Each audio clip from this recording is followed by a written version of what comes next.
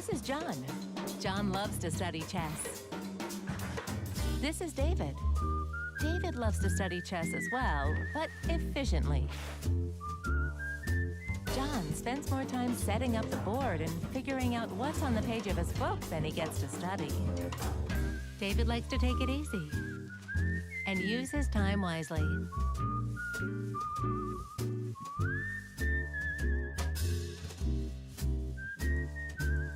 David has finished his exercise for today. John should try the same.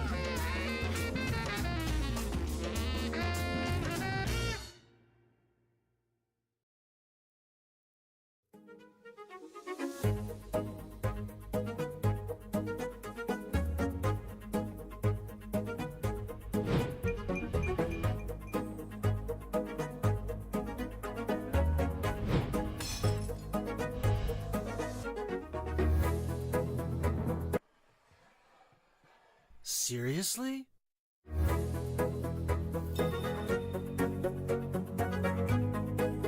Checkmate! Aim chess is an intelligent system that analyzes your game, prevents mistakes, and develops recommendations for improving your skill. Phew!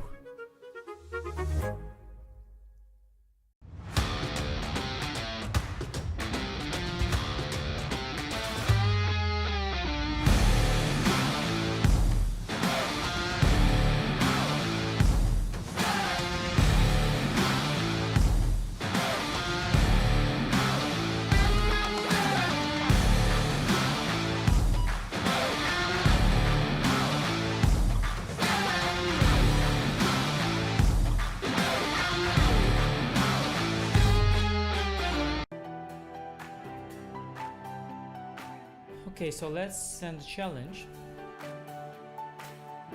Ah! Here is challenging. Nice graphics, easy to see. Oh, what are you thinking about? You're looking how it can be the most painful? Exactly. Okay, fine. So that I give up a phone. He wants to be even rude.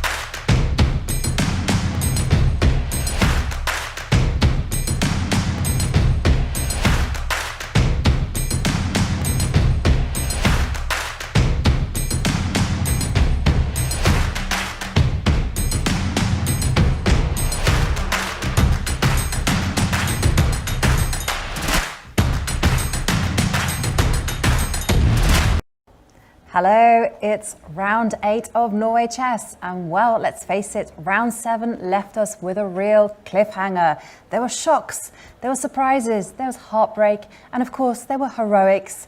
But it's round 8 and it's the penultimate round, so just 2 games left. Who is going to motor on ahead and who is going to get left behind? We'll find out today. I'm Jovanka Houska, and it's a great pleasure to be here in the Stavanger studio alongside Grandmaster Jan Gustafsson. Thanks, Jovanka. This is gonna be a big one. The tournament has come down more or less to a race between Magnus and Vachier for first place. They are 2 or 1.5 points ahead of Magnus and MVL, and they're facing them today. Yes. Magnus Carlsen and Anand, both with the white pieces. And if anybody can score the 3 points, that would be huge for taking the lead. Anand, in the last round, he plays with black against Tari, who's been very solid, but is still the lowest rated player in the field. So he does have an excellent shot at winning this. And another big question is, can Magnus Carlsen defeat his former second? He was a second in the, when was it, 2016 match? 2016, yeah. Maxime Vachier-Lagrave. He has a good score. Yeah, he definitely does have a good score. I mean, take a look at it, 9 points to 2. And also, Magnus has been scoring incredibly well with the white pieces. I mean, if it hadn't been for that first round draw against Wang Hao, he would be on 100% in just the classical games. And there we see the players sitting down, getting ready to make the first move. And MVL is always very early. He's looking up a la Beth Harmon. What's he doing?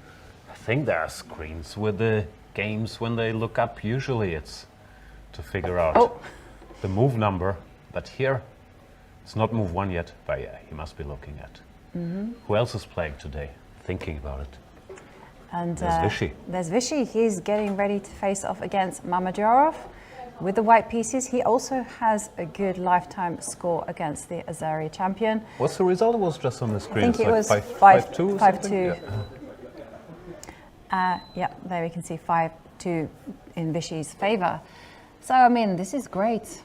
This is great news for Magnus and Vachier. And of course, half a point between these two players.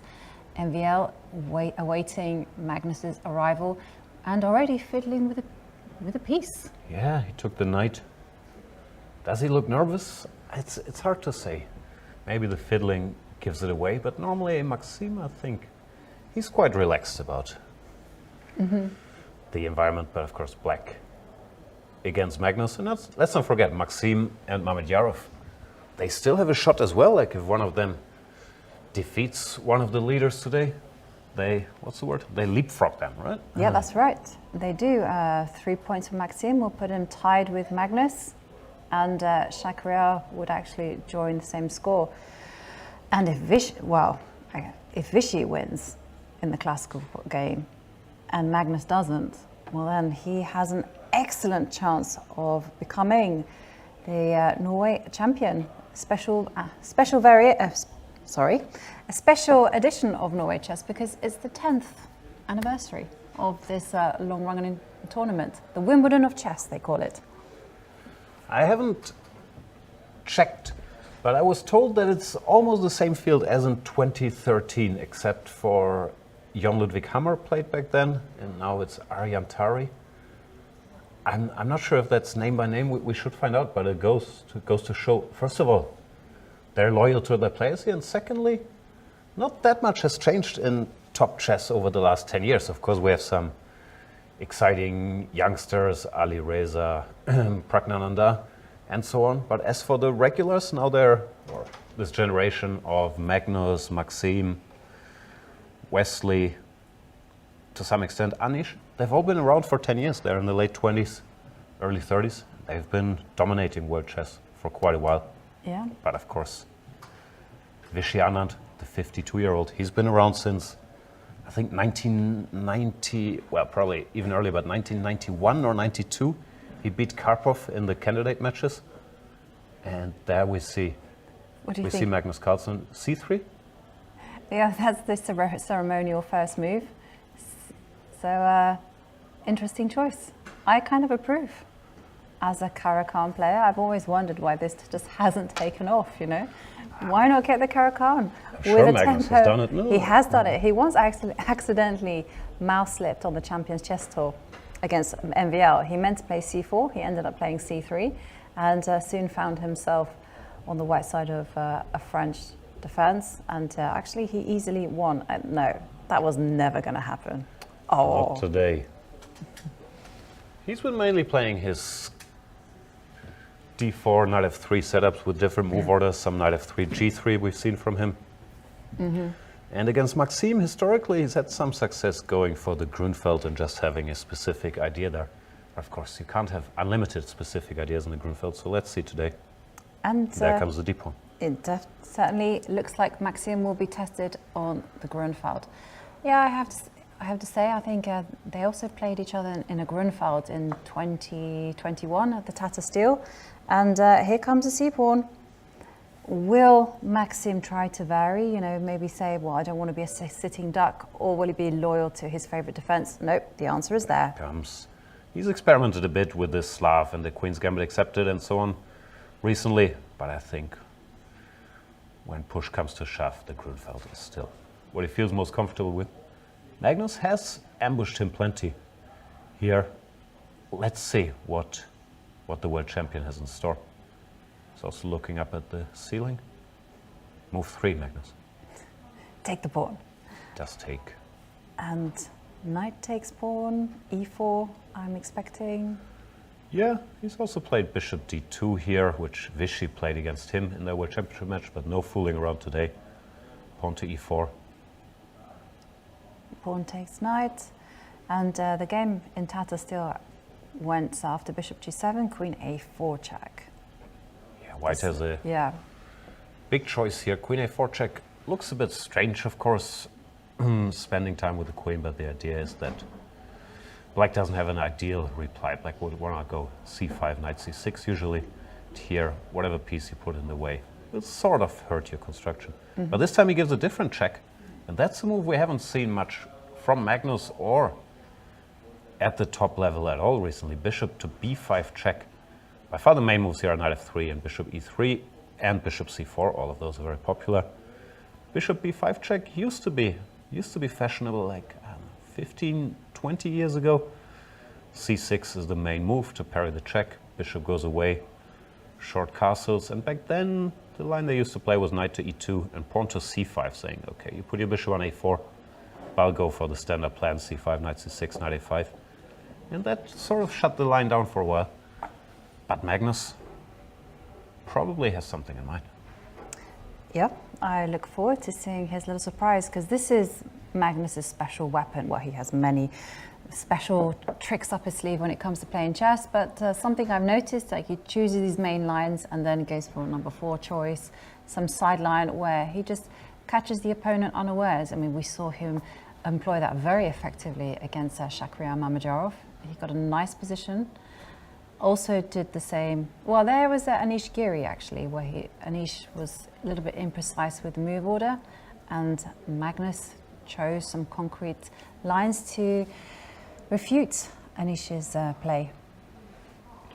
Yeah, Maxime will take a moment here, trying to figure out what Magnus could have in mind, also what his preparation is. He must have looked at this plenty, but it's not something you repeat before the game, because bishop b5 check is so rare. So he'll spend a moment. Let's check in with Anand Mammadjarov. Yep. Oh, What do we have? The Petrov. The Petrov, very solid opening that Mammadjarov has played quite a bit over the last couple of years. In general, like Mammadjarov, he's been a top player for a long time. If he had a weakness, was maybe that sometimes he would play slightly dodgier openings against 1e4. But over the last couple of years, he's become a lot more solid, and the Petrov is a sign of that. Knight takes e5, d6. This is a disappointment, I'm sure. The people would have loved to see the Stafford Gambit finally being played in a classical super tournament, but Mammadjarov does not go for it. He goes for pawn to d6. Knight to f3, knight takes e4. And here the first mini surprise by Vachier-Lagrave. He goes for bishop to d3. The main moves are pawn to d4 or knight to c3. But bishop d3, it's a tricky little sideline that, yeah, asks black very direct questions, and black has a very principled choice to make here. If he wants to retreat the knight, or if he wants to keep it with d5. After d5, the main line is queen to e2, targeting this knight. And if black goes queen e7, then white will argue your queen is a little misplaced on e7. I don't remember the theory move by move, but there's castles, b3, bishop a3 ideas. The queen can go back to d1 sometimes. It's a tricky line. But black also has the option of just giving a pawn here, playing bishop to e7, saying, you know what, I'll give you a pawn, but I'll have quick development, the two bishops. And I think that's considered acceptable for black. But Mamedyarov, being surprised by Anand's prep here, maybe he'll also just retreat, after which there's not so much theory, but black could be a little worse then. Yeah. I mean, it doesn't make sense after all. If you're surprised, I mean, yeah, I can accept that black is slightly worse, but you know, the bishop on d3 is in the way of the pawns. I was trying to rack my brains and where did I see this bishop d3? And then I realized that this is the what they did against Caruana in the Grand Chess Tour, and he got himself into a pickle. I don't recall that one. Yeah, it's been around, but never quite reached mainline status. After knight f6, castles, bishop e7, the recent fashion. It used to be c3, bishop c2, d4, because you got to do something about this bishop. But recently they started doing rook to e1 and then bishop to f1 and then d4. After which you get a position a bit similar to these rook e1 Berlins we've seen Maxime play in previous rounds. Symmetrical pawn structure, but white is maybe like a tempo up and his pieces are slightly better placed. We'll see what Vichy wants to do. Yeah. Knight f6 is on the board. It is on the board. And I think it's a good choice from Vichy to take the game out of the mainstream waters. And talking about mainstream waters, if we go to Wesley So against Topalov, that looks incredibly mainline to me.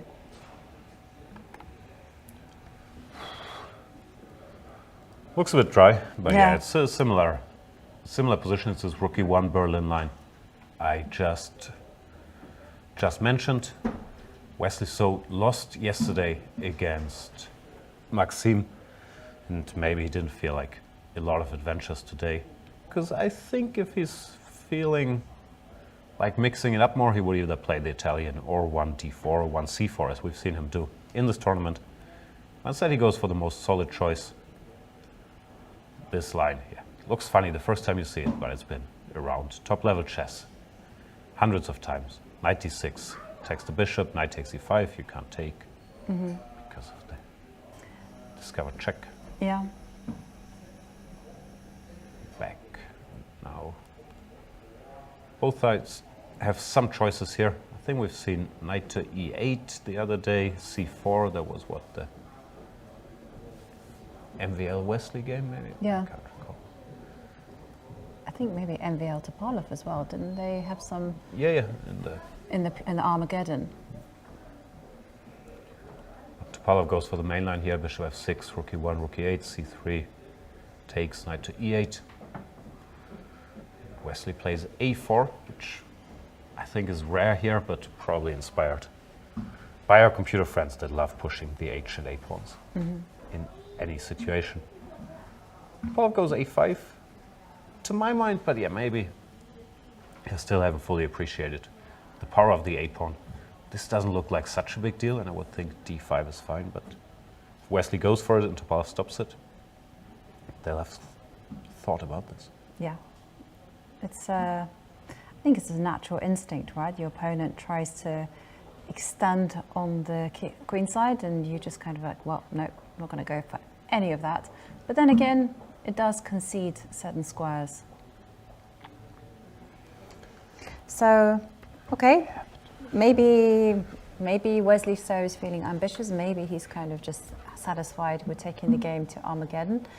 He's on 10 points. He's in 5th place, so he does need to win. both games in the classical games to get any chance of winning the tournament, if he's still feeling ambitious. Yeah, I don't think he's feeling too ambitious given the opening choice, but I also don't think he's looking for a quick draw. He just wants a safe position to make sure he stops the bleeding and wants to see if Topalov is precise here. Will most likely be a draw, while if Topalov puts a foot wrong, then Wesley can press him without any risk. So he'll be comfortable that it's a dry position where Black will slowly try to unravel, and usually succeeds in classical chess. So where should we go next? Shall we do a quick tour? Yeah, we should do a quick tour, but I'm just going to go to the Rajabov-Wang Hao game because Rajabov seems to be surprised already on move 2. He's either he arrived late to the board, possible, or he just did not expect Wang Hao to play a Petrov. Yeah, Wang Hao, he's been playing some Sicilians here, but the Petrov has been a long time favorite of many Chinese superstars who really put the Petrov on the map. So I don't think it can be too big a surprise for Rajabov. Maybe he arrived late. I didn't see him around earlier. Knight f3, knight f6, and he goes for d4. We've seen Anand play knight takes e5. d4 is the other main line, and after knight takes e4, White has a broad choice: bishop d3, d takes e5. Yeah, that's plenty of choices. And okay, let's go to Anish Giri against Aryan Tari. Woohoo! It's not an e4, e5 opening. They didn't get them. Sorry. Yay, the London system. The London system instead. Woohoo! Yeah, we're also being told that he didn't, Rajabov didn't arrive late. He was just thinking. Okay, you know, fair enough. Just making a choice. So yeah, this beautiful opening with a beautiful name, I have to say. There aren't too many greater place names than London, Londinium. And how did it go? So you prefer the London over the Berlin? Yes. Here we are. Although, yeah, here we are. What did he do? Knight c6, knight bd2, and okay, the bishop came out to g4. Yeah, the London system, it's become a serious opening at the top levels. In the old days, if someone played this, it would usually be club players that wanted to make sure they can play e3, c3, knight bd2, h3, bishop e2, bishop h2, short castles without thinking, and you can use that setup more or less against anything and then take it from there. Yeah. But it's a good system, and top players have, started doing it more and more regularly. Magnus in the World Rapid and Blitz, usually he plays a lot of London systems he really likes in classical chess. And if we have a top theoretician like Anish playing it in a tournament game, where he's clearly trying to win, first of all, it goes to show that it's a good system, and it also shows that it's so tough to make anything happen. Aryan's been solid. If you play the main lines here, Aryan's been playing this line, which we've seen plenty in this tournament. And it's so difficult, even for the world's best theoreticians, to get a game here. Also, I just wanted to add that Aryan has actually been Anish Giri's second. So it might be in Anish's interest to take the game away from those well-known main lines and instead go into the London, where play can be more about themes and okay. And I just want to, because I actually play the London myself on occasion. I spent 1 year working on it. Wow. Yeah, I know. Every day? How many hours per day? 10? Are you trying to shame me? I think no, it's just a callback to Mohamed Yarov's 10 hours days. I think if I'm honest, it'll probably be 1 hour per day. Wow, that's still it's still lots a lot, and lots right? of hours. Well, I was proud What do you of do myself. all the time? You ponder? Do I put the pawn on c3? Yeah, I'll do it. Yeah, I'll do that. Yeah. h3? Yeah. Well, it was actually memorizing that super sharp line that follows after queen b6. There was a lot of time spent on those lines, and also trying to extract an advantage in certain positions. But I mean, the London system, it's perfect because it comes up with a system, putting the pieces on these certain squares. But on the other hand, sometimes the advantages are so minute that they're very difficult to play. You make one slip up and that's it. Your advantage is gone. Your position is dry as anything, and that's it. Draw agreed. So it was a bit of a lesson, but it was very good for internet chess. I have to say. I'm sold. We should mention, because usually, speaking of internet chess, people that start out playing the London system, they always play c3 here, which is actually sort of a serious mistake, because after queen b6, queen to b3, pawn to c4, this endgame is already slightly better for black, who has this plan to push the b pawn up the board, and if white goes back here, there's this typical trick, bishop f5, and you can't take. Because the pawn hangs. You should show why they can't take, because after queen takes bishop, queen takes pawn, and I think if you make a move, you mustn't grab the rook. Oof. Yes, if you grab the rook, you get burnt. Yeah, if you take too early, then the queen can help trapping your queen there. This is dangerous. Yeah. But e6 is an important little trick, forcing the white queen away from the square. Black wins. But basically, in order to play the London correctly, there are two ways to do it, or to play for an advantage. The one is the move order that Anish plays here. You start with knight bd2, and then we can look into it. The line you just mentioned, queen b6, gets very, very sharp. So it's no longer the, I'll make all my moves and then start thinking around move 15. That's the one move order. And the other is, it's hard to do if you start with one knight f3, because your knight is already there. But it's actually delaying knight f3 and going for this, where if black goes for this typical counter with c5, c3, knight c6, here white plays knight d2, but not knight f3, which would have led to the position we just had. Because now after knight d2, queen b6, things aren't so great here after queen b3, c4. The key difference is that now bishop f5 no longer works. Because now this rook could just move. Yep. Which... it's unfortunate. Yeah, but I think for London players, well, at the top, obviously, they know. But on the internet, I still see 90% or 90% strong of people just playing this move order, which is just wrong. So don't do that, London guys. No, absolutely not.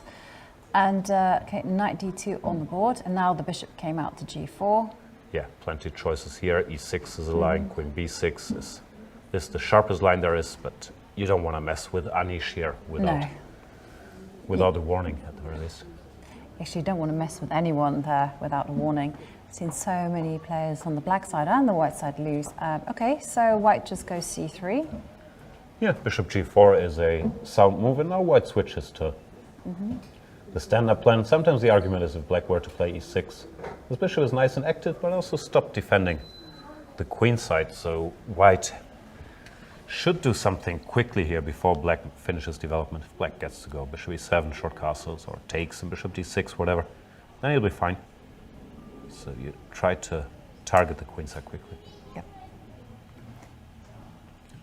Queen b3, queen c8. Common way to lose here is queen d7, after which knight e5, takes. Not the best move, but just to show the trap. The queen is in trouble. Yes. So it goes here, where knight e5 doesn't come with a tempo. And now I guess you could also take and put the knight here. Queen c8, h3, show h5. They get the piece out. Did this still feature in your London studies, this bishop g4 line? Yeah, it did feature, and normally we were playing quite aggressively, actually playing the bishop out to b5 at times. But I see that Anish has gone for a different kind of approach, which is basically when the bishop moves, you just capture on c5, which we also discussed. No, sorry, not we. Myself and my trainer at the time. We discussed that, you know, this was also like a nice way to get a small edge, but nothing more. But I preferred the grab the bishop pair approach. See. Yeah, bishop e7 I'm a bit curious about, because it allows this dc5. In general, what white doesn't want is for the game to slow down too much. I would guess if castles, then maybe c4 already becomes an option. Black grabs the space, So timing is very important here. I'm not sure why. Why not c4 directly? But it could be that move by move there are some issues, because for black it's about being able to keep this chain intact. Yeah. Here, I'm not sure. I've never looked at this particular position. Maybe it works. And maybe it does work. I mean, there's only been one game that's played after c4, and they went queen a4, sorry. But that doesn't seem to be so satisfactory because of a6. So it should be to do with dropping the queen back to d1. But then again, you can support, as you pointed out, because the queen is on c8. This is always my rule of thumb as to whether I can go c4 or not. If the a6 pawn can support its fellow partner in crime, the b5 pawn, then it should be okay. Yeah, But, curious, but Ariane quite quickly decided against it. And now, yeah, this dc5. I agree, it's a typical move, especially if this bishop has already moved once. If it would have to move again to capture here, the queen on c8 could be slightly misplaced, and there's potential c4 to open the position later. I don't know the details, but this looks somewhat tricky for black to handle. Bishop e7. I'm not a fan of. Mm-hmm. Yeah.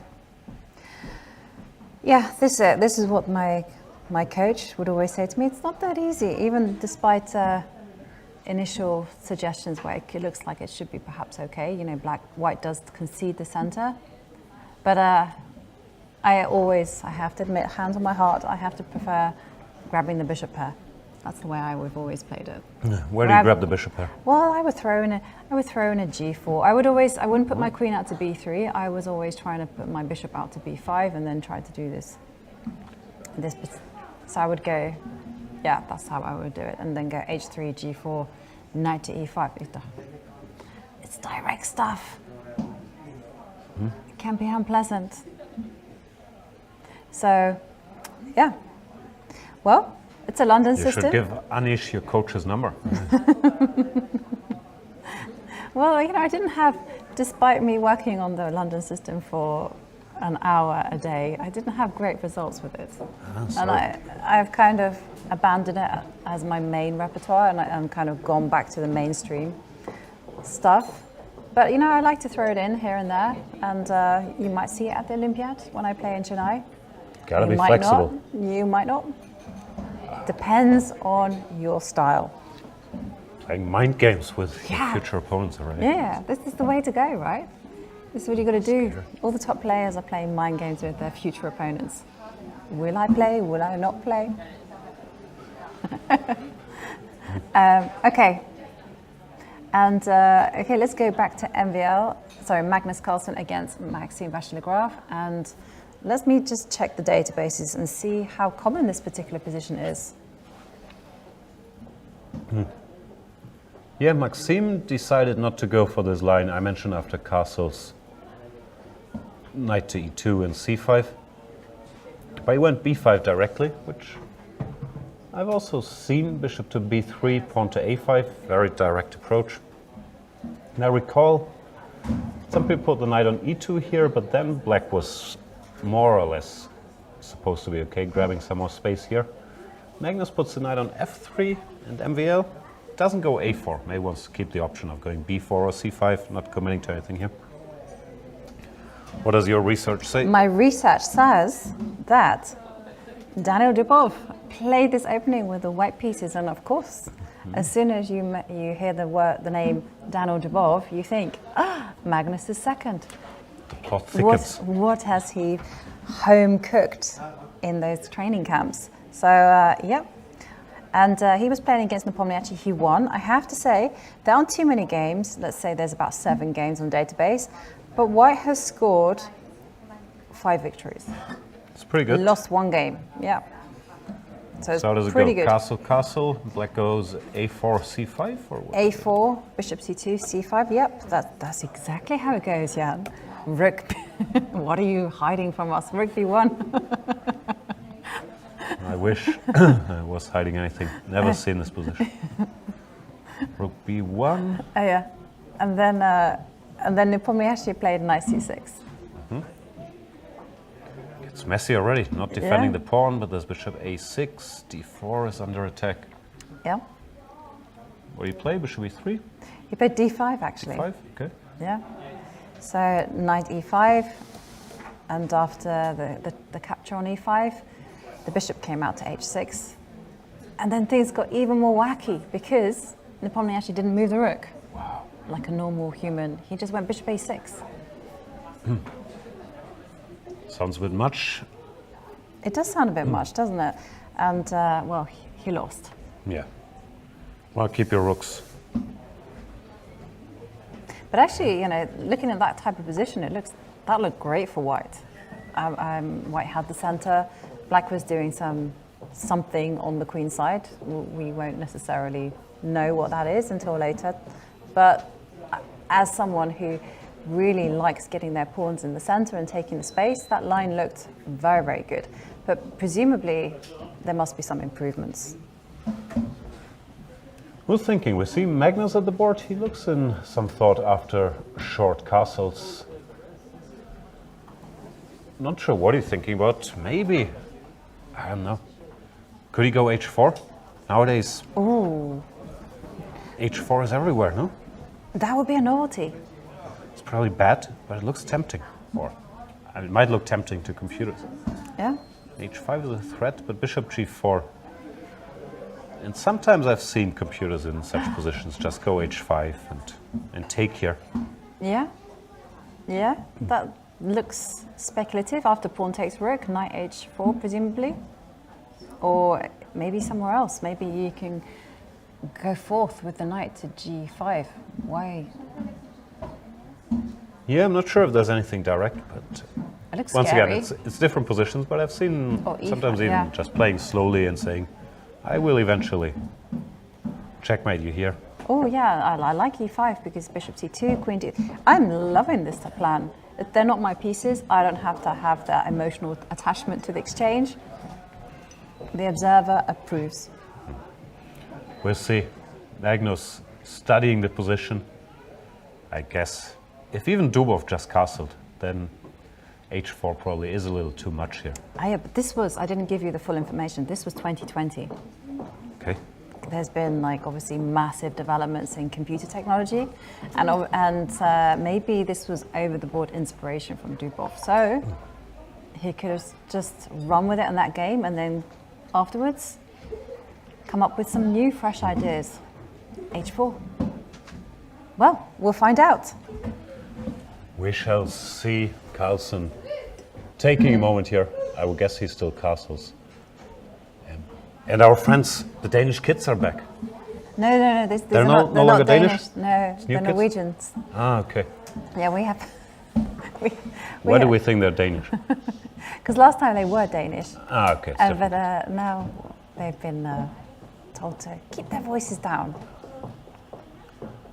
But no, I mean, there's been a Norwegian.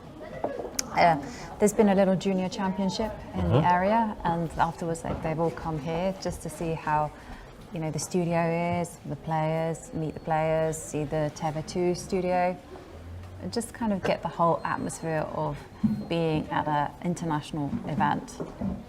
Can you remember your first time you played in you went to a top level tournament? Yeah. I don't know what the year was. Must have been 1990, 1991 or something. They had for the times, I think, super tournament in Hamburg. I was very excited. I got to write down the moves because this was before computers from one of the games, and then bring the moves to the demonstration board where wise people were giving commentary in the other room. Ah, Yeah, you were the it was- runner. Is that what's called? Yeah, maybe. Like I was Yeah. in charge of writing down moves and bring Oh, them wow. over. I think Yusupov played, Khalifman. Was Shirov? No, probably it's too early for sure. A bunch of the German stars. Yeah, it was very exciting. Yeah, I feel you. I never got the chance to be at the demo operating the pieces. I really wanted to be there to do that, but I didn't. It wasn't good enough. I was only good enough to be the runner. I didn't get to touch any of the pieces. To tell you someone who did actually operate the demo boards, Who's that? Peter Heine Nielsen. Wow, Yeah. he's done it all. Yeah. Magnus's coach. He did it at the Women's World Championship 2010. No, actually, he wasn't. Actually, no. I tell a lie. He wasn't operating the demo boards. He was writing down the moves. In 2010, because the arbiters didn't know how to notate at this Women's World Championship knockout. Yeah, it's And not so- something. So Peter Heine Nielsen was there doing it. Ivan Cheparinov was doing it, and there was another 2700 second also doing it. I think one of the Kosintseva sisters was also writing down the moves. It was just fantastic to see. I've never seen the like. Sounds fun. Oh. Okay, So Carlsen thinking, let's move over to Vichy, where Yeah, some moves have been made. I was gonna check out that because, okay, so chat is just having fun with me. So I'm reading the Chess24 chat, and some people were, one person was saying, oh, the Mamedyarov position is hopeless. Time to resign. Lady Ingrid, you tell a lie. This is normal position. Yeah, I mentioned this. Rook to e1, bishop f1 is the latest trend here. And I guess also with the idea we'll see in the game. Keeping the c-pawn flexible. They used to play c3, bishop c2, d4. But Vichy, of course, very much aware. I think Leko might have played this of the ideas here. Yes, he also chose his line. Now after d4, rook to e8. Rook to e8, probably not the only move. White changes the structure, goes pawn to c4, intending to put the knight on c3. No, he means business. You could, of course, play this more quietly, like bishop f4, knight bd2, c3, like a London system. But c4 is a much more aggressive move, trying to complicate the situation. Madyarov plays bishop g4, and Anand thinking. Yeah. There's still one game in the database that they're following. It's Alexander Grishik against Jan-Krzysztof Duda. But this was like a speed match. So, If Mamedyarov is still in his preparation, he spent 18 minutes. Hard to say at that point. It's not like he's blitzed all the moves, but he also hasn't been in deep thought. Maybe he was just searching his brain for what he was supposed to do after bishop d3 and then decided on this. Or he's freestyling. I don't know. I don't quite recall if it was rook e8. I've certainly looked at this position. But I think rook e8 was not. The main move here maybe was black playing c5. There was some Leko game which I thought was reasonable for black. But it's also not the kind of move, because it's positionally, of course, a bit tricky to risk the isolated pawn. It's not the kind of move you play if you're surprised by this line. yeah. No, rook e8, you're right. Rook e8 is not the main move. It's actually much more popular to kind of put the pawn on c6 and d5 and live with that kind of solid structure. So rook e8, pawn to c4, bishop to g4 on the board, and white has to decide. The most natural move is knight to c3, but you could also make a case for taking directly, and then after knight takes d5, go knight c3 and saying, okay, I have the isolated pawn, but you've lost some time, your pieces aren't fully developed yet. This is risky for white positionally, but it could work move by move, and Vichy is probably either trying to calculate or trying to recall what to do here. Yeah. It's a kind of a similar, I'm just talking about the structure, similar structure to the game that we saw MVL play against Wesley So. But obviously there, the white pawn managed to get to d5. But it still felt unpleasant. Still there, the structure wasn't that clear, and black had to play a few accurate moves. So a lot of potential venom in this system. Yeah. Anand, what's the theory there? If you look to the upper left, if you're trying to remember something, and if you look to the upper right, you're trying to make something up? Was it that? Yeah, something like that. So if you're lying, if you're trying to You've recall, watched every episode of Lie to Me, no? You must be a specialist. Yeah, and David is the specialist here when it comes to looking. I think he says looking to the right, you recall something. So it's the other way around. Yeah, I'm not. No, okay, let I've me always let me faked it Google wrong. it. I did watch The Mentalist. That was my thing, and yeah, you're right. I think I might have watched Lie to Me, but because it was so similar to The Mentalist. Yeah, look to the left or right when lying. Let's find out. A glance up and to the left supposedly means a person is telling the truth, whereas a glance to the upper right signals deceit. Yep. Okay. However, new research, there's a however, I didn't read Oh. that part. However, new research thoroughly debunks these notions. It's all nonsense? Yeah. No. Apparently you can't smell a liar according to where they look. I've heard a lot of the stuff about body language is also a little bit nonsense. But I like it. It's fun to talk about, Yeah, but yeah, exactly. I'm not sure what the research says. Knight to c3 on the board. Now Mavyarov has to face a decision, or has to make a decision, but he quickly goes knight to c6. The most natural move, c6, might look normal to keep the structure intact, but it's very hard to get the pieces out then. If this knight goes to d7, white can always take on d5. So knight c6 is a bit connected to bishop g4. Black is trying to put some pressure on this d4 pawn. Mavyarov playing very quickly. What's Vichy gonna do? What is Vichy going to do? Well, I can tell you what Grisham did against, he just simply took the pawn to get to the position you kind of had, and then just asked the question to the light square bishop. When it retreated, he And played went to e6 or h5? H5. Okay, bear in mind this is just a blitz game. Sure. He played a3 just to secure the b4 square, and things got very frisky after queen d7, g4. Yeah, it feels like g4, queen b3 Yeah.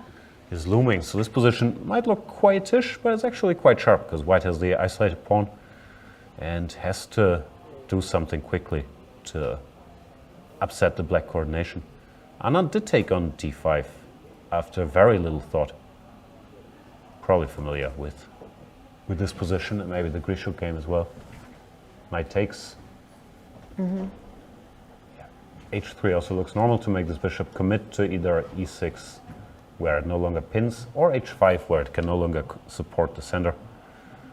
And yeah, h3 played. Takes here is not a big threat. Queen takes. And this knight is on prise. Yeah, also too much pressure on the light squares. I remember I had a position like this. They say you went bishop takes knight, and queen takes, and let's pretend that the knight is defended for whatever reason. Okay. And I put my bishop on c4, and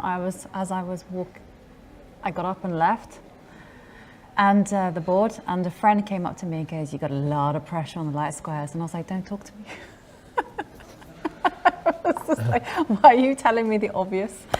And it's like, if an arbiter had pulled us over, I would have been accused of cheating. And I was like, "Thank you, friend." Times have changed. Yeah, I In know. the old days, like you weren't really talking about the position, but it was quite normal to walk around and have a chat with people you know Yeah, during a game. Well, now it's just silence, which, yeah. since computers got so much stronger, and of course you don't want any cheating, it's understandable, but it takes away a bit of the Yeah, I was going to of the ask. charm, no? Like, Yeah, I agree. I was going to ask you about this. Like, when it comes to learning chess, I mean, for me, it should be as much noise as possible. I mean, we should be encouraging the trash talking, the banter, everything, because that makes chess social. If it's just played in silence. I don't know. So you would want Magnus to stop by there right now at Vichy's board and say, "Come on, this is nothing." Or just say, yeah. Or maybe he should say to Mavyarov, "You've got to do something about that bishop, by the way." Yeah. Hey, Shah. Watch out, bishop is attacked. Yeah, exactly. Why shouldn't there be some banter? I mean, why do we have to have this silence?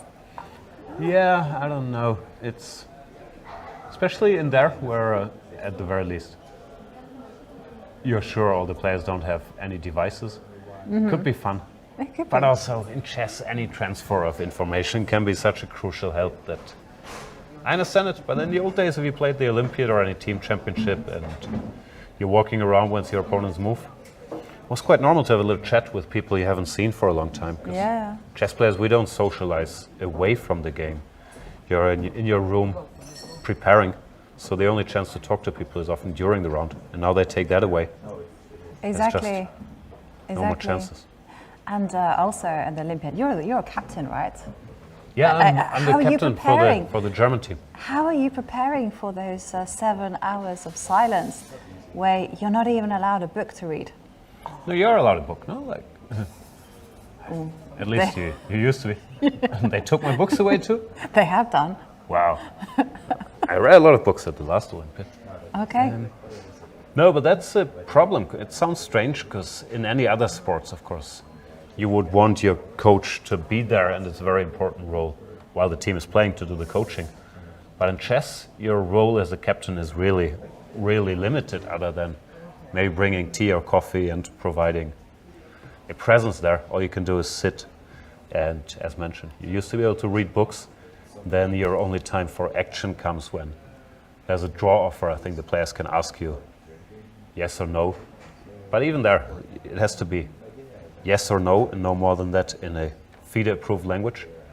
So your role is really limited, and also the players are so strong usually. They made up their mind what they want to do either way.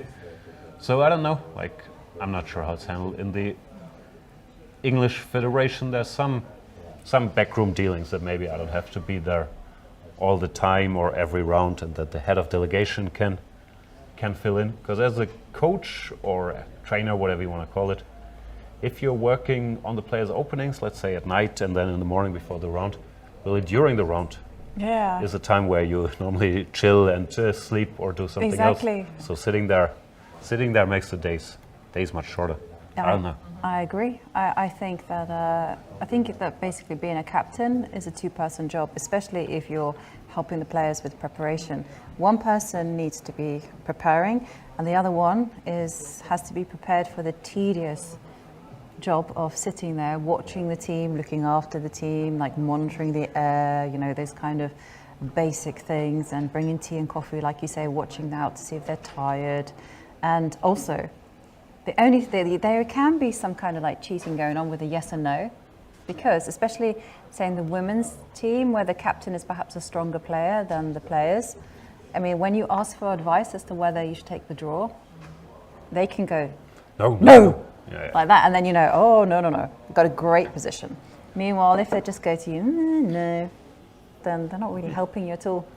I think you're allowed to say yes, no, or up to you. Yeah, I hate that up to you. Never do that as a captain. Just never do that. Just like if they be come decisive. to ask, then tell them something. Yeah, just say yes, no, yes, absolutely. By all means, I'll take it for you. Exactly. Then your opponent knows they should not have offered the draw. Okay, shall we go to the Magnus against? Because here they're kind of. Yeah, here h3, bishop h5 is on the board. Mount still playing reasonably quickly. So we could see the Grishik plan of going a3, g4. Yeah, or the direct g4. It's very, very committal. White has to do something.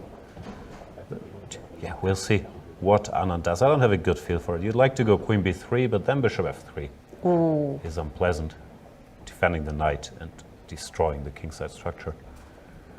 You made me pause from drinking my tea. Oh, sorry. When you suggested queen b3. It's not good. Yeah, it's not good. If you make the tea go down, it's like, yeah. But I like this g4 idea. I think this is nice. And what about Magnus? Looked like he was actually headed into... confession! Litt rar situasjon her. Jeg vet at springer C6 er det vanlige for svart her. Blant annet spilte i partiet Dubov Nepomniachtchi, som hvit vant i stor stil, men sort egentlig klarte seg fint fra åpningen. Sikkert det er helt feil nå, men det tror jeg egentlig ikke. Og så problemet at han spilte D5 i det partiet, men jeg prøver å finne et ord for hvit ikke kan spille løper E3 i den stillingen. Foreløpig så har jeg jo ikke kommet opp med noe godt svar. Foreløpig så er min hypotese at løper E3 er i hvert fall et rimelig trekk. Men jeg får tenke litt, så får vi se hva vi kommer opp med. Hvis han spiller C6 da. Nå har han også gått i boksen. Men jeg antar at det er planen hans. Og at han kanskje har litt lignende tanker. Well, I couldn't have said it better, but just for the few viewers in our audience that don't understand Norwegian as well as we do, could you sum up what he said? well, he said that he knows that knight c6 is the game between Dubov and Nepomniachtchi, and then unfortunately it got super noisy, and he started mumbling, and I didn't catch something, but maybe some of the Norwegian speakers can help out. Can you help out? He mentioned no? some bishop e3. Maybe that after knight c6, well, in that game d5 was played. Maybe bishop e3 is an option here as well. We'll find out. Ooh. He didn't look thrilled, right? Yeah. No, he didn't look thrilled, although the fact that he's aware of the game, Okay. knows that he's, He chose the line like he must have checked a bit. yeah, he must have checked, right, for sure. So, I thought he had a smile on his face. That's always a good sign. Yeah. Okay. I was wondering whether chat could help me out, whether there was any Norwegian native speakers, and well, they're not being so helpful. They're saying, yeah, it was mumbling. But I thought he looked happy, and he referenced that he knows the game between Dubov and Nepomniachtchi. So he knows knight c6 is the main line.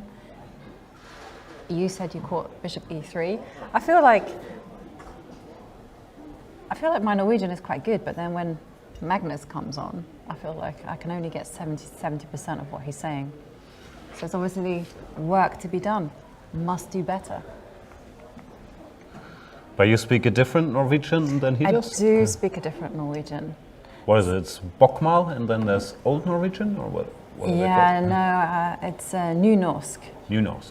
Yeah, So you speak the new trendy stuff. So I speak the kind of Norwegian from the west coast, and he speaks the Norwegian bokmål, and also he goes up. So the kind of like the accent that I'm used to is kind of a lot more clearer and slower. Meanwhile, he kind of goes up a lot more. I speak Old Norse. Old Norse is it's like Icelandic. I think you can actually communicate in Old Norse with Icelanders. It's quite cool. You can also communicate with Icelanders in English. Yeah, you can. You can, that's true. Which is But it it's kind my of, excuse for never learning any Norwegian, frankly, because everyone speaks English so well that you can get by. yeah, but it's really annoying because it makes life difficult for when you want to learn a language. Yeah. Because everyone immediately goes English and switches the conversation to English. So do you start speaking to people in your I start in Norwegian. in your Norwegian, and they Yeah. just answer in English? That's happened several times. In fact, they've even just looked at me because the traditional person who's Norwegian looks rather like you, Jan. Thank you. And, well, they look at me and they say, well, clearly not Norwegian, and immediately they're like, English. So, okay. But I think I sometimes do it if people talk to me in German, and normally you do it because you try to be polite. No, you try to show, no worries, I speak English more or less. I can answer your question then. Well, often it's the opposite from what they want, no, because they Yeah, they probably know wanna you speak try. English, but they want to practice their German. So. Yeah. So if I'm grumpy, I point it out to them. If I'm in a really happy mood, I'll go, all right then, we can carry on in English. But yeah, so well, knight c6 is something that Magnus Carlsen knows about. He's aware of the game. He mentioned the move bishop e3. He had a smile on his face. I think this is probably a good indication. There you go. How do you like my superficial analysis? No, excellent, excellent. Like summing up the key points. Exactly. Yet again. Smile, nose knight c6. Do you know, actually, I've been working through this book, Think Like a Super Grandmaster, and one thing has become painfully clear. Yes, I might get the moves, but my goodness me, how superficial is my analysis? Okay, maybe. I'm just making moves here, but this is not the way to go. So after knight c6, should No. even defend the pawn. I think probably push the pawn. Maxime seems to be in deep thought, and this is what has happened in most of their Grunfeld encounters, also in the Champions Chess Tour. That Magnus picks a line he hasn't played before or hasn't played in a while, and Maxime then has to adjust, because Grunfeld is so big that even Maxime, who plays it most of the time, isn't aware of every single sideline at all times, and has made him a bit vulnerable.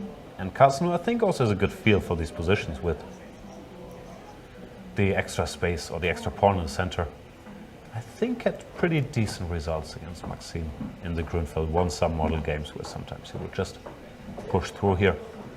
But of course, we've only just begun. Wesley So against Topalov is not much of a game. This is just headed for a draw, I think. Yeah. Wesley probably a bit punch drunk by... Punch drunk is the wrong word, but probably a bit, yeah, disappointed by his loss yesterday, where he made this easy mistake and wants to stabilize today. Make a draw against Topalov, which of course he will achieve, but also means he's taking himself out of contention. If he doesn't win today, he has no more shot at winning the tournament. Bishop e5, yeah, there's nothing happening here. You can just take rook e8. Yeah. Sorry, I'm just like checking some gossip that chat is giving, and I'm just wondering whether this is true or not. But I'm not sure it's true because I haven't seen any official announcement, so I won't reveal said gossip. Should I trust chat Always. on gossip? What are they saying? They're saying that one of the players is celebrating the birth of a baby. No. No, it was a lie. They're saying, don't believe our lives. Okay, So I was immediately going onto Twitter and to Facebook to see whether this is in fact true, because, you know, if they were celebrating the birth of a baby, then it's good news all round.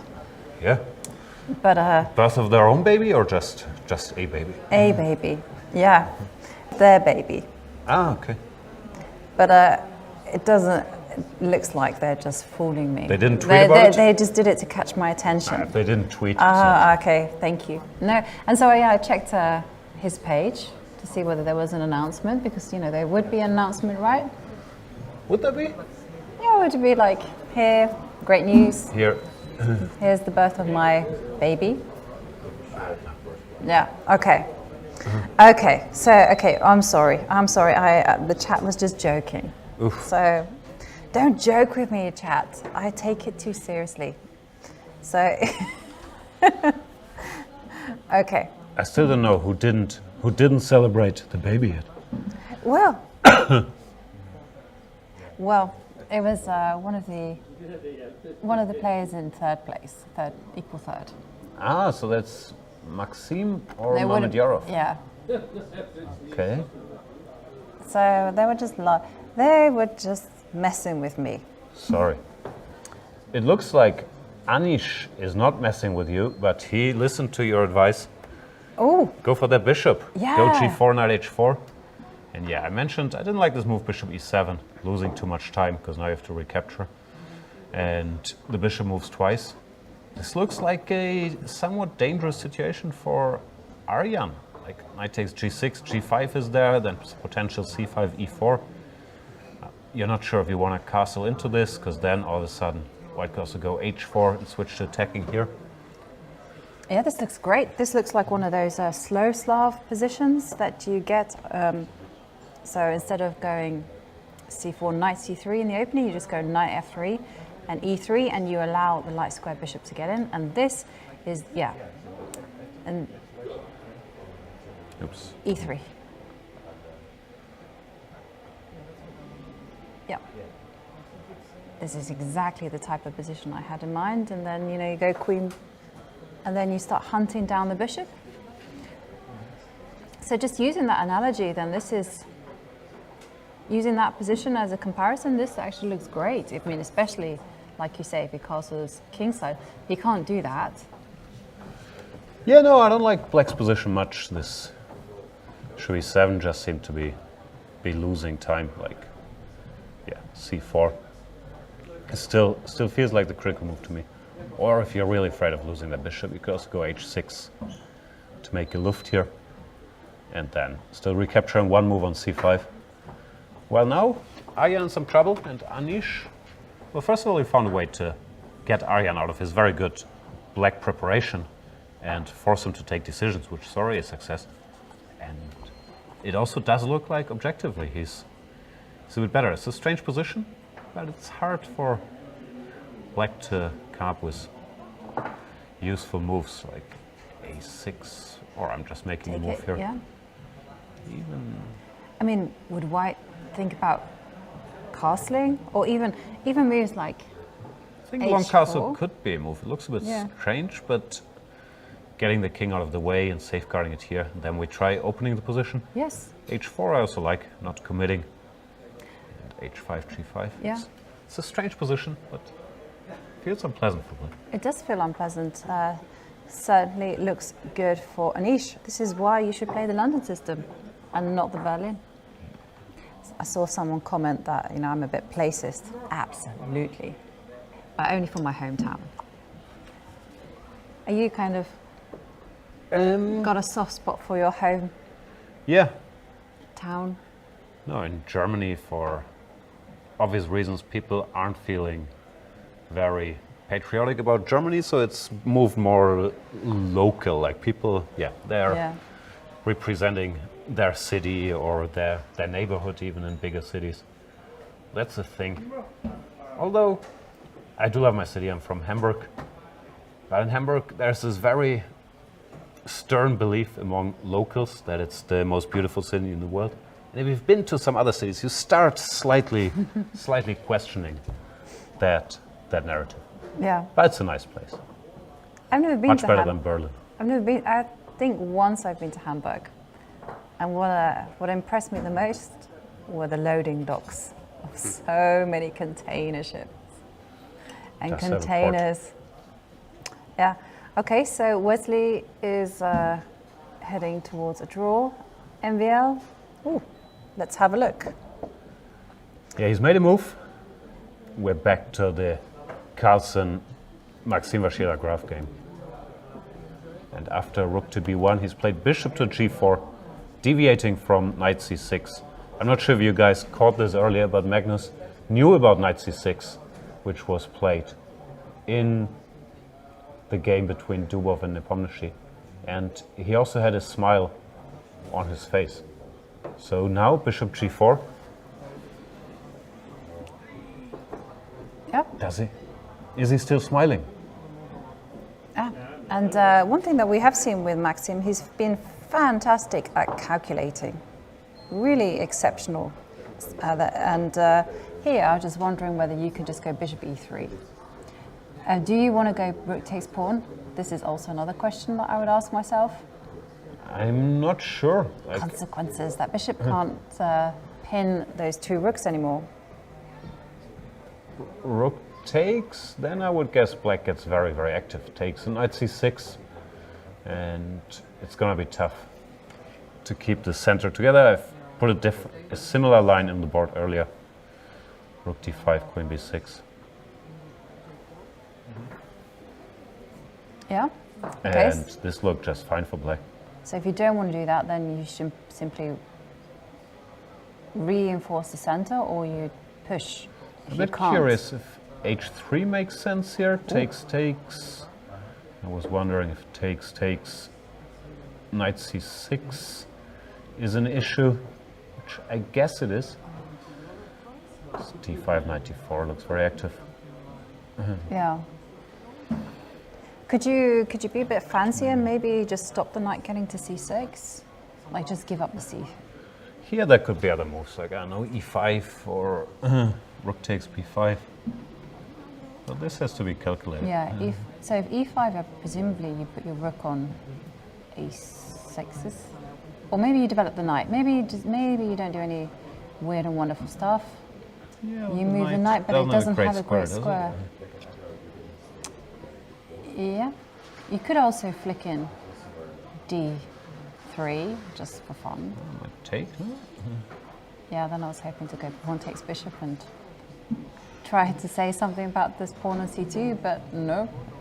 That's a dead end. Okay.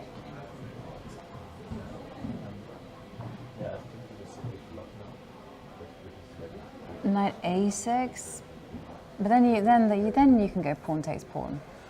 Yeah, queen takes. I'm not sure how. And bishop b2, or rook takes pawn.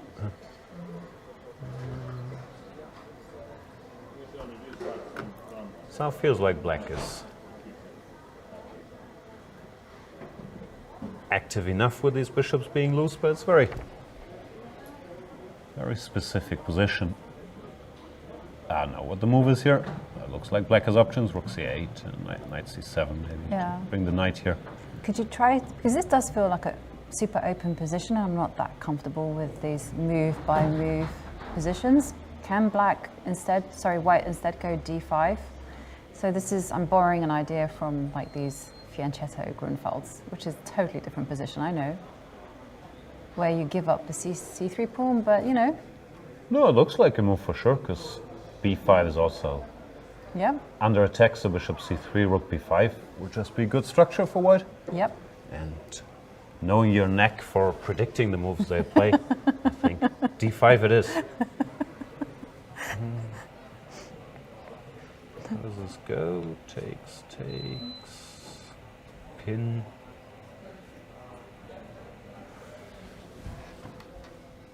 It's very complicated, and Magnus we can see, although he was supposed to be the side ambushing with the first surprise, he's now well behind on the clock already, being surprised by this bishop g4 move down to 123. A lot to think about, these h3 lines, d5, maybe e5 is a move. e5 always very double-edged, gives up control over this square in return, blocks out the bishop on g7, but at least stopping black from undermining the center directly. Now after knight c6 he could go h3, hitting this knight. So a lot of candidate moves. Yeah. I don't know. You're saying d5, or you're saying d5 is an option? Yes. Very hard to figure out. I'll go with e5. Okay. Okay. I'm just gonna cough. I can feel a cough coming, so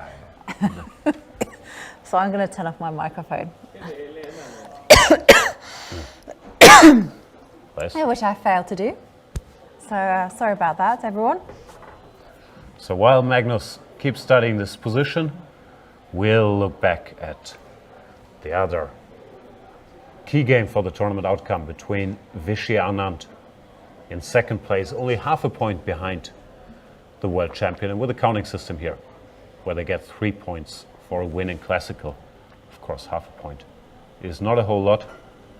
There we see the standings, Magnus and MVL also still very much in the running. So h3, bishop h5, we've seen he played a3, the Grishuk move.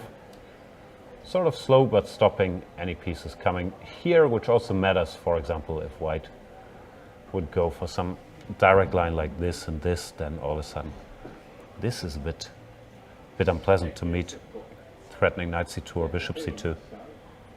So a3 stops all that, of course, at the expense of a tempo. Did Magnus make a move? He went takes, which is an interesting decision, changing the pawn structure, but giving up the dream of winning this isolated pawn on d4 one day. Yeah. What do you call this? The hanging pawns? The hanging pawns, yeah. I must admit, I don't like this decision for black.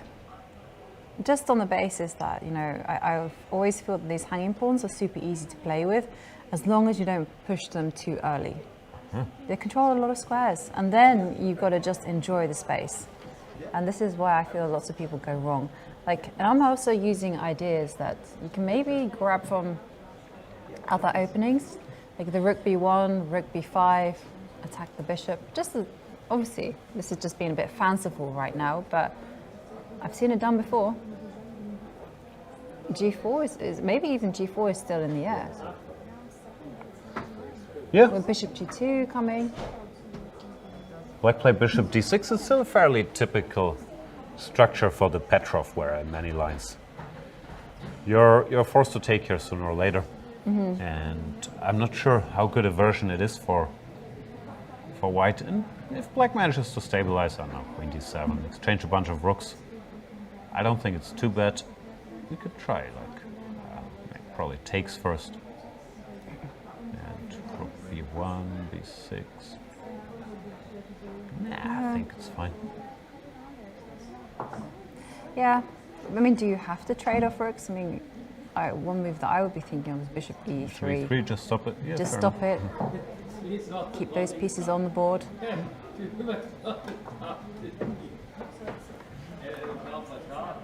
Yeah.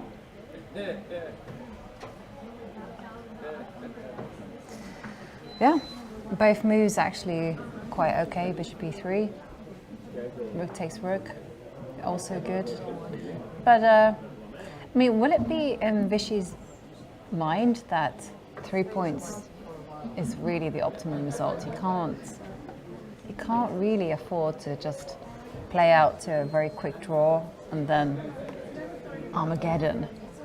No, I don't think he's going for a quick draw. He's chosen a principled and tricky line, this bishop d3. That's, if you want to draw on the Petrov, you can just play d4 or queen e2 or any line really. No, I don't think that's what he wants. But modern chess, if your opponent isn't cooperating, it's hard to get anything. That's true. Too special out of the opening. So I think he'll try to keep the game going, but without going too crazy. But what I mean is like a decision like here. So both moves are good. Like you have rook takes rook, also keeps the game alive, also probably gives a small edge, or bishop e3, probably maybe less of an edge, but still tension. Will these kind of these ideas of needing to take their 3 points kind of influence this particular critical moment? I don't know. I think he'll be looking for the best move, and it's not like it changes the structure or the nature of the position that much. It's hard to say. Like Magnus, he talked a bit about that in this format. In theory, one should actually take more risks and play riskier openings and so on. But in this particular position, I guess the logic would be bishop e3 keeps more pieces on the board and is therefore more variance, but I'm not sure if that's how it works. If black equalizes, these guys are so good. It doesn't matter to them if there's one rook or two rooks on the board. I'm rambling. I don't know. I don't think it influences things that much, but I also don't think Mamedyarov is in any particular trouble here either way. It looks solid for black. He does definitely look solid. And talking about, so I'm looking for where the fireworks are. It's not happening in Wesley, so against Topalov. And let's have Carlsen a look. played e5. He played e5. Ah, okay. Committal decision, but yeah. Blocking this bishop out gives up the square, but there's no knight that can be planted here very quickly. And at least for now, also stopping the black pressure against the center. What I'm curious about is after c takes d, what he has in mind. Well, does he have the intermediate? I was wondering, bishop e4. Yeah, we could do that. And I guess there's nothing better than moving the rook. Yeah, maybe that's his point. Rook goes somewhere, I don't know. Then you can pawn takes pawn. Yeah. No, that makes sense because he's stopping knight c6. Looks good. So what else can black do? Maxime?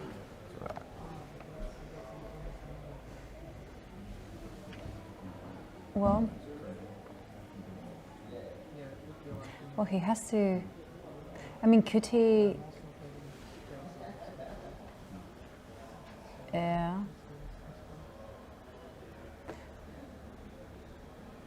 No, knight c6 is going to be met by h3, as you've pointed out. And then it feels like positionally black is really shaky, so it doesn't want that. So I feel like maybe pawn takes pawn is the only move. And maybe he just has to be very precise with his rook. Yeah, I'm trying to find a I mean, could you put it on good square here, but nothing looks too tempting. I know a6 looks horrible, but... Yeah, you want knight c6 though, Yeah. so maybe. It looks so... I know, it looks horrible, doesn't it? So It's shaky, like, and after bishop e3, it's not like any of the pawns are dropping it. Well, this is still under attack. Yes. Yep, okay. And what other kind of moves? I mean, another move that kind of came to mind, but I think it's just bad, is b4. But that doesn't really appeal to me either. I think bishop e4 is always there Yeah. to break the coronation a bit. Not sure. So knight c6, how was this? We said h3. h3. Maybe don't take now, but here. Put the back. But also, you know, there was the question after knight c6, you could also play bishop e4 as well. directly, yeah. We could have that at the back of our pocket too.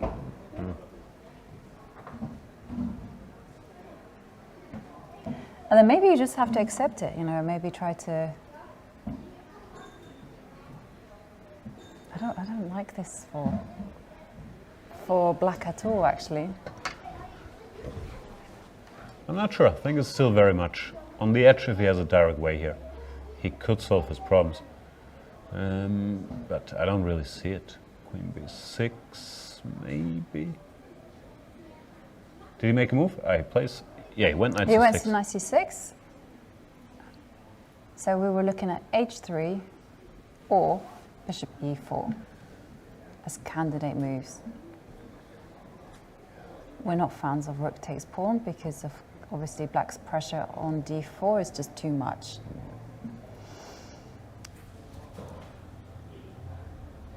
Yeah, they both look very, very sensible. I'm a bit curious if after h3, this bishop e6 made sense, but maybe it's not great. Bishop e4 threatening d5. Bishop d5 was... Bishop d5, I was wondering if we can take and now Oh, finally now. take with a pin.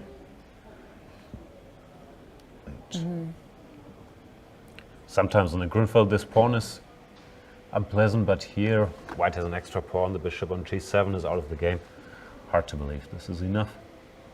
Yeah, this doesn't feel like it's enough. I mean...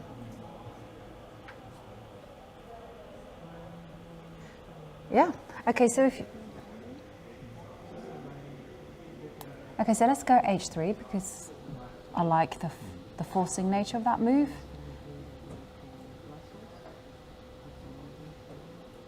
What else to do? No, takes and then maybe Yeah, but that just just looks... keep the tension. But then you've got bishop e4. And then you want to go queen b6.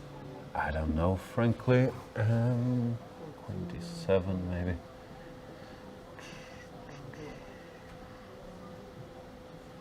But it looks shaky also now. Black giving up the two bishops, these pawns. Could be dropping. Not sure. What else is there? Let's check Compy. Compy says Tay. Ah no. Compy says white is much better after h3 Oh. actually. Okay. Let me see Is what there he a said difference earlier. between bishop e4 and 8? No. And it said after e5 the direct bishop e6. Wow, that's a tough move. Okay. That's not a good, not an easy spot. Okay, so also I'm looking at the computer as well. It's a kind of a weak engine, this one, and it's saying that bishop e4 is also okay, slightly better for white. Yeah, rook c8, bishop e3. It also likes, but after h3, it's surprisingly happier. Yeah. Or maybe not surprisingly, but takes, rook c8, just wants to take, queen e4, not an obvious move, at least to me. I don't get it. He's covering e5, and I guess after dc, You just rook d1. then after queen c7. Like, it's computer stuff like that. Moves become so probably- random, but it says why it's probably- much better. probably rook rook c5, yeah. and, Grab the material. All is good. Bishop pair rules. yeah, but far from No, that's not so an obvious. obvious line, even for the world champion. They're both away from the board, or we just cut Magnus out of the picture? No, he's there. There he is. Thinking about it. He's there. He's in his element on the board. And it looks like slightly better for him. I mean, what about the normal one? So h3. So let's forget about the computer analysis of going rook takes pawn, running around the board with the rook. Yeah, then again, So as usual, the computer has a point. After rook c8, we need to do something about the center. and what did it say after bishop e4? I mean, was it d7, just goes it's not. okay? And black is doing okay. Yeah. Because this construction is still under pressure, so it says take, d5. That looks good. Then I don't know. bishop f4. It says it's equalish. More or less typical Grunfeld business. White can build the passer in the center or go for the space control. But black does have counterplay on the queen side. But yeah, this looks maybe more human of a line than the computer's main line, which was this.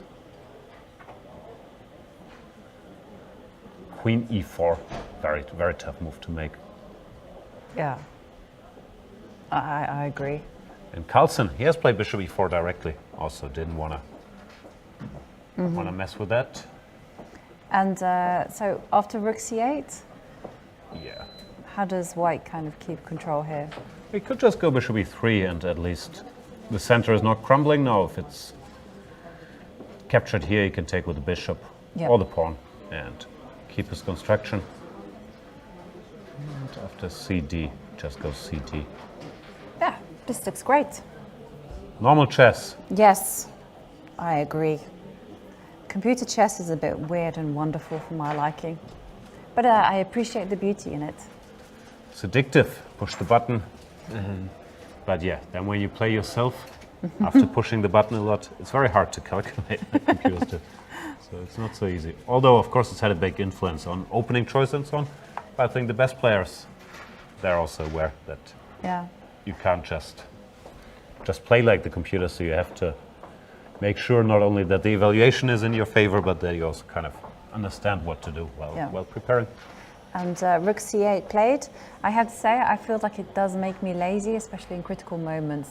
Like this is why I try not to look at the computer, and I kind of openly say this is the moment I've looked at the computer, because otherwise I won't be thinking, and I won't be looking at it from a human point of view.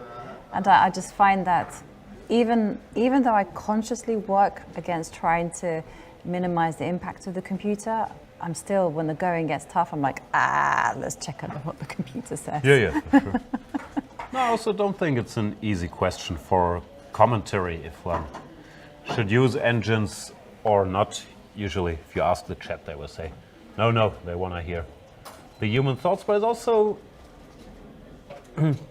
I think, useful to be able to inform people what's happening in the game, which you can't always do. Of course, we can see this little bar and we have some rough idea what's happening, but what the best moves are. So I think it's double-edged. Yeah. I think we've come to the conclusion on the Champions Chess Tour that it's always good if someone somewhere is using a computer just to kind of, or what will happen often is, like, if there is something critical, then the producers will actually put it on the screen, and then we're like, oh my goodness me, check out what the computer says. But on the whole, I think it's nice to have that kind of narration that you can tell stories about the positions. And also sometimes the computer goes, no, the position is totally winning, but as a human you're looking at it going, come again? Why is it winning? And it's just chaos on the board. So that's also the fun of it, no? If the position is totally winning, but for humans it's tough when you have these swings. Like, yeah. I don't know, it happens less in classical because the top players are so good that normally if a position is totally winning, they'll find a way. But yeah, I still, after all these years, don't have a fixed opinion if one should go strictly without engines or consult them every now and then, or just have them running. I think it very much depends on the nature of the show. Definitely. And we also do have the little bar to help us. And talking about the little bar to help us, I'm looking at that bar right now. I'm checking out the game between Anish Giri and Ariantari, and it's saying white is much better. And looking at this position, I'm like, look at that knight on h5. It will not thrive. It's on the rim. It's on the rim. It's dim. It's on the edge. We'll fall off the hedge.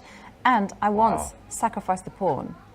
Do you memorize these before the show, or it's just a lifetime in chess? No, this is my cheesy nature coming out. I love this type of stuff. And so my brain sometimes remembers them and sometimes doesn't, and then it just comes out. So the bottom line is knights are better in the center because they control more squares, right? Yeah, but of course, for those viewers at home, it does come with a warning. Rules are there to be broken. Wow. Don't follow it rigidly. But what I wanted to say about that knight on h5 is, okay, yeah, maybe it's kind of anchoring black's position on the king side right now, but this is such a bad piece, it can't move. And I once sacrificed the pawn. I'll be honest there, to get it there, to get the knight on h5. And then I just played around it and just concentrated all my efforts on the queen side. It's out of the game. It's a very touching story. Yeah, it was.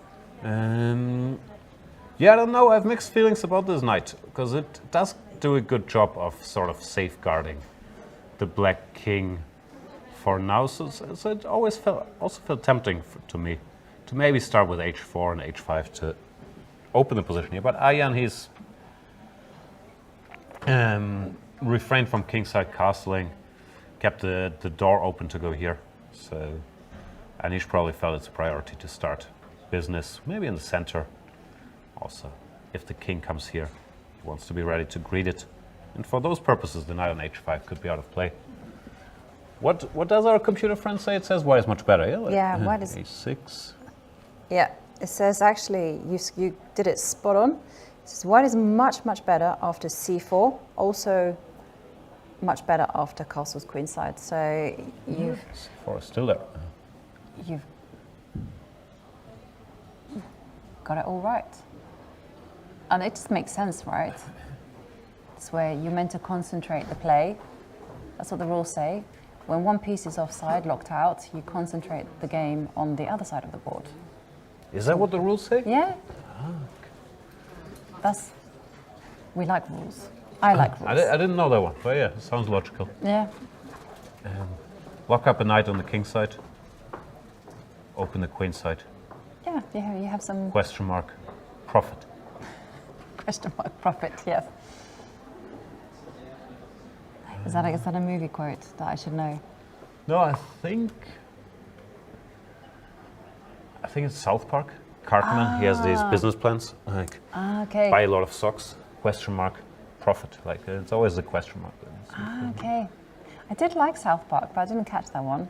My favorite one was when they mocked someone for being in the closet. It was bad though. Sounds wrong. It is totally wrong. And they kept killing Kenny. But what happened to South Park? It was huge, and then suddenly it disappeared. I've never been a regular, so I don't know. Like I've seen some episodes and I usually enjoy it, but I've never watched a regular. I tell you what I was really obsessed about. I was obsessed with The Simpsons. The first 4 or 5 seasons. Not familiar. Yeah, it was Yellow Family. Oh yeah. Never grew old. Speaking of never growing old, one of my many crises in life happened when I realized I'm older than Homer Simpson. He's 38. No. Serious? Yeah. Serious? Yeah. He's 38. Yeah. Gosh. Moving on. Vachier-Lagrave.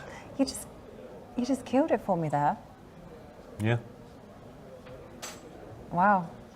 We think we're still the pesky Barts and Lisas, but No. We're like Abe Simpson. yeah. Gosh. Oh well. Vichy, you were right. Avoided the rook exchange when bishop e3. Mm-hmm. Also keeping some piece on the board. Queen f6 and bishop d3. And is this setting up a devious trap? I guess not yet, but maybe we can get there with some luck. For example, a6, probably not the best move. And bishop g5. Can we trap this queen? Oh, bravo, Jan. That Promise was nicely done. It's not trapped yet, is it? Bishop f4, unfortunately. Yeah, but okay. It's the thought that counts. It is the thought that counts, and you kind of pick up a pawn. Mm-hmm. I like the concept though. Sneaky tricks, I'm down for that. And also, it fits the rules, because they say you are meant to do sneaky tricks if it improves your position. I'm starting to get the feeling you're just making these rules up. You are meant to do sneaky tricks if it improves your Yeah, position. What exactly. school of chess is that? The English school of, yeah, But really. isn't the definition of a sneaky trick that it doesn't improve your position? You're just hoping your opponent to fall Yeah. for your sneaky trick? Yeah, but you know, sometimes you go for these sneaky tricks, and they're like terrible moves because, you know, positionally they ruin everything. But if it improves your position, you want your queen on d2, right? But if it improves your position, it's de facto a good move. So the rule really just says, make good moves, right? Yeah, basically. Even if they threaten Yeah, something. that's right, yeah. But it doesn't sound as good, you know, make good moves. Well, okay, maybe it does. Go for sneaky tricks if they improve your position. Yeah. You know, now you put it like that. I see your point. Make good moves. Short and sweet. Sounds the point. less fun. Yeah. Okay. No, but yeah, I guess I get the idea that you shouldn't gamble at the expense of cheap tricks, but if cheap tricks happen in the flow of the game, Yeah. make a good move. Why not? Yeah. Have you ever been guilty of setting a cheap trick and knowing that if the opponent plays a natural move, they will fall for this said trick? Sometimes it happens, especially in bad shape or when you're playing, which often happens to me because in Bundesliga I play on a low board, so I'm usually higher rated than my opponents. And often if things don't go well, you're not making progress, then sometimes I start gambling and go for cheap tricks that never work, and they make me even sadder. Normally, yeah, it never really works for me. Like sometimes you make a good move and then you see, oh, if he does this, I have this. Or you calculate something and think, oh, this doesn't work. And then you calculate further and think, oh, wait, actually, if he does this, I can do this. But yeah, gambling on the cheap tricks, of course, it's a very blurred line. Sometimes you have to get the game going, keep the game going. Yeah. But hoping they miss something obvious usually hasn't worked well for me. No, They never do. they have done. But it's very rare. And when it does happen, you do get a sense of satisfaction. Nothing beats a cheap swindle. Okay, so, but okay, aside from this trick that we had, For many, many years, I exclusively played this opening, and no one ever took. no one took. No one ever took. I was just sitting there, pawn down, horrible position. I mean, I kept trying every game, but it never happened. It was too easy to read, Jan. I don't know. I even said, "Oh no, my knight." And they went, And Oh, they just no. went a3. It was very upsetting. that's very upsetting, actually. So don't try this line. No, It didn't work for me. yeah, that is not one.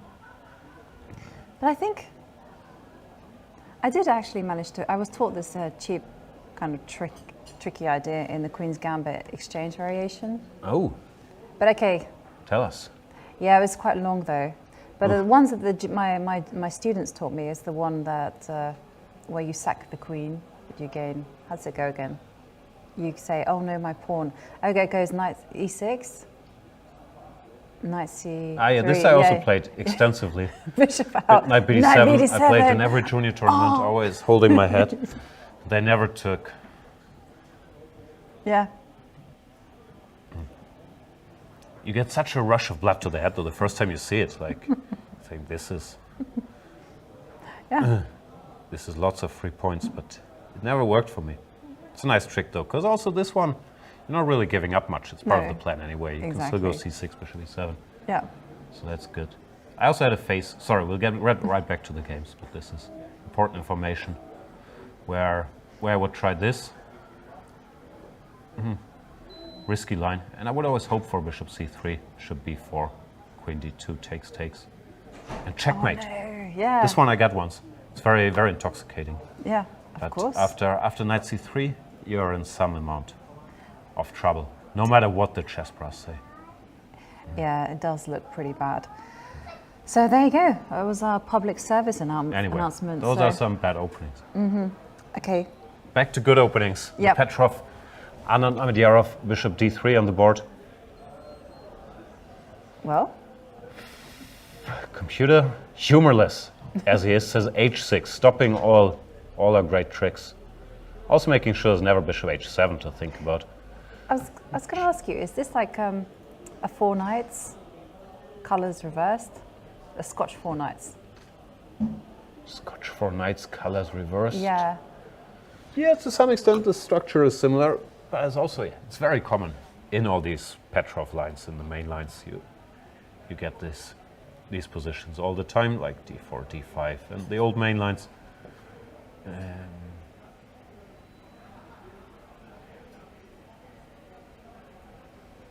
This used to be all the rage in the early 2000s. Pieces are slightly different, but the structure is happening a lot in the Petrovs. So Petrov's players quite used to it, I would guess. Yeah. Amadyarov, thinking about it, bishop g6 would once again be wrong because of bishop g5.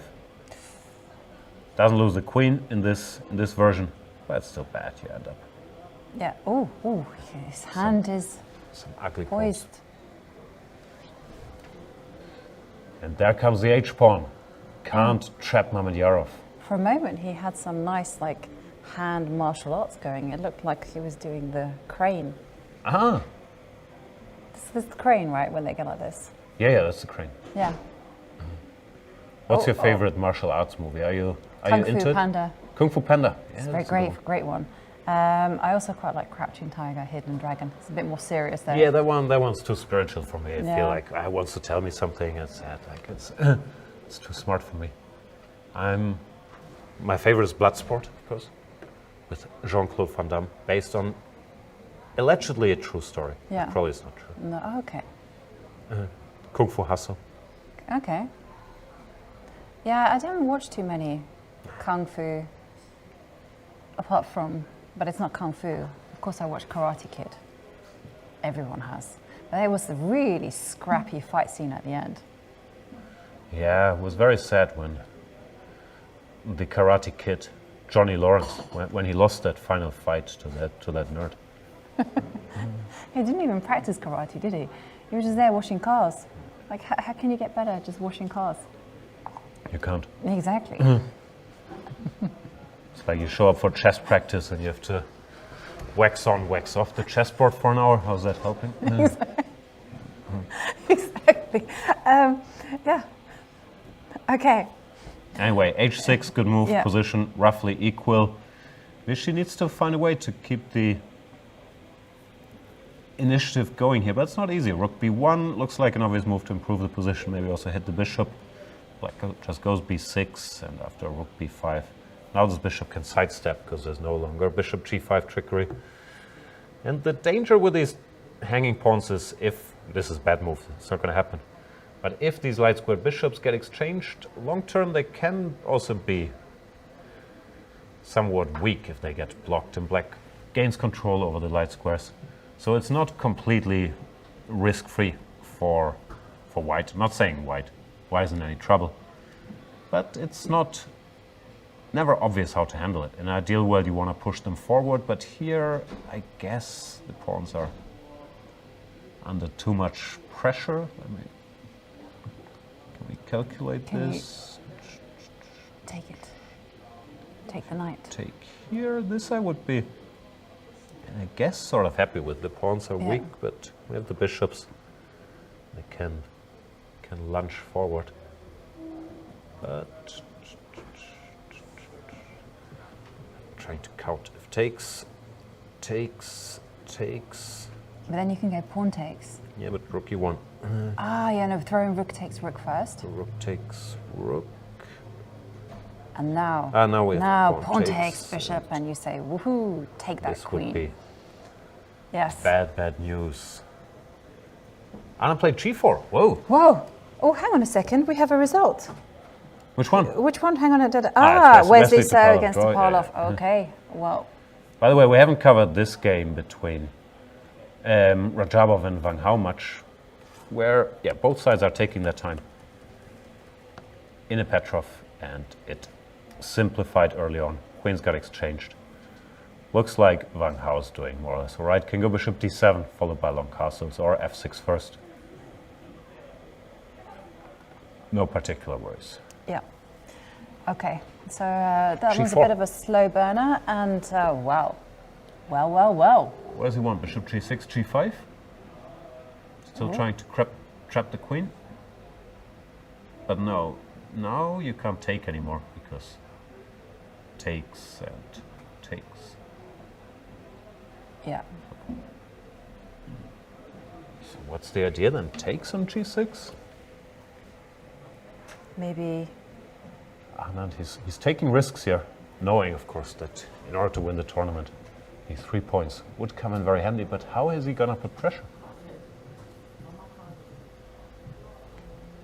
I mean, could he just... I feel like capturing the bishop is really not what I would want to do, just because I feel like the white king is a little bit exposed.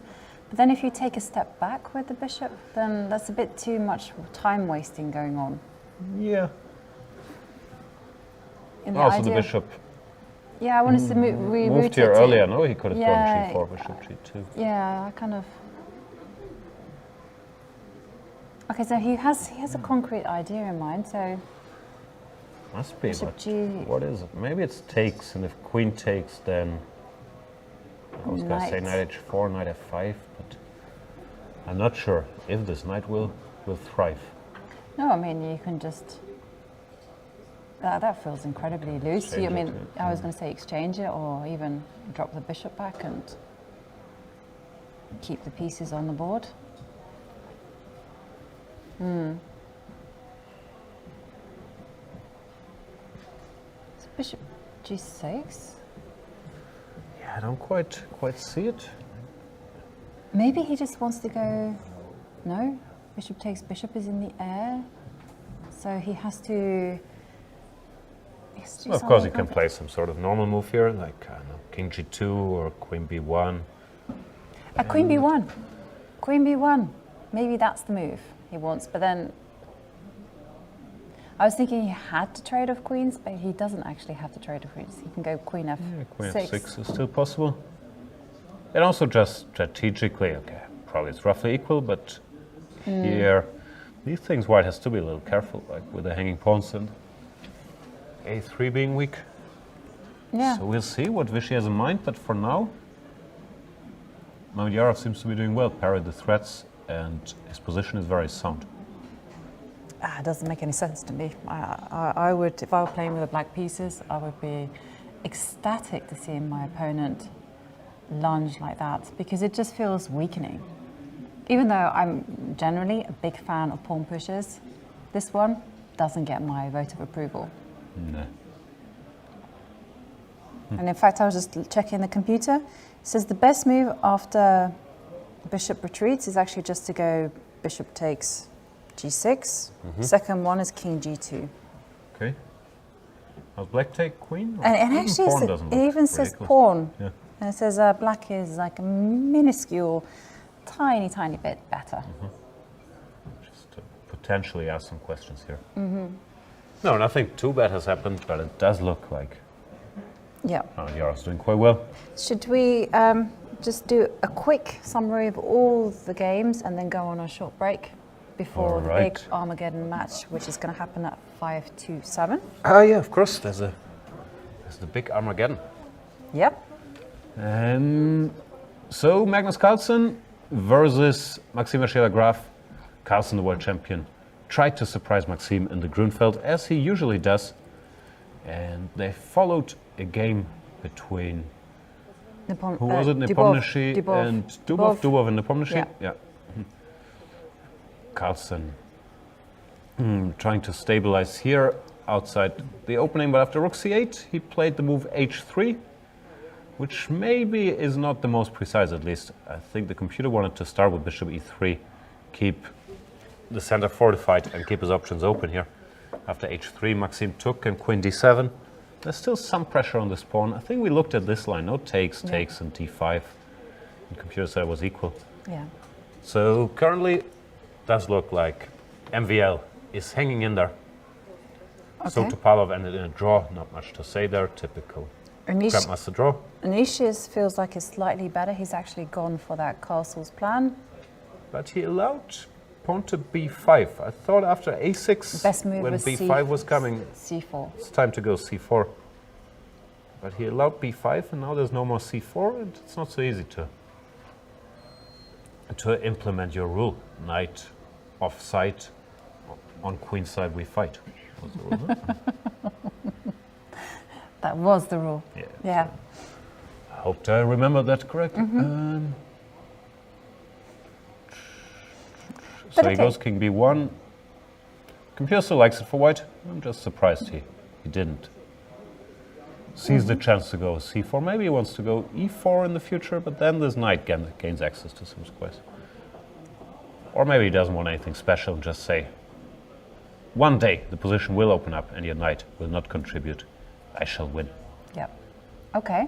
So Anish slightly better there. Rajabov and Wang Hao, slow burner that we saw at the beginning of the roundup. And Anand, we saw, actually he did take a decision. I went king g2. He king g2, which also the computer says equal, but maybe a tiny nudge in black's favor.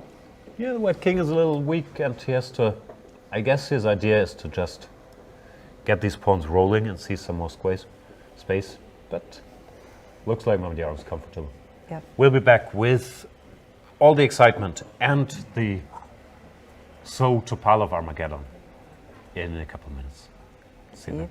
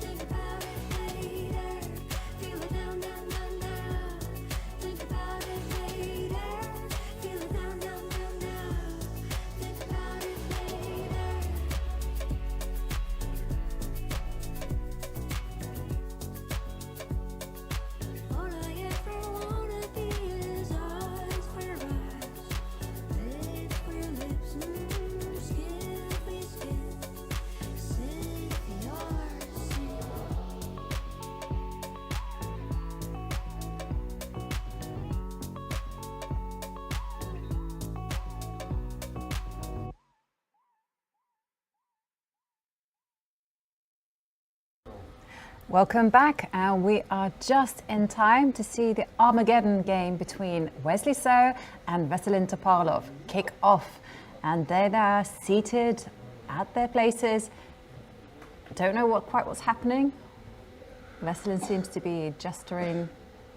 Oh, and again, he looks up. What are you upset about, Veselin? Did you think it was white? But you must know it's the same colors. Yeah, well, now Thinking about it? He's thinking about it. Okay, Berlin. Berlin it is.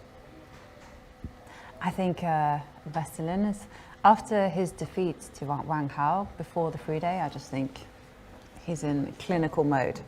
Just close the game down. Well, that would win him the Armageddon. That would. Yeah, that's a good strategy there. Yeah. And Wesley's not going to allow it to happen. I No. would think Wesley, he hasn't played, or he has played e4 against Magnus in the Armageddon. We've also seen him play c4, trying to mix it early on. I say c4. I think I say- e4 tournament game, c4. E4. Okay, We have disagreement. Let's have a look. c4 it is. Oh, you're right. And C5. Yeah, it's a good idea to play the symmetrical English. Copy your opponent. Oh, We've seen Oh, knight really? f3, e6 in the game against Vichy. Then later on he also switched to d3, which is not an attempt to get an opening advantage, but just get a game d6, queen d2. Deep stuff by Wesley. I've seen people do this. I think the main idea is to cover the knight so that you can go b3, bishop b2. Afterwards, queen a5. Wesley is saying, no b3 for you, sir. I'm a bit disappointed that the copying strategy ended. Queen d7, yeah, why not? Copy it. Can't go wrong.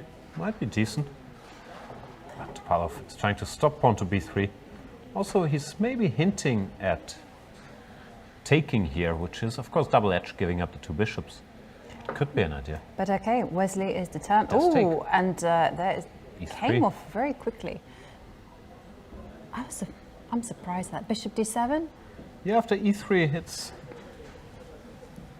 it's a common strategy, I think. Legend of Scandinavian chess, Bent Larsen, he used to do this, trying to make this bishop sort of useless, because now in order to enter the game with the dark square bishop, white is to play e4, then blocking in his own bishop. On the other hand, white gets a lot of central squares under control, does get the two bishops, so it's a somewhat risky strategy. Yep. But clearly, Wesley thought about this. Yeah, clearly he has something prepared, because it's not going to be an easy task for black to find a safe haven for the king. And there it Rook comes. b1. Oh, that side. Well, well, well. Covers the pawn. But knight d2. Yeah, I'm not sure where this knight goes. Yeah, he puts on f3 to potentially have some jumps. But now, yeah, f5 looks like he could move, stopping white going e4, because as mentioned, in order to free this bishop, he would have to go e4. But now e4, f takes e4 ruins your structure. So ambitious setup by Topalov, but I quite like it. Yep. Queen b2, threatening. come on Wesley. Mate in 1, he's not going to blunder. No, he's not. Queen c7 on the board. And now the question is, what is white going to do with the king? Probably live with it in the center. Why not castle? Is there not some kind of attack brewing? Oh no, he goes knight g5, going for the knight fork. He's going for all the cheapos, which we said earlier, they never work. First mate in 1, now knight fork in 2. Topalov Yep. parries it. He does. And now h6, g5. Go It's been- f4, it's a unique chance to build the bathtub with an extra foot. Oh, well, Jan, you are channeling Wesley So today. You're getting everything correct. Yeah. But is this any good? Knight. Nah. Okay, and he's castled. So this h6, knight goes backwards, and now I'm guessing that black should start the offensive. Oh, b6. b6. Defensive move first. I also thought he would go rook g8, g5, or direct g5 on a frisky day, where he wants to eliminate all tricks against b7 first. Okay, I guess that makes sense. And also he can play it safe, like put his king on b8, bishop c8, bishop b7, rock solid. And still, he's got this plan of h6, g5 in his pocket. It does feel like Vachier-Lagrave is the one with the upper hand here. Yeah, at least his concept is queen a5, take on c3, then f5. Seems to have worked out nicely. He's not missing the bishop on g7 that much here. The white bishop on c1 still struggles to find any kind of role. Topalov showing his class here. And also has to be said that this is an Armageddon game, so the players are playing with different times. So Wesley started the game with 10 minutes on the clock, whereas Vachier-Lagrave Topalov had a 3-minute deficit. And therefore, in return, well, he gets draw odds. And there will be a 1 second move increment that kicks in after move 41. Knight a5, making sure his pawn doesn't advance, potentially targeting this. It's time for action, Wesley. Spice it up. But how is he going to do it? Every single pawn move is Queen a weakness. c2, he doesn't go for action, he covers the pawn. But now he's worse, bishop c6.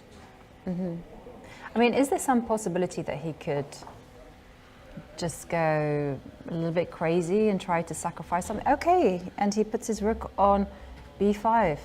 Is it just like Aliakin? Aliakin did this type of stuff. Did he? Yeah, well, I think so.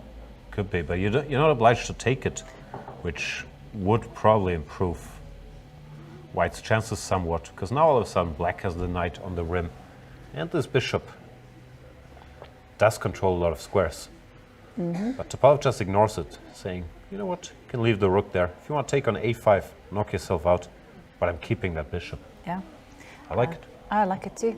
I like this strategy of being, and I'm going to borrow a phrase that I learned from you, cemento. Cemento, yeah, that's Peter Leko. Because I deserve no credit for cemento. okay. Well, Peter Leko's the cemento fox. he is. G8. Rook g8, g5, g4, g5, pawn takes pawn coming. Lines are about to get opened. And Wesley using a lot of time.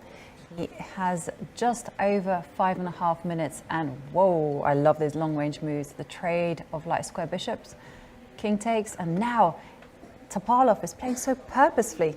e5 on the board. Is there a threat other than pawn takes pawn, opening lines? It's just much better strategically. The bishop on c1 still has not found any way to impact the game. And Black can choose how he wishes to continue. Rook e8 and e4, or rook e8 and takes. Knight g4 is looming. The long diagonal is softened up. It's just a bad position for Wesley, who's also catching up on the clock. Things haven't gone well for Wesley in the second half of this tournament. He had a great start, but it's gone downhill since. Yeah, I mean, he beat Magnus in the Armageddon game that they played.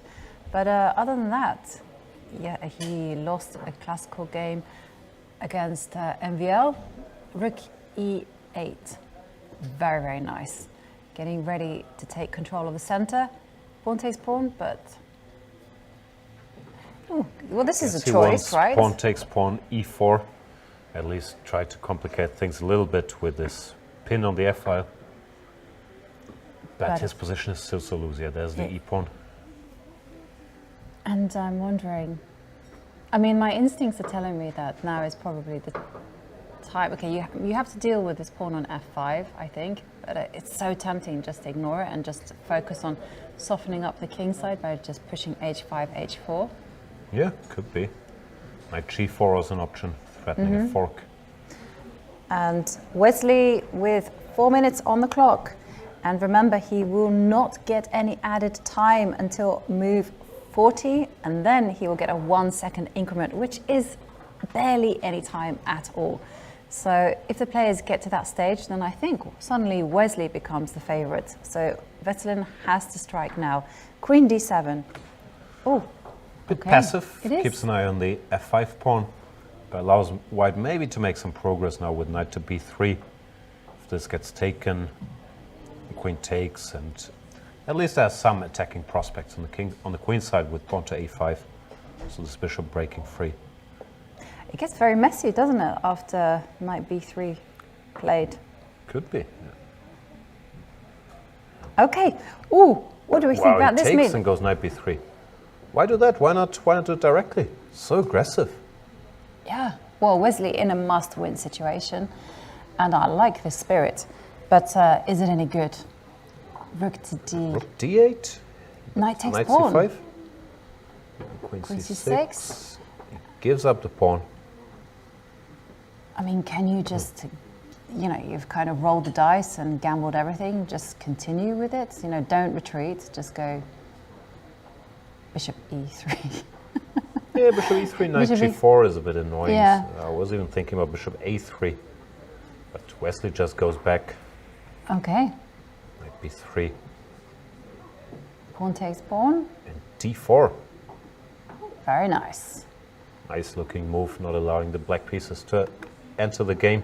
I like the change in this momentum. I do feel that suddenly Veselin is on the back foot, and with this time control, 3 minutes on the clock, I don't think he's going to handle it very well.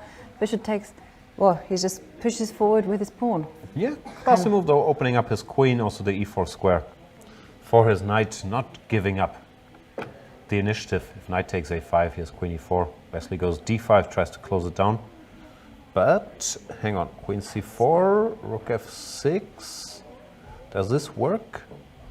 'Cause e2, this pawn is pretty strong. Yeah. Bishop d2, queen takes d5. Looks like black wins, frankly. Yeah, that is a huge turnaround then. Because it looked like things were getting super messy and maybe even swinging in white's favor. But okay, bishop, you have to stop it. There's no other bishop Yeah, d2. bishop You have to d2. play that. You have to do queen takes d5, threatening queen takes d2, followed by e1. Yeah. So it looks like you also have to Yes. go bishop e1. And now all we need is a rook on f1. Can we get Yeah, you can. Queen You can d1 just move is your also- rook. queen d1 also just seems to work. That also works too. I just Yeah, this suddenly. is the other option. Let's see how they do. Bishop d2, he goes rook takes d5. Not threatening as much, but maybe still rook d2. In the air, bishop e1. Rook Rook d1. d1, this looks crushing. He wants king to f2. Topalov, thinking about it? Yeah, and I'm just having a look because I glanced down and it seems like maybe, because this looks like it's decisive, let's go over to Vishy Anand against Shakhriyar Mamedyarov because there's a big moment on the board. Just very briefly. Whoa! He can play queen takes Queen takes f3 and it's checkmate. Can we switch Yeah. the camera there? This is a beautiful trick, but not one that Mamedyarov is likely to miss. Knight h4 checkmate. Hasn't happened yet. No one there? Oh, no. The kings are already in the middle. What's going on? It's a huge moment That's a different for game. Shakhriyar Mamedyarov. Yeah. The game is already over. It's over. Queen b5 and Anand resigned probably without waiting for it. Oh. Whoa. What Wow. What a one turnaround. move. Queen to b5. Missing. Queen takes Nasty knight. tactic. And Wow. the former world champion resigns without even waiting for this to be delivered. That's a big blow for Anand and his chances for tournament victory. Mamedyarov overtakes him in the standings. Mm-hmm. Yeah, well, what a pity for Vishy. Queen to b5, just losing the game. Yeah. Instead, queen f5 or whatever. The position remains roughly equal, I would guess. Wow. But yeah, beautiful tactic. It is a beautiful tactic, but very, very unfortunate for Vishy Anand. And we should probably dash over to the Wesley So, Veselin Topalov time scramble, because the players, okay, they have some time on the clock, but they seem to be playing very quickly, and it looks like should be good for Topalov. Yeah, he's an exchange up, and the white king is weaker than the black king, who's well sheltered by the queen. Just looks winning. The rook will come to b2 sooner or later. Something's going to happen to Her Majesty. King g1. Rook g2. b2, yeah. Rook b2. And you have to go queen f1, and that's like, ugh, not very nice. And Wesley under the minute. I mean, Veselin just playing plate. very powerfully in this Armageddon game. Queen to f1. That's Rook it. e8, another nice move. Threatening rook takes e1, rook f6, getting ready to meet rook takes e1 with rook f8. Yep, but Or this rook is the b1. clincher. Lethal pin.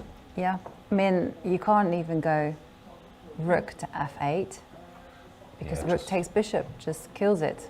So this is why king f2 was played, but white is just scrambling to stay alive. Rook b takes e1 wins, and if queen takes, that's his last trick. And he that's it. resigns directly. If queen takes, I was going to say, then rook takes, there's still rook f8. But instead, black has queen b2 check, clearing the b7 square for the king. And it's game over. Yeah, and that's a sensational result for Veselin Topalov because he played the Armageddon game so powerfully. And it has been a shocking result as round so far. I mean, first of all, with Anand blundering checkmate, a one move checkmate on move 22. That's just heartbreaking. You barely ever see happening in a player like Anand. Losing with white early on, he was going, for this counterplay with queen b5. But rare construction. The king seems to have a lot of squares, but the black pieces without the queen just managed to cover them all. Yeah. I didn't see how it went down, but probably Vachier realized immediately what he had done and resigned without waiting for it. Would you do that? I guess I would wait for it. Just try to keep it. I would wait poker for face. it, but I mean, as soon as I saw as soon as I would see Mamajara reaching for that queen to take the knight, then I would go, okay, that's enough. Well done. Yeah, that's Oh no, it's devastating. But then, having said that, I mean, when we look at the standings, suddenly we see Mamajarov is on 14.5 points with that 3-point victory. takes the lead. He takes the lead. So if Magnus Carlsen, if he loses, okay, so he gets no points, that's clear. But if he takes the match to Armageddon and he loses that, then he's tied for first with Shakriar going into the last round. Yeah, we also make Maxime tie Vichy. So in that scenario, the two leaders would have 14.5, and then there would be two players with 13 who could still very much win the tournament if they won their last round game. Yeah. But of course, we're not there yet. Magnus versus Maxime. Still very much ongoing. What happened here? Yeah, let's revisit those moves. So we've seen queen d7. Carlsen decided against his bishop, takes c6, went for bishop to d3, targeting the pawn. C takes d, bishop takes b5, d takes c, queen takes. Material is equal. Maxime decides to unpin with queen d5. Maxime is just fine. Yeah. I mean, how are you going to defend the pawn on a2? And on e5. And e5. Okay, well, yeah, you have to give up one. Which one? Or maybe you can win the a pawn. Hang on a second. So it's like even Stevens. Yeah, black is so active. I mean, if you take Yeah. many moves, Yeah. it looks scary. Yeah, I wouldn't grab the pawn now, but I'm saying if you kind of protect the a2 pawn, then you can take the a4 pawn. So move the queen out of dodge. Just get her off. I don't know where to. Queen. Can you offer a trade of queens? Shaky. Yeah, maybe queen d2 because I'm timid by nature. Oh no, but there's knight to d4. So,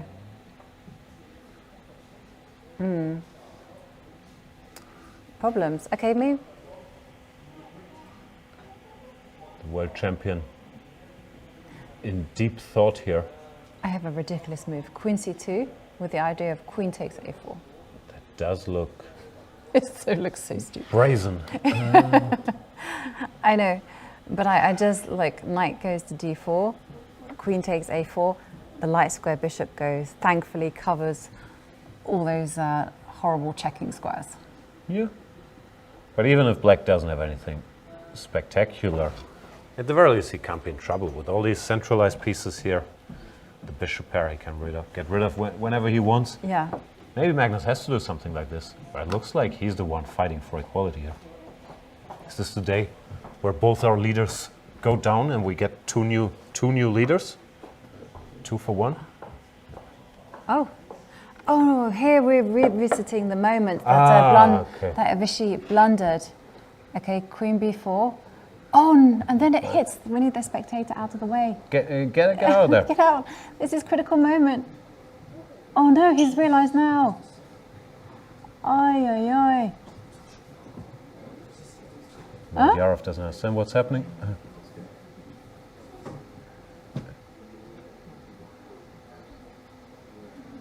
Just thinking, but I didn't offer a draw. Oh. Oof. Ah, yeah, and he's seen it right when he made the move. You can see the head shaking, and there comes Mamedyarov, who can maybe explain this moment to us. Welcome, Shakria Mamedyarov. Oof, we were just watching the video of Queen B5. Yeah. Yeah, I mean, it's just big blunder, of course. The problem is when I want to play very fast knight g6 move first. I mean, because it's absolutely human move, knight g6, f4. After I also start to calculate this queen b5 move, k8, queen b5. When I played this move, I was sure it's queen b5 is best move.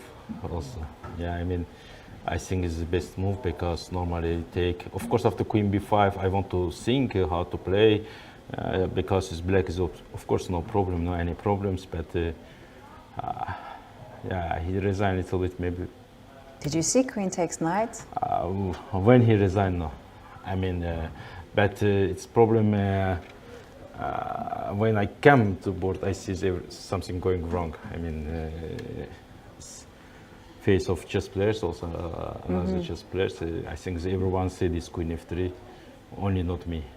But its problem is, of course, I have time, so I need to think because you attack my rook. I need to take e1 because normally I calculate rook e8, queen b5. Is best, not first queen b5. I think take e8, take queen b5 to attack b7 pawn. But then same, queen f3 is mate same, yeah? I mean, it's the same mate. But after rook e1, take queen b5, yeah, is here. I ask why he resigned, yeah, because it's strange. And he asked me, you don't see this one? I say, it's yeah, okay, I mean, okay, it's, when you win it's good, but it's a mistake like this. I remember it's our 5 years ago, I played Vichy. He's also here in first game. He also blundered some bishop or some in draw position, and he also resigned immediately. And he's not waiting. Okay, it's normal, but it's sad. Yeah, I mean, if I played, I mean, of course, queen b5. It was surprising for me. I mean, first take e8, take queen b5, but it's same. It's mate.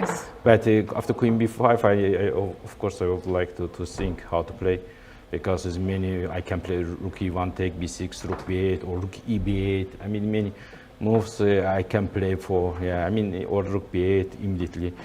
But queen f3, it is very tricky moment. So in chess, every time it's very easy to miss one move. Remember, it's all world championship matches. How many mistakes in one move? Yeah, blunder, bishop, rook, everything, because it's normal.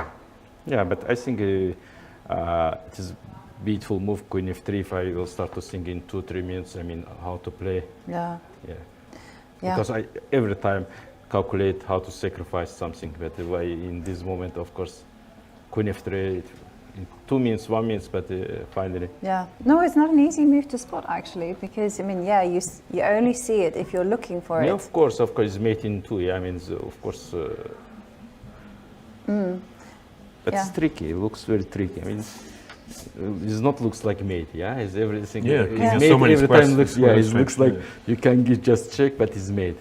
Yeah, it's just big blunder. Did you think that Vichy was offering a draw, that maybe he thought you had offered a draw? Like, 'cause it's confusing enough. First, I think he offered draw because normally I want to play because I not take after bishop d3. Of course, is normally if not tournament situation, you just take f3 after bishop d3, change everything at knight e7, and it's easy draw. Yeah, I mean when he played bishop d3 move. But yeah, I mean take knight e7 and is change everything is draw, easy draw position. Normally, of course, if it was round 2 is 1 is everything, of course, is normal. But this also I take some risk because his pawn is if some end game will be not easy. For this reason, I want to play. I think it's no draw fair. But he say I resign. After he say I resign, of course, in 1 second I find why. Of course, when he say I resign. Yeah.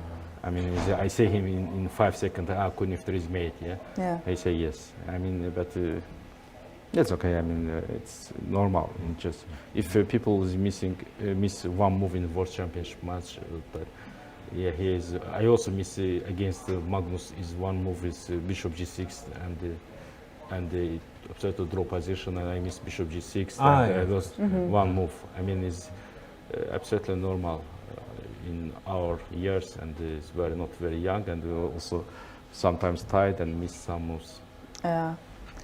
And yesterday was the free day. How did you spend it? How did you relax, prepare for today's game? Okay, I watched some soccer, European football, also some interviews, some news. I just try to relax. I mean, nothing. Just to relax. Just relaxing. Your tournament's been going well. You won this game against Anish the round before. In general, are you satisfied with the way things are going? Like, okay, I mean, after this very hard lose against Magnus, I want to just to play chess, and I'm not preparing for my opponent. I mean, I'm certainly just to play moves. I mean, and he played for King's Indian. I was very happy because King's Indians every time very good to play for win. And I think it's a very important moment, and he played fast, me too. And after a few moves, yeah, we can play. Yeah, take, yeah, bishop. No, I not take d5 is very bad pawn. See, take d5, I think is black is very bad, like yeah. And after bishop g5 is very bad position. Is main point, take bishop g5, knight c6, I miss bishop b5 move. I miss this bishop b5. If bishop b5 is, I think, is very bad position for black. He lose some material, but normally, okay. But I played very fast. I don't know why. I just take d5. I played bishop g5. Everything looks. But end game. I think it is not draw position. It is just very close to draw. I mean, you need to play every time right moves without pawn. Okay, if you will take this pawn, okay, it's draw. But if you not take, I can play 100 moves and after improve a little bit, like in our game. Yeah, I mean, you just stay. You need to time. But in this tournament, is time control is not easy. And if you don't know how to play, okay, I lose in Magnus in few moves in Z-Not. I mean, it also is Anj. When he's 10 seconds, he stay. But when I take h4, is new position in 10 seconds. I think for humans it's impossible to play draw. Yeah. No, we were surprised he went for this so quickly because maybe he knew the computer says not so much, but over the board it just looks like endless suffering. Same. Yeah, we, after the game, Anish and me, okay, says of course it's draw. Yeah, but how is possible to play draw without pawn easily? No, you need to play long game, 100 moves to. This is not draw position. This is just a draw for engine. But for humans, is extra pawn is every time important. Yeah, for sure. So now you're currently in the lead in the tournament. Magnus or Maxime could catch up with you.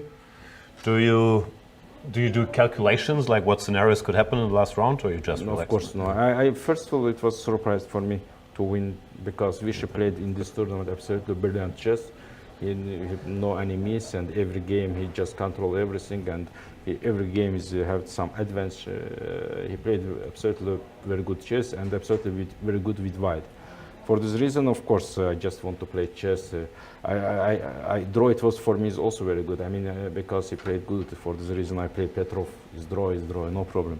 But now it's absolutely different situation, and of course we will try. And because how I say, it's not every year you get chance to play for first prize, and for this reason, is that we will try to win tournament. And who will you? So you will play tomorrow against Rajabov. Yeah, it's a bit sad, but okay, what to do? Yeah. Yeah. So you will try your hardest, yeah? Yeah, I mean, I think it's absolutely different tournament, absolutely different tournament situation. And for this reason, okay, friend or not friend, is, in this station is not very important. Mm-hmm. We look forward to it. Thank you so much for joining us. Thank you. Yes. Thank you. Thank you. Thanks. And yeah, shocking result there. I mean, just so quickly chess can change, and how things can just simply just fall apart. One move blunder, and Shaq being very honest, saying at the time that Vachier resigned. He didn't understand why. Yeah. I mean, the question is though, because the queen and the queen and the rook are attacking the rook. It's very hard to fight the instincts, unless you see queen takes knight, to fight the instincts just to go, you know, rook takes rook or some kind of move. Yeah, it takes some b6. Yeah. Like said, rook eba. No, it's with hindsight and knowing this, you can of course say Vachier shouldn't have resigned. But he was probably also so disgusted by him missing this that he couldn't take looking at it anymore. I think it was just instinct. I think he just kind of like was so shell shocked that he just kind of went, "Oh, I resign," and yeah. But okay, yeah, I agree. You know, in hindsight, you kind of like, well, actually, you should wait a little bit for your opponent to spot the mistake, and there we can see it happening. Right. And he immediately shakes his head as soon as he plays it, and you can just see. So it goes. Now you press the clock and you realize, oh, that's heartbreaking for Vachier, who's had such a great tournament. Yeah. And I think he just wasn't able to kind of compose and himself, and just kind of. You're of course confused. Has that ever happened to you, where your opponent has unexpectedly resigned? Must have. Yeah. Usually, you take the hand, sign the score sheet, and say, yeah, get out of there. But yeah, like. It happened to me the very first time I beat a grandmaster. He suddenly just extended his hand, and I was so shocked. I thought to myself, I didn't offer you a draw. Yeah. It was completely mind-blowing. And but what a beautiful trick that Mamedyarov had. It is a checkmate that is worthy of the tactic books.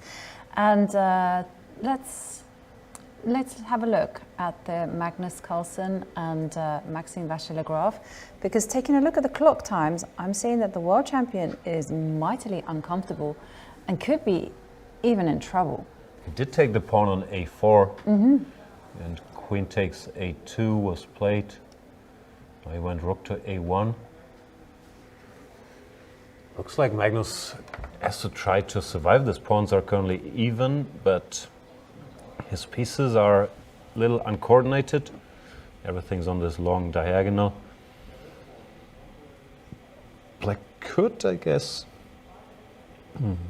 already take a pawn if he wanted to. I hope I'm not hanging any rooks here, but no, this seems to work. This works. Queen e5, there is queen takes a1, and all of a sudden bishop covers that square. I would guess he thinks this is a draw, and it should be, with the two bishops and only one pawn down on one flank. It should be a draw, but of course not a dream position for white. Maxime also has other options, like he could just drop back with the queen and play for even more. F4 is really not a move you want to make, and knight takes e5 still looming, so black seems to win a pawn either way. Yeah. I like queen e6, keeping the options open, and especially when you take a look at the clock times. Magnus with 18 minutes. And we have to remind ourselves of the time control here. So the players just get 2 hours for all their moves, and there is no increment until after move 41. And then they will get 10-second time bonus. But, okay, and we might see a good old-fashioned time scramble, because 18 minutes for 18 moves? I'm not great at math, but that sounds like less than a minute per move. Yeah, but okay, if the position is complicated, then it does mean that Magnus will have to burn time on his clock. Yeah, Maxime, thinking about it, of course, he's a great calculator. He's seen he can get a risk-free pawn upending with knight takes e5. But he will look for more, and Yeah, I think he's also not afraid of playing against Magnus. His score isn't great, but it's not because he's trying to make draws. I think he will try to seize his chance here. Like, go queen e6, make Magnus fight for the draw. a queen e6 looks like a great move. Can you also go queen d5? Is that the same? Just Yeah, also seems fine. I wasn't sure if rook d1 is something white would want to do anyway, but maybe then there's queen takes e5 or something takes e5. yeah. I guess in a lot of scenarios it comes down to some 4 versus 3 endgame that should be a draw. But of course, you'd rather have the 4 pawns than the 3, like random sample line. Take everything. And play g5. I guess the players or Magnus with the pawn down there are such good defenders that this will be an easy draw, but I was always taught if black gets g5 in these positions, you have to work for it. And you see a lot of rook endings, obviously far from a forced line, being lost even at the highest levels. So I would guess Magnus has a long defensive session ahead of him here. Yep, not ideal scenario. And Maxime, of course, very comfortable on the clock, 1 hour and 12 minutes. And shall we go revisit let's have a look at Rajabov against Wang Hao, because that looked like a long grind. It still looks like a long grind. Where black is maybe slightly... I don't know, this construction. First thing I always look for, are there tricks with knight b6 and checkmate, but not yet. Black is not exactly forced to go a6. Maybe you go rook a4, try to lure this pawn forward. Now we go back, then we do it. Yeah, unfortunately, bishop c5. You're trying. I'm still trying. You're persistent. Yeah. But takes wasn't quite forced. I guess the bishop can also keep covering these squares.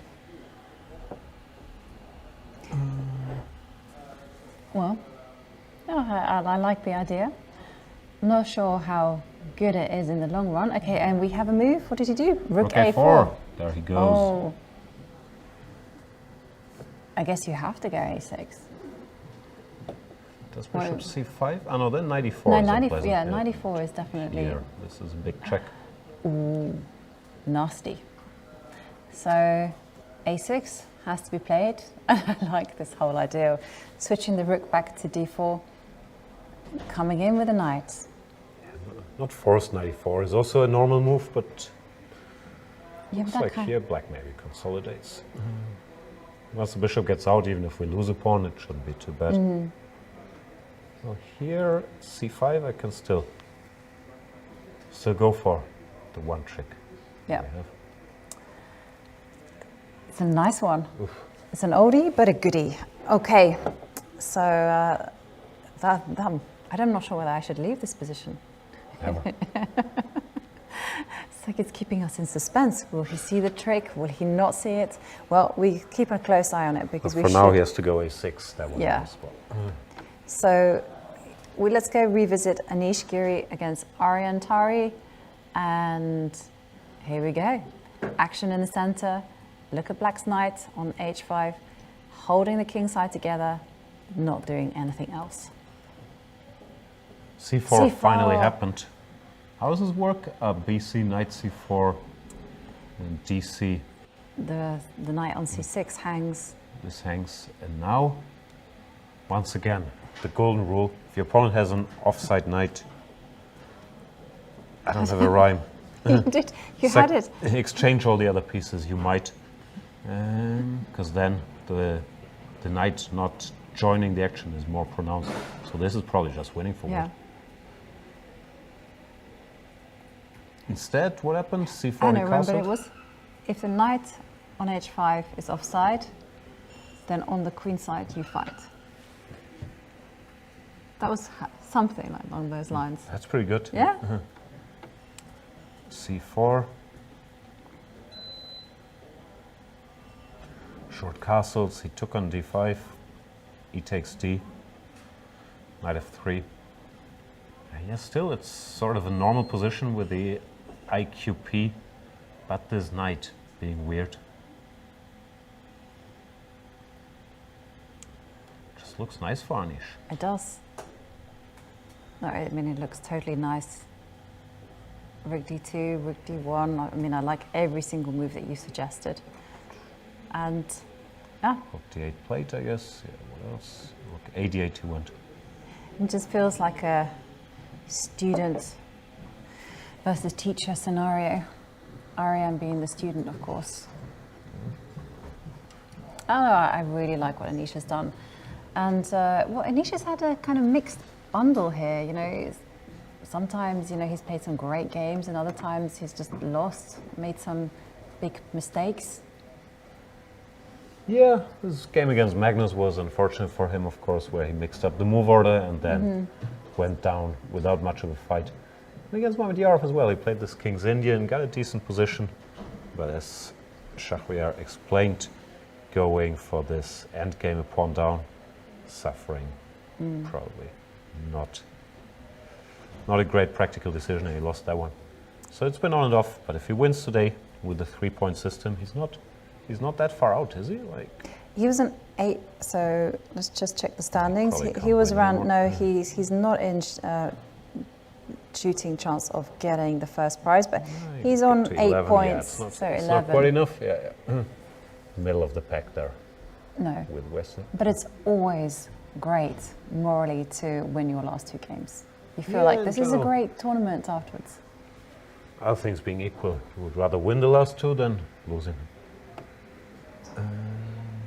Also, I think there's a lot of truth, even if the final score is nothing special. If you win the last 2, you go, or the last one, you go home with a decent feeling.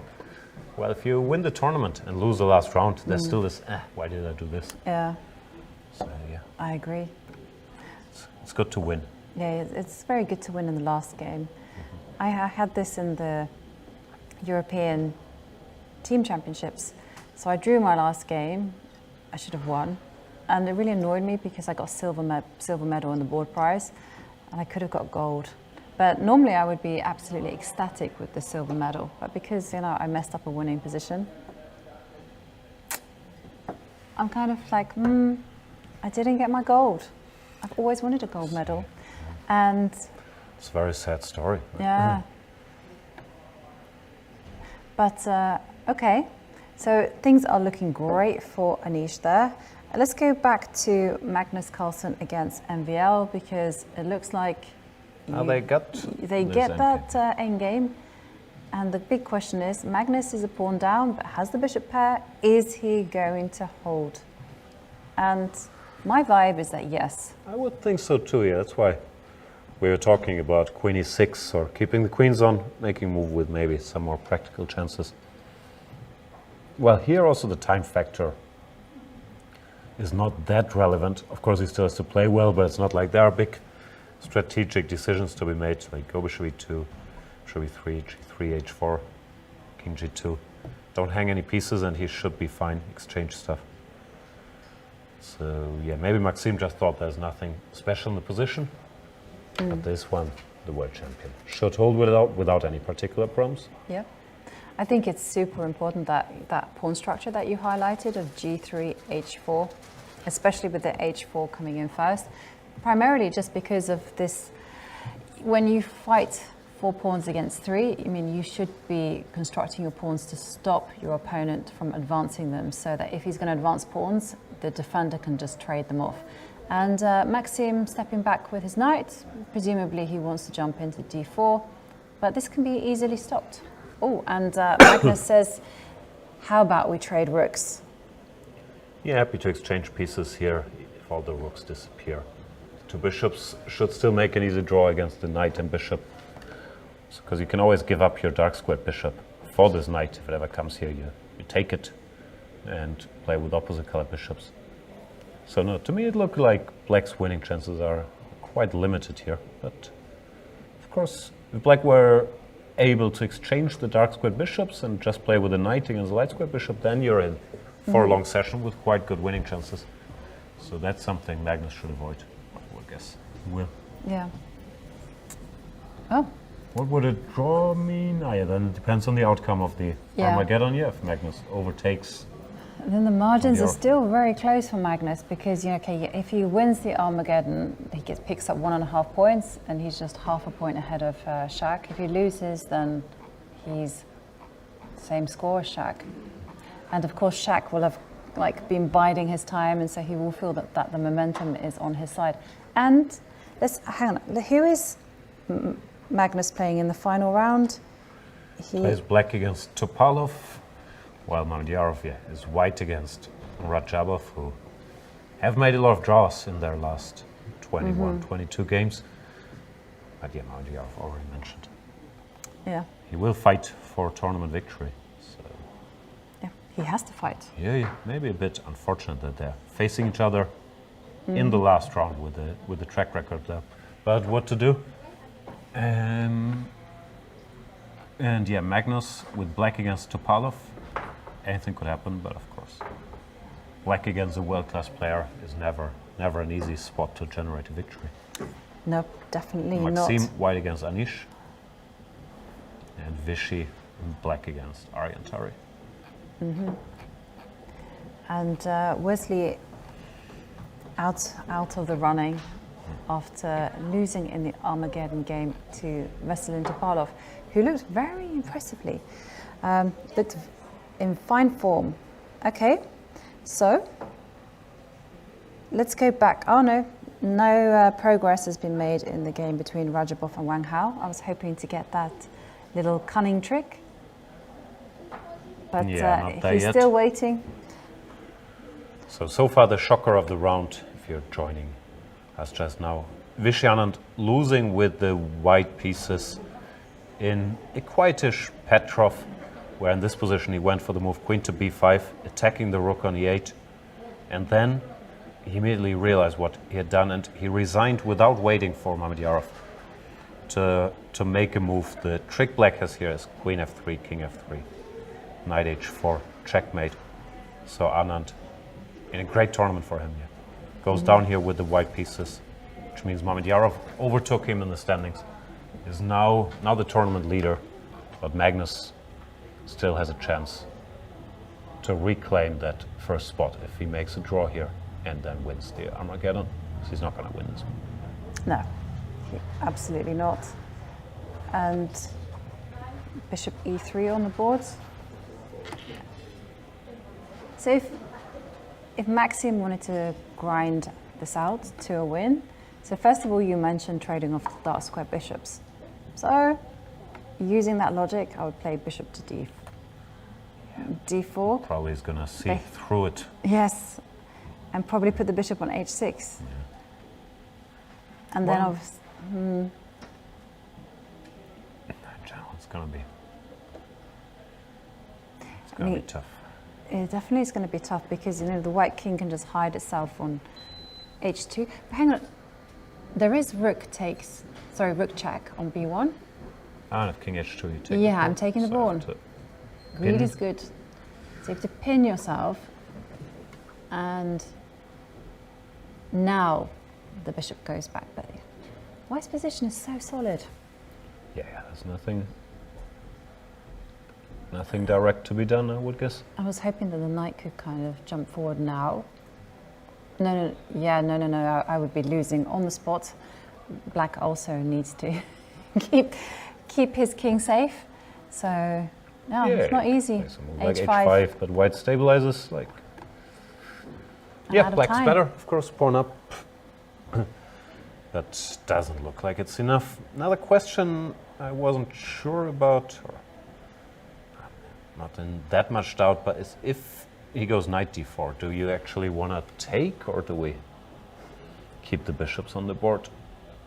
Take. I think this is a draw, or certainly is a draw, but I'm not sure. If Magnus thinks this one is easy, I would guess so. And what would be the pawn construct? So you've gone g3 and h4. Do you think keep the pawns on the dark squares is the best, or perhaps try to kind of neutralize the dark square bishop by getting it to shoot at nothing? No, I think with the rooks on the board you can't, or maybe it's not losing, but you shouldn't try to put the pawns on light squares, because they will be targets for the rook, and the bishop will control the square. So I think here you have to go for such a setup. Without the rooks, white could just place pawns on light squares as well, and say good luck winning that, which is a typical defensive strategy in opposite colored bishop endgames. Just put your pawns on the same color as your bishop and keep everything covered. But with the rooks, I think we still must use them to build a wall together. This position is a draw. I've had this endgame. Actually, you make a little progress, but it's not enough to win. Like the best case scenario for black is bishop against rook, but even that you never get. Okay. Yeah. It certainly does look very solid. So some useful tips from Jan there. If you can get yourself into opposite color bishop endgame with the rooks, then keep your pawns on the same color as your opponent's bishop and just use your rook as a big defensive piece. Don't get ambitious at all. And we have a move. Bishop d4. He's trying.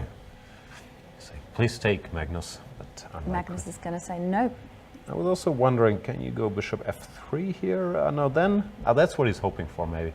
Then knight to b4, and he will get the exchange he wants. Because of bishop e3, bishop c6 once again. Yeah. We get our opposite colored bishops, but knight b4. It's a little trick. So Carlsen should play bishop h6, or I guess bishop d2 is also fine, but why not at least? Yeah. Bother the black king a little bit. Yeah, that's true. I mean, the one other trick that I can see, but okay, it's not really a trick and probably gets black into more danger. I was kind of wondering whether black could try to threaten to lock out that bishop by going f6, g5. But that would be a disaster because look what you've done to the king. You weaken the light squares, so that's a don't touch idea.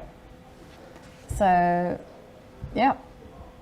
There we see Maxime in deep thought. Yeah, this is the golden... It's not even his move. No. But this is the right strategy. You know, he has to think in his opponent's time and think about the most trickiest moves that Magnus has to face. If he can do that, if he can anticipate what would make Magnus uncomfortable, then okay, he can get Magnus to burn some time on the clock. And talking about the clock, Magnus has just under 11 minutes, which is lots of time, but they're on move 30, so far they're not playing on increment. Yeah, the position is not. Yeah, it's not that tough. Of course, Maxime is incredibly resourceful, but I think Magnus's understanding of what's a draw and what's to be avoided here will carry him here. Yeah. He plays bishop h6. Just had to make sure rook b1, bishop f1, that nothing bad happens to him. And once he gets g3, king g2, h4, whatever, yeah, I think it's just a draw, and it will end in such without too much drama. Yeah. And okay, so Maxim retreating the bishop. Do you think Maxim Maybe they will push very hard for a win? I don't know, is he offering a move repetition here? Are we done already? Maxime could play on a bit, but... No, no. We have a new school of thought on this. It comes from Wesley So, the great creator, who says Always you should repeat twice. always repeat twice and then vary. Yeah. You know, Although I still think his strategy in Armageddon games, where black gets increment after move 40, is not ideal. And Yeah, here there it he comes, goes. H5. Wow. Playing with Magnus's feelings. Magnus thought, maybe I get my draw. He's going to repeat. But he says, Nope, no draw for you. not today. Can you count? H5 played. Now another strategic decision. G3 or G4? Because another rule of thumb is, as the defender, we want to exchange pawns. Because the more pawns disappear, the fewer winning chances black has. But of course, this G3 H4 setup also has something to be said for it. I don't know. I'm sure both are a draw, but I'm very curious which one Magnus will go for. Me too. I suspect that we might see G3, but I think I myself would probably play G4. Just because. Just because, you know, you try to trade off pawns. Those are the rules. Okay, so this is looking like Magnus will just have to grovel for a draw. But as someone who might need to grovel for a draw big time, let's go and look at Anish against Aryan Tari, because Queen A3, Anish is yeah, it really wasn't. pushing that concept of we need to exchange pieces to pronounce the weakness of the knight on H5. I This guess, is taking it to extremes. but I guess he was maybe a little bit afraid of the knight coming to C4. Okay, So this is why he played Queen A3. he's accepting his pawn structure Yeah, to be a bit crippled here. White should still be better, but I don't know, it's a big concession to make to no longer have a B pawn. that is true. It is true, but say, for instance, how is black going to release the knight on H5? 5 F, F4. yeah, I also saw that, yeah. I mean, you might lose a pawn somewhere, but with these double pawns, it's not like such a situation that he says. But Aryan, he believes Anish that the endgame is bad for him. It goes Queen B6. Now you could play B3, at least taking control over this. It's called the C4 square. Here they are. What's the clock situation? Well, plenty of time for both players. Anish has under 50 minutes, whilst Aryan just over 22 minutes. So no one is in serious time trouble, and they're already on move 24, 25, so no problems. Do you think Aryan was out partying all night after he defeated Magnus Carlsen? No, he wasn't. He actually went on a hike yesterday with his second Alexienko, and they went to Preikestolen, Pulpits Rock, in 3-hour hike, and they played chess. Hand and brain. They could still have partied all night after the hike. Yeah, you don't really want to party before going on a hike, and No, I but don't after. think. You mean, yeah. Yeah. Fair enough. The night before the rest day was a time, but with the hike, he couldn't do it. But yeah, you could see he was on cloud 9. And there is a danger, like when you achieve something that you really want to do in your life, that you that is your highlight, and then you just kind of experience this crashing of emotions, and somehow you don't play well afterwards. Yeah. No, I can relate. After I'd finished every episode of The Office, I was very pleased with myself for a while, but then I didn't know what to do from there. Like, you feel this emptiness. Yeah. Which version? You can't hurt my feelings. Seriously speaking, I like the UK The Office. I think it's very funny. The US I like watching as background stuff when I'm trying to fall asleep and not focus on anything, which is also a quality, but it doesn't crack me up like the UK, which was a bit angrier. Yeah. I never watched it. Wow, that's just I was shocking. being a bit mean, saying you can't hurt my feelings. We also have a German version that's good. It's the one Really? good German show we have. Stromberg. Okay. And did they translate the humor? No, it doesn't have any humor. It's just an office documentary. That's excellent. Yeah. Really shows you how life is in In an office. Fantastic. insurance company. Sounds riveting. Yeah. Highly recommend. I want to watch.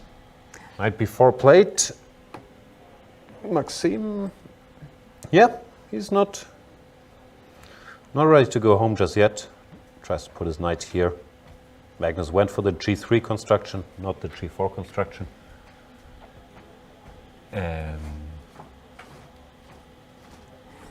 What about put the rook on somewhere. the 7th?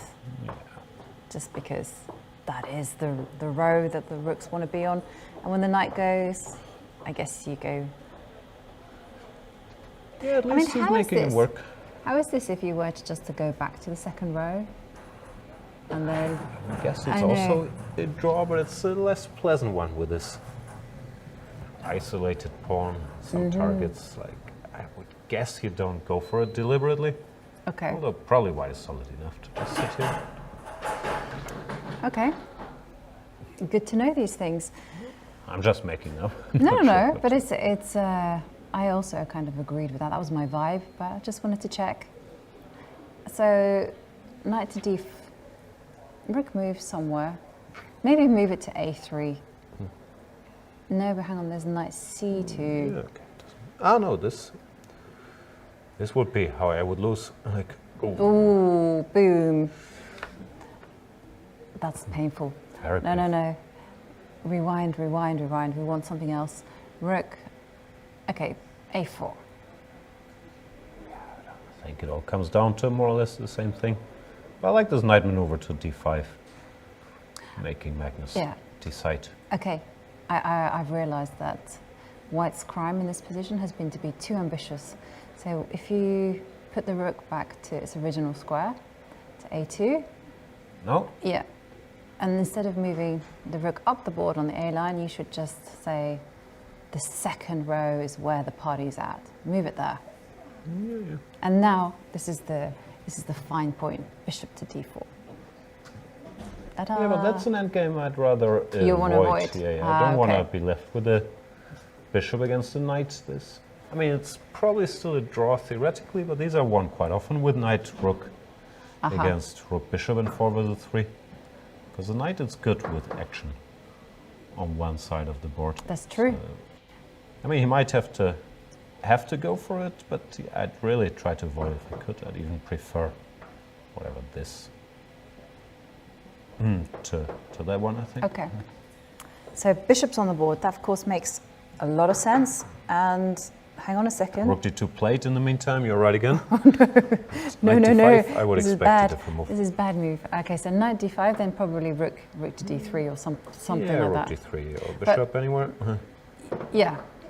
And okay, the clock situation is something we have to pay attention to because Magnus, he has under 4.5 minutes, which it sounds like a lot of time. It probably is a lot of time, but he's not going to get any added time past move 40. He's just going to get a 10-second increment per move. And we saw Anish really struggle with his time control when he had a pawn down. But okay, different position, I understand. But still, blunders are possible. That also goes to show, because, whatever, he had 11 minutes 2-3 moves ago. I said, he's not going to get into much trouble, but he's spent 5-6 of these 11 moves, so it's not like the position. It's all clear to him, and he's just going through the motions. He actually has to calculate and evaluate things, which means there's more scope for error. Still believe he should hold, but it's not a walk in the park at all, apparently. No, not at all. And Magnus, although he's lost 3 Armageddon games, he's actually been untouchable in the classical portion. There was one shaky moment that he had against Anand, but everything else just looked completely fine. But here, also looking fine, but having to work hard for it. No, there's nobody you want with the white pieces to have to fight for a draw. It comes down to this early middle game where after bishop e4, rook c8, he made the very natural move h3, but then Maxime was in time to stabilize, and computer said bishop e3 was the way to go. when it's a little tougher for black to get coordinated here after queen d7. For example, there's this, and this pawn is hanging. So here was black trying to hang in there. Well, then a few moves later, it was already white whose position. He went for the bishop d3 maneuver. And it was better to take and play this position, which we talked about, which seems equal. Yeah. Well, now it's already white fighting for equality. So something went very wrong there for the world champion. And talking about white having some chances, can we quickly pop in and Rajabov against Wang Hao? Because I just wanted to show you that your trick has kind of made it onto the board. Ah, but he went knight e4, not knight a4. I know. So slightly different, but still some kind of manifestation on the d6 square. How is this? Takes... White is never worse, because he can reclaim. Wang Hao doesn't. Decides not to bother. Just goes bishop e7, that's probably wiser. I would go back, like so. Yeah, this is the golden rule. Gotta try again. But Knight. probably black is not forced to play alone. Then, Eh. yes. No, maybe the best thing to do is to I don't know, go this move back. looks normal. Bishop. If takes, at least we have the fork, but... But you can just move your rook. Rook. Yeah, I guess you gotta go Yep, here. that's what I want. Okay, the pen is awkward. Yeah, still somewhat uncomfortable. Difficult to Forward break to black's this position side. down, but Yeah, there's no direct win or anything. But it could be a little something. I agree. We install the Kraken. See what happens. Okay. And oh, okay. So just revisiting the Magnus game, he did go for rook to d3. Yeah, we've seen rook We've d2, seen- knight d5, and Oh, d3. On the board, he's not worried about the opposite color bishop endgame if his pawn structure stays intact. Which is very understandable. and again, clock situation, under 3 minutes. So, yeah, world champion thinking, and Maxim, on the other hand, has all the time in the world. Is this? When you have such a clock disparity, I mean, how affected do you think Magnus will be by that? I don't think he cares. Not He knows he has 3 minutes to reach move 40. And in general, the advice is that if you have a lot of time, you should take your time, because that's more stressful for the opponent than blitzing is out. Because now, for example, Magnus, he probably thinks he can't really get up from the board and go for a walk, because you don't want to lose an extra minute here returning to the board. So you can prolong his suffering by taking your time here. Yeah. But I don't think it's too serious a situation. But this, okay, there is like one thing that I want to say, which I'm going to apologize to everyone out there watching. But when you have such little time on the clock, even if you get the 10-second increment, you might not be allowed the chance to go to the bathroom. What are the rules? I never know what the rules are. Are you allowed to stop the clock and say, No, I gotta go to the bathroom? I was told you're allowed, but I've never seen anybody do it. no, there's one workaround. So we have an arbiter producing, and he's saying, no, you're not allowed. You're not allowed to stop the clock and go, excuse me, bathroom break. But I was told by an arbiter that you could say, should I give away this workaround? Please. You could say, I'm feeling unwell. Ah, And then, I'm feeling unwell, I need some fresh air or something. And I think they have to stop the clock there. And then you can go to the bathroom. so that's a And code. then you can come Feeling back. unwell? That's what an arbiter told me. And we've been told other sneaky tricks by that you can claim a 3-fold repetition. Yeah. And whilst they work it out that in fact it hasn't been played, then you can go to the bathroom and that's it. You get the time. But, well, No. We need I've a solution for that. never thought about these type of things. But I mean, it is a problem when you're playing with this increment and you don't have that move, that time added when you reach move 40, that you can just rest, grab yourself a cup of coffee, a cup of tea, whatever it takes, and just regenerate your energy. Child, the solution is, if you gotta go to the bathroom, go. Because often people think, I have 7 minutes, I don't want to go now, and I'll wait a bit. But then, next time you have 3 minutes, and it didn't get better. Yeah. So Yeah. either that or I'm feeling unwell. Yeah. But okay, this is not great behavior. The best thing to do is, as Jan says, plan it out. And, well, MVL has all the time in the world to think about how he's going to put the most pressure on He's Magnus' drinking a lot of setup. water. Yeah, but he has the time. That's true. He has the time. He can. The funniest thing I ever saw was some person had 55 minutes left, and his opponent had 55 seconds left, and it was no increment whatsoever. And so the other poor guy was like forced to have his hand over the piece just to make it super quickly, and the one with 55 minutes just sat there and had a good old think for 20 minutes. How stressful is that? Yeah, that's what Yeah. I'm saying. You should stretch it out. I once had it, I was white and I had a lot of time, but I was sort of lost in my opponent. Had 5 seconds for 5 moves without increment in the old days, and he offered me a draw. And I was really, really lost. What do you do there?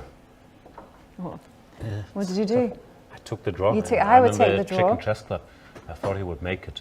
But I thought if I make like some surprising far away move, I can probably flag him.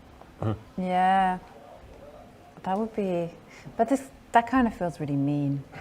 But it's well within the rules. Anything within the rules is good. So yeah, I think I also would have agreed to draw, just because I don't like to win by flagging someone. Don't? But then again, yeah, I say this like up there, high Best on feeling. my. No, of course, afterwards you pretend you feel Yeah, bad, but no one exactly. will. I know. But in reality, yeah, I guess I do feel kind of like, yes, I got away with it. Yeah. Yeah. Undeserved victories are the best. Yeah, I have to say, winning by swindling someone gives you such a nice feeling. But afterwards, you feel like you kind of, you pretend to your opponent, I was so lucky, I'm so sorry, etc., Really etc. But I am sorry on some level, but I'm also totally not. But yeah, what can I say? All's fair. Do you have a saying for when you're sorry but not sorry? Yeah, it's called being fake. Ah, okay. Being But fake? you say sorry but not sorry. You can actually say that. That's what I Sorry was but not sorry. fishing for. But yeah, and Magnus looking up. He's sorry that he ended up here. Yeah, of course. And what's So not much is happening here whilst Maxim is thinking of a way to put pressure on the white pieces. Let's go over to Anish and Ariane, because there has been some kind of progress. You mentioned the move B3. Anish said, I do it. he did Maybe do that. make profit. The Dutch number 1, world number, I don't know, 10 or maybe somewhere around there. Anish Giri here against the underdog, the Norwegian number 2, Ariane Tari, who did defeat the Norwegian number 1, who also happens to be the world number 1 in the previous round. But Anish is putting pressure, chipping away here against Ariane Tari. Ariane has less time on the clock, less bishops, more knights on the rim. None of these are good things. He's more or less lost. Anish stabilized, and now he will go back to his tactic of exchanging all pieces not called knight h5. This looks really, really bad for Ariane. Yeah. I mean, there is one way out for this knight on h5. You kind of pointed it out earlier. f5 and then f4. Yeah, but now that white is so stable here, That's why I think he should have exchanged queens, because now you also get punished on the king side, like bishop h5 or maybe knight f5 directly. And okay, we might have gotten rid of the knight, but at what cost? Yes, that's true. But I can't use the line, my kingdom for a horse. A horse. Yep. Where's that from? BoJack Horseman? No. Some ancient stories. I've never actually seen that. I've heard good things about that one. BoJack, yeah, it's great. Yeah, everyone is saying, yeah, I should watch it. But I have lots of TV series to watch. It's surprisingly depressing for a cartoon. It's great stuff. I felt miserable afterwards. Okay. No, I don't like feeling miserable. Okay, no, then. I like Stay away. happy stuff. Happy? Yeah. I got nothing. Not even a little bit of happiness. Not a Happiness? little bit of ray of sunshine. Ooh. Queen d2. Yeah, this is good. The rook will come. The rook is going to come to c1. First of all, he clears away a safe square for the king. Great technique. He wants this, I don't know. And He's also probably queen worried a5. about queen h3. Yeah, he wants.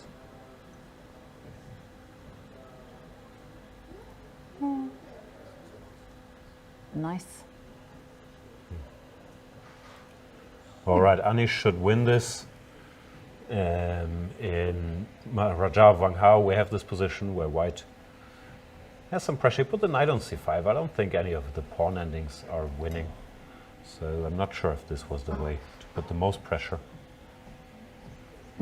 But he's still somewhat better. Timur Rajabov. I guess black goes a5, b6, king c7 in some order, and encourages this exchange. And we actually have some exchanges happening in the Magnus Carlsen MVL game, because basically they traded bishop for knight, and now we have opposite color bishop. And you called it.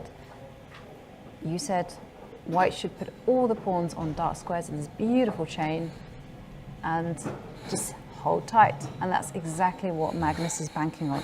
Maxime will also build an even prettier chain with f5 and e4. Yeah. But I think there's no progress to be made. After that, I've played this exact same endgame with black. You make some progress for a while, but especially with the pawn on h5, it's going to be very hard to break through, because if you get all the moves you want to make, whatever. Not making the best moves for black here, but once you get here, okay, first of all there's a check. But what I'm trying to say is there's no breakthrough anymore. With the pawn on h5, with the pawn on h6, at least you can go h6, g5, f4. That's still a draw, but you're making some progress. But here, there's no pawn break. White just takes whatever comes his way. And of course, in practice, he will also start giving some checks while we're centralizing. Yeah. So now I think it's just a draw. So probably perfect time to take a small break. Let's do it. When we come back, draws, Armageddons, the potential Anish Giri victory. What's not to like? Exactly. Chess players, what do they know? Do they know things? We'll find out.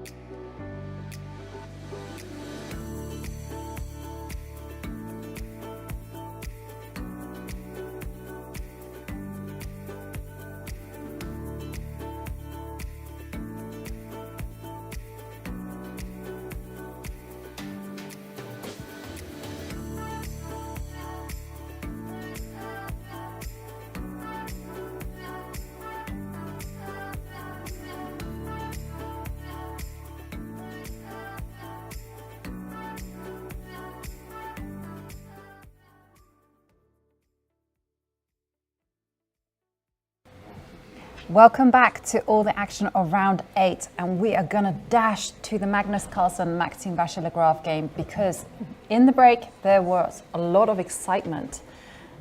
I think Magnus has made a few inaccuracies, because looking at this position, it looks like, well, Black has made a serious improvement. Yeah, it looks like the world champion could be in serious trouble now. We'll have to figure it out. In the position currently on the board, Black could go rook c3 check, forcing the king back, and then take the pawn, which not only picks up a second pawn, but also stops rook d6, targeting the g6 pawn. And with 2 pawns down, I can't yet tell if it's lost, but it's certainly on the verge. Magnus goes bishop to g8, threatening checkmate. That's his point. He wants to force Black to go g5, and he's hoping that this position is tenable against the defending against the f and h pawn. But I'm not sure it is. It is 2 pawns after all. Yeah, definitely 2 pawns, and it looks. I mean, how? I mean, does it matter where the white king went? Yes, it did. I went to g2. Apologies. Yeah. He's anticipating these pawns running at him, so he wants the king closer to the h pawn to stop him. But is this really holding? I have a feeling this could be lost, like h4, king g4, if Black can combine advancing the pawns with a kingside attack. It looks really bad, but I mean, is it possible that White can just pounce on one of those pawns, like for instance give a check on g2? Yeah, king is back. Now I switch to the attack on the h pawn. Gotta be careful now that the king went to g2. This bishop is also loose, so here you would have to give a check first. Yes. The king gets out of the way. Now there's no longer rook h7. If the rook goes somewhere, we advance. No, it looks lost to me, frankly. What happened here? How did he get? Because when we left, it looked safe as houses. It looked solid. He went f4. This was the problem. Uncalled for. Yeah, totally uncalled for. But it was based on a gross miscalculation, because after f4, he missed bishop e3. Bishop e3. Yeah, the mystery deepens, because after bishop e3, rook d7. Sorry, rook d7, and then I think he just missed after pawn takes pawn, that you can't just go rook takes pawn because of rook b2. And then after king f3, pawn takes pawn. And Black wins with g2. Yeah, that's still stunning to me, because I don't know if I'm missing any deep resources here, but I still think if White just stays put, rook a2, that there's just no way for Black to make progress. Like, he will go f5 and e4, but that's where the story ends. White just waits. So, on move 40, probably down to his last seconds, Carlsen decided to change the structure, and it backfired. It's also, usually it's the advice you get not to do. No, don't change the structure in time trouble. Don't touch the pawns. That's the advice. That's the advice that I've been given actually this last year and a half. David Howell has been very adamant on recommending that you don't change the pawn structure. You don't make any committal moves until you start to get time on your clock. And once you've built the time necessary, you can sit down and calculate those consequences. And here, talking about consequences, we're seeing direct consequences of this eagerness to change pawns. G5 not on the board yet, but it will happen. He's thinking if he should give a check first. Or maybe he's also trying to evaluate. He could also stop the checkmate with rook c7 if this is winning. But here my hunch is it should be a draw, because now these g5 positions are drawn, and I'm not sure if there's a way for Black to get to the h4 pawn. I don't think there is. Like, White just waits, whatever, bishop f7. The pawn gets attacked, you cover it. The king starts moving. The bishop just sits here and keeps an eye on these pawns. Nothing. This is a draw, but g5 might very well be lost. Yeah, I agree. He's not calculating this opposite colour bishop endings. They're notoriously drawn. It's not practical to go into that. Even if it were winning, keep the rooks on the board. And he goes for g5. And Bishop e6, up tempo. Carlsen, in the meantime, has probably also figured out that hg is not great. And he's saying, at least, if I'll be 2 pawns down, I want them to be doubled h pawns. But even here, there's tactics. h3 check, takes rook g3. King h2, is this winning? looks like Looks bad, but I don't see a win yet. no. And in the meantime, there has been a result between Rajabov and Wang Hao. That was a draw, and there will be a tiebreak at 8:45. But we are going to stay on the Magnus Carlsen game because, of course, this is the game that could change everything. If MVL wins this game in the classical portion, then Magnus drops to second place. Third place Or even. third no? place even. This Yeah. feels like... Do you watch Game of Thrones? I did. This feels like, I don't know, one of these episodes like The Red Wedding, where they kill off all the main characters, and then no more King Joffrey for you. Enjoy watching Ramsay for the next season. That didn't happen in the Red Wedding. They killed Robb Stark. Is that his name? How can you kill Robb Stark? He's Yeah, he was. so heroic. He did so was. well in The Bodyguard. Yeah, he did very well there.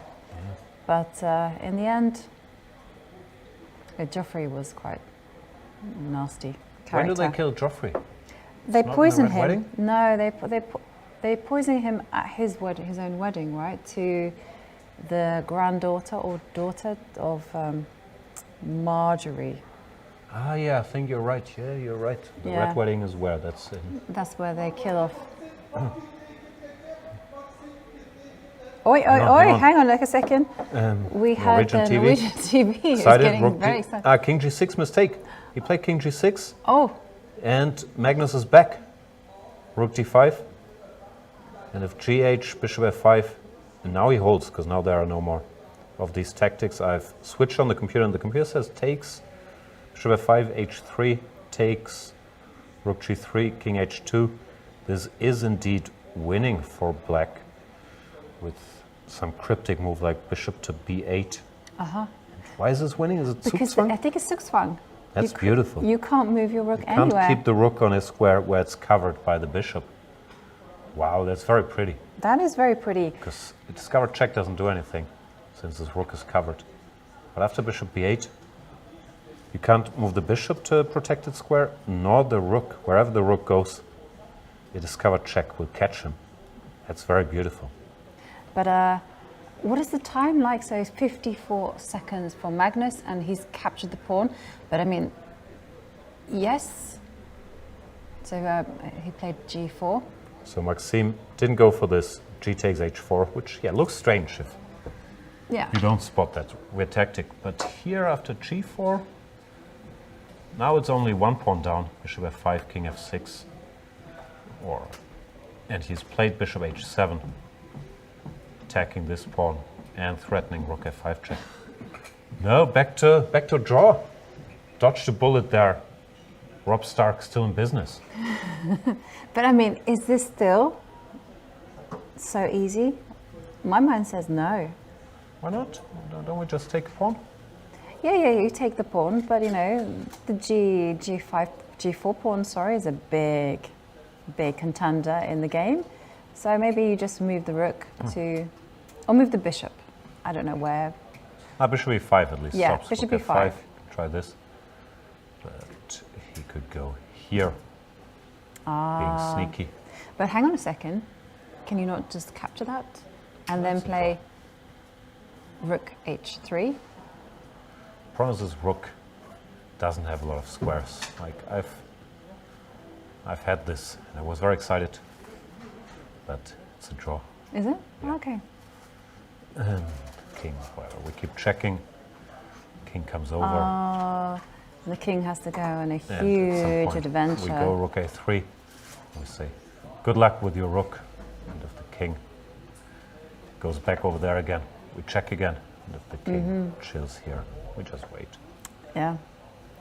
And Magnus knows his endings. Look at that. No, he bishop went for g6 bishop played, g6 yeah. immediately. Oh, beautiful defense from Magnus. You have to... I mean, can you throw in a check? Okay, can we be a bit sophisticated about it? Rook to g3 check. Yep. King. Somewhere. And now you take. Still the same business, isn't Yeah, it? it's the same. Stupid rook doesn't get out. Even here, I'm not in a hurry. I can just go rook e3 and wait. Yeah. That's just no progress. Well, one to store in the Mind Palace, according to Sherlock Holmes, or the crook in Sherlock Holmes. King takes. How dare you call Charles Augustus Magnuson a crook? Was he not a crook? He's just a powerful man with a lot of okay. information. Was that his name? I think it's Magnuson. I have no idea. I have no idea. For some reason, I have him down as Mikkelsen, but I think that might No, be that's the actor. That's the real name, right? Yeah.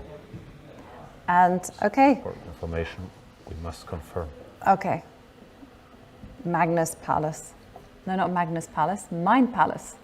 Magnus probably has a mind palace. I would love to kind of take apart his brain and find out how he stores all this information. Like how he manages to memorize all these positions and all these opening variations. So how would Because you he- do it? Like, No, I would do it like how do you get the power of his Minority brain? Report. Uh-huh. You know, where you can kind of get like some video replay of their thinking. I think that's cool. I'm not sure that was the message of the movie. Quite Could be wrong. But I didn't feel like no. this is good stuff. Yeah. But I agree. Bishop g6. Bishop g6 on the board. And it's a draw. Magnus Carlsen, the world champion, is escaping here. Barely.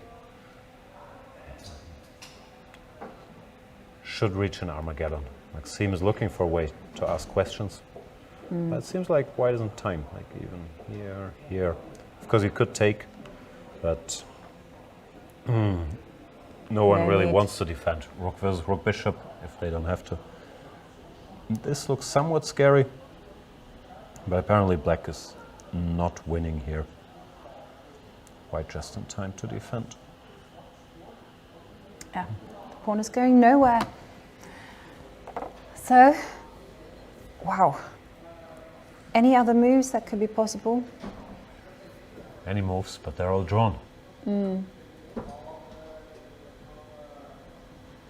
Carlsen with 54 seconds. I mean, is there a possibility that you could be very sneaky and just move your rook, the black rook, to the, let's say Sneakily move a3, it. yep.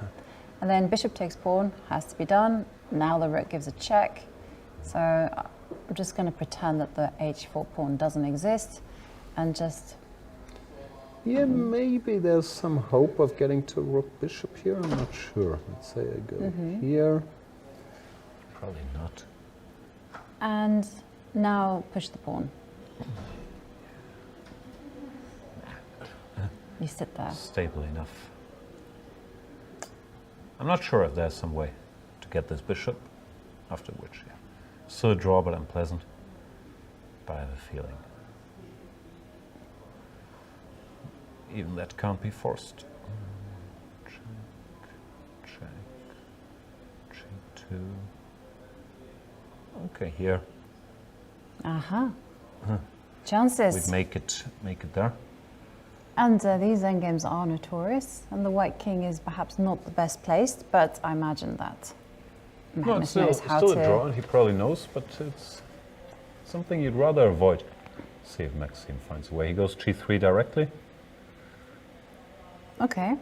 after which Carlsen could take, but then rook c2 check happens.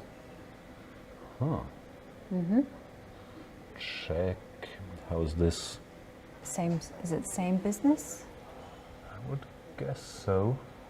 King King somewhere. drops.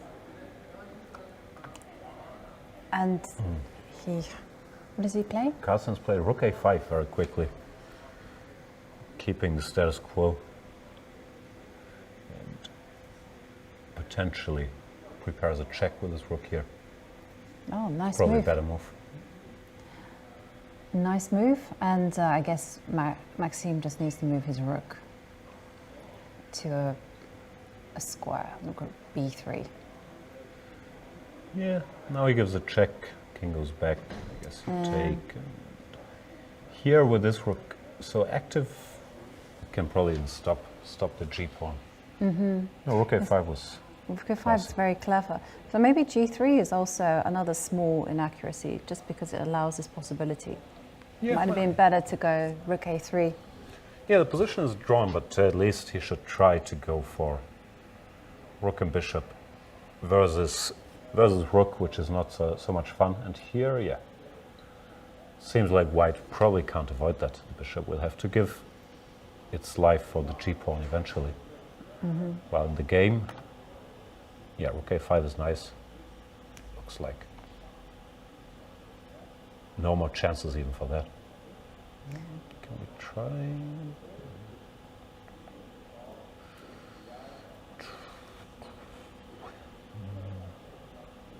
Yeah. Now you why can go do that bishop time? takes pawn as well. Yeah. No. Ah, yeah, now there's...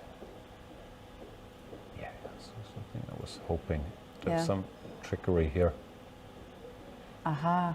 but this is very far from forced. Here we randomly went. But no, just rook a2, for example. It's just a draw. Yep. Definitely good news for Magnus, who once again escapes with a draw. But still, a lot of tricks left on the board, and we're going to see a move from Maxime. He's going to move his rook. Rook c4. Rook c4. Steps back, takes the h-pawn. Rook a6 check will be played. Yep. And now the question is where to put the king. I mean, it feels like maybe don't put it on g7. Yeah, probably here. So there's no Yeah. checks from behind later. If takes, oh, this is bad news. Now bishop f3, rook h2, and the construction doesn't work. He's gone to g7, that's surprising. Because now, once again, there is this rook check. And that saves the day, right? So can you take the pawn now? Or is it still the same issue? I think you can. Yeah, you can, right? Takes, check. And then This you is can the throw. difference. Yeah, he does take king h7, rook g5, and with the rook. Keeping an eye on the pawn. Do we still get rook bishop? Check. g2, let's say. Probably not. No. King g1.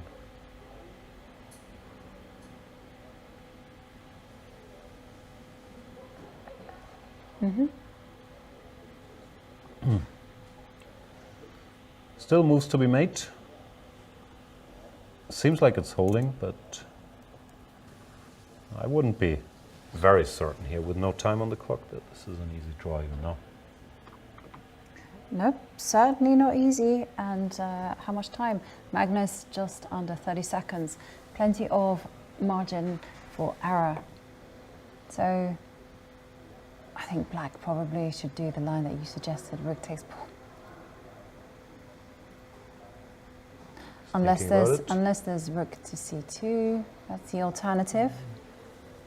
And oh, well, I've now pulled up Sessi, the stockfish that runs on a high CPU, and it says the best move is rook takes pawn. It's happened. And it's happened. G6. And now the best move is rook to g6, which has been quickly played by Magnus. King h7. King h7. And Rook g5 also forced. rook g5 has to be played. And top move, rook h2. So, Yep. King f1 or king somewhere. yep, rook king f1 on the board. And now king f1, it says just a draw. Bishop d6 is given as one line. Magnus Carlsen, super focused. Yeah, and this is why he saves all those games. He concentrates until the very end. And, was told on Twitter by Jyrki Valstedt that Mikkel, the guy, the crook with the Mine Palace, his name was Magnusson. So you're right. And he was a I crook. looked up. He was a crook? He was a crook. Ah, He was a baddie, right? I was wrong about that. But, okay. Rook g5, MVL. It's difficult to suggest any kind of move to kind of pose some problems.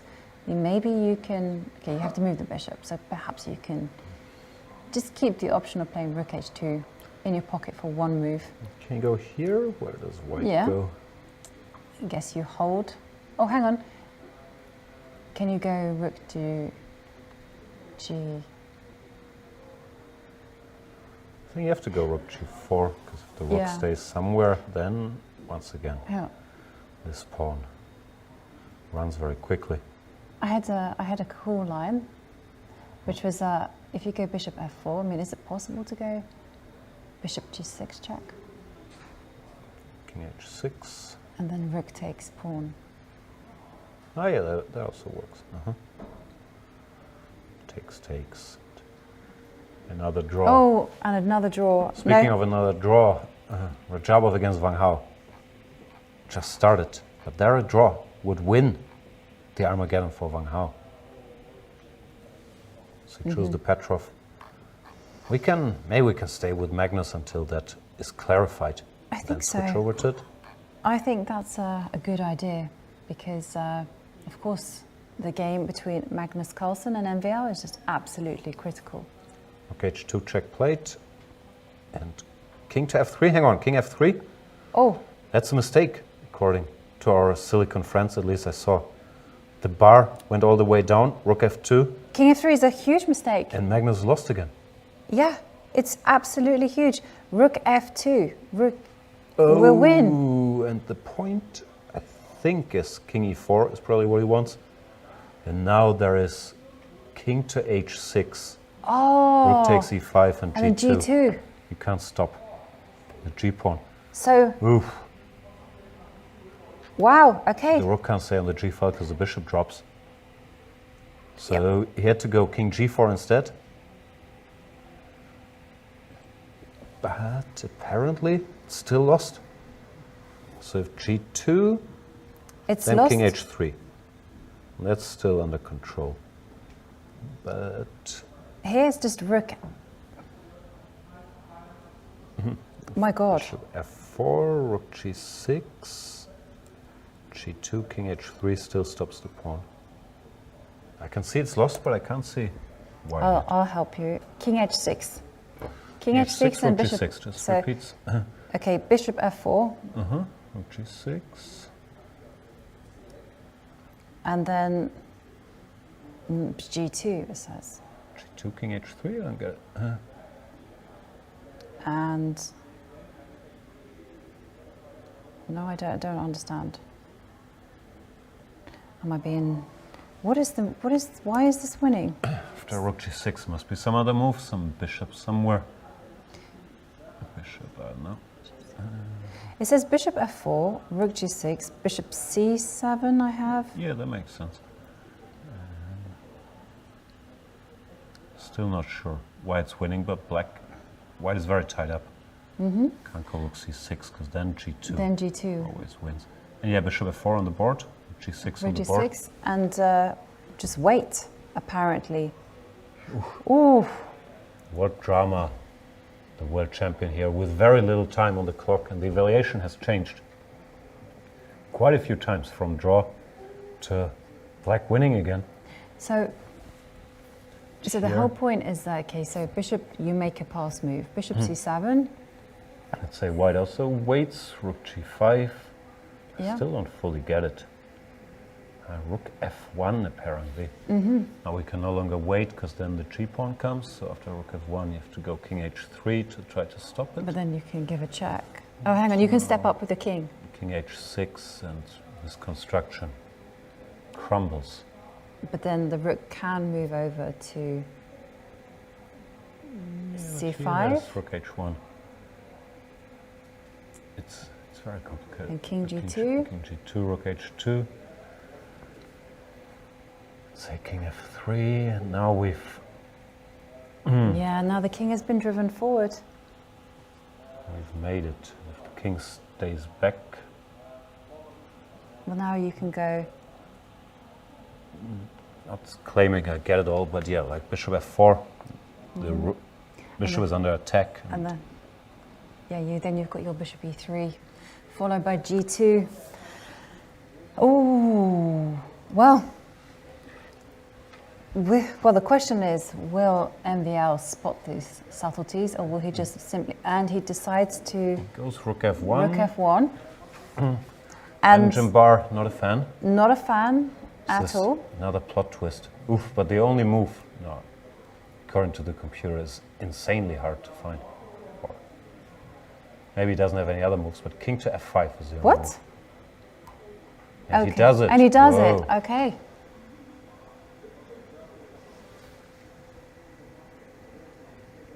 White pieces are so clumsy, but apparently the king is allowed And the rook has... to push forward. And the rook just blockades the pawn. Yeah, rook f1, now there's no longer g2 to be worried about. But what happens if you go rook f2? You kind of say, hey, You could made a repeat, bit of a course, mistake. but Should... as we know from Wesley So games, Don't do repeating it. once doesn't ensure the draw. Now white can improve his coordination.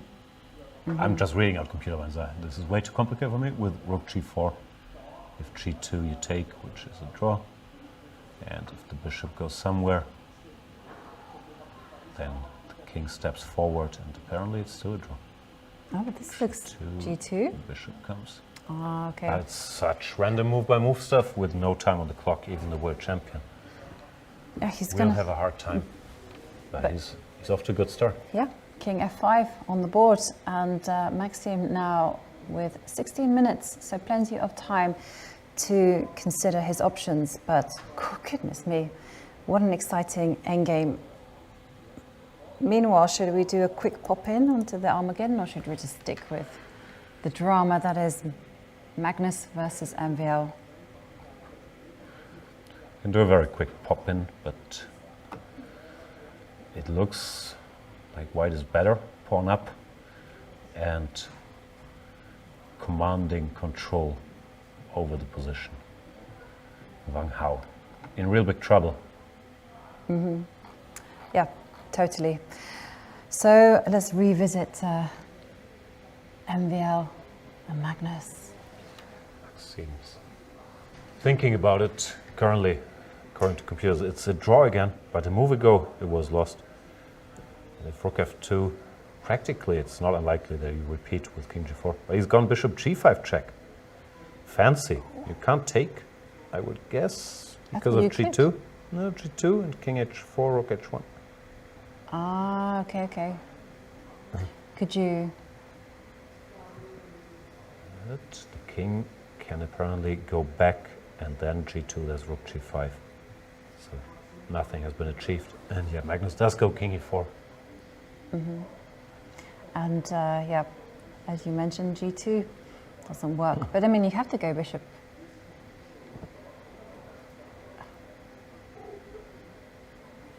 He's managed to step out of it. Bishop f4. Now he can repeat. But now he can also start making more human moves, coordinating again. But okay, if you do that, there's king h6. Still some questions. Oh, you don't want to take my bishop? No. Yeah, I was kind of hoping that rook e1 works, but it doesn't. So everything is good. So Amazing how many small tactics there are in this position for both sides. But it looks like Carlsen is escaping. Although I've said that before, and then he was lost again. King d3. Now Maxime lost coordination a little bit. If rook f5, king e4. And if bishop h4, let's say king e3, the white pieces sort of manage. Yep. And one of the things, if you step back with the bishop, I mean, just the rook and the bishop on the same line, the king e3, rook g4 is going to come. It's going to be a draw. Rook f5 played, king e4. Ah, there's another endgame up for grabs. g2, king f5, g1, rook g5, which is also a draw. But yeah. There's been a choice between rook versus rook and bishop, rook versus bishop, or queen versus rook and bishop. All of those are a draw. But I guess queen versus rook and bishop, if you don't drop stuff directly, it's a fairly simple one. Yeah. The question is, does Maxime have anything better? If he moves the rook away, the white king steps back. And if check, could even go forward again with the same construction as before. Yeah. Difficult. I mean, it's difficult to see a winning attempt for Maxime now. All the lines you show are kind of simple draws. Yeah, it seems like there's no longer anything crazy to calculate. Well, before we could see the engine bar dancing around wildly here, but to spot over the board there, while bishop c7, all of a sudden black is winning, it's also, Yeah, I think it's too much for. definitely. But bishop c7 is the kind of move that you might make. Yeah, if you don't see anything direct. If you don't see like, anything let's keep directly, it going, just go make a random move. And maybe it's not even that tough actually, because now, yeah, white just doesn't have a move at all. If the king goes over here, then now you get oh G2. no, I messed it up again. That's not the one. Yeah, it's complicated. G2, king f3, still holding, but starting with rook h1 threatens G2. Now king f3, you just take. Oof. Yeah. Oh, yeah, beautiful. And well, this position looks like it might be headed into a draw, but I can tell you, Ariane has rescued his trap knight on h5, and that game is now also. h2 all of a sudden. What happened here? He's Yeah. worse. Yeah, Anish is worse. Anish is worse. Oh, He got greedy and grabbed some pawn. he was basically winning, or Totally. much better. Okay, random moves. Looks like yeah, didn't make direct progress before. Whatever. Shuffling around, and f4. Nice. Nice Maybe trick he there. missed this trick. If bishop g4, fe3, and he can't keep the bishop. Like queen e2, knight f4. Takes, and all of a sudden, black pieces are. They are out. And yeah. Oof, that's shocking for Anish. Yeah, it's very sad news. I mean, he does have some extra time on the clock, which might give him some hope. But when it comes to, let's go back to the Magnus Carlsen game, because Magnus, well, MVL did check Magnus's king. Magnus just takes a step back. And I think the game will probably just fizzle out now. You can always get the queen and try your luck here for a few moves, but it doesn't look like any of the pieces are falling. No, That's just a draw. the king just steps behind the rook and just doesn't move. Queen by herself, doesn't give checkmate. Something I had drummed into me since I was a child. You had all these invaluable lessons. Well, yes, all these superficial sayings, there to guide me along my chess journey. Okay, bishop h4, Is he going to make a move? 11 minutes on the clock for Maxime. So we still have some time, so maybe we can... Bishop h4. Get a king e3. It's not going anywhere. Yeah, king e3 and Oof. rook g4. It's going to be shake hands. What drama? This is Yeah. more... It is total drama. And if we see an Armageddon game, who do you think is the favorite? MVL, of course, is Blitz champion. I always think Magnus is the favorite, and so far White has done well here. He's gonna be losing a lot of energy trying to hold this position together. But yeah, I always operate on the assumption he's the favorite until proven otherwise. Mm-hmm. And do we have any update on the He did lose position? 3 Armageddons in a row, though. I think it was black in all of those. No? Yeah, he was. And Timur Giri? Rajabov against Wang Hao looks totally winning for Rajabov. Still, he's now 2 pawns up. Must be nice. It's great. And Wang Hao against, sorry, Anish against Ariane. It's an somehow. endgame with equal material. Anish has done well to trade off queens. Ariane went along, that helped. Here after 96, he could have kept the queens on the board with rook f5. But probably also felt it's enough adventures for today, and in this one at least he should be safe. Apparently he's not better, but it looks like if anybody's better, it should be black with the counterplay or the attack against the h-pawn. Giri went knight c7, or king f7 was played, knight c7. Knight f3. What's Anish going to play? He's going to give a check, rook d7. He wants it. Yeah, he gives a check. Oh, well, still a complicated endgame though. If the king comes up to g6. Still be concerned with white. Okay. Rook goes to d. If you check again, the king just snakes his way all the way up to g4. Starts munching on some pawns. Now I'd be very worried actually if I were Anish.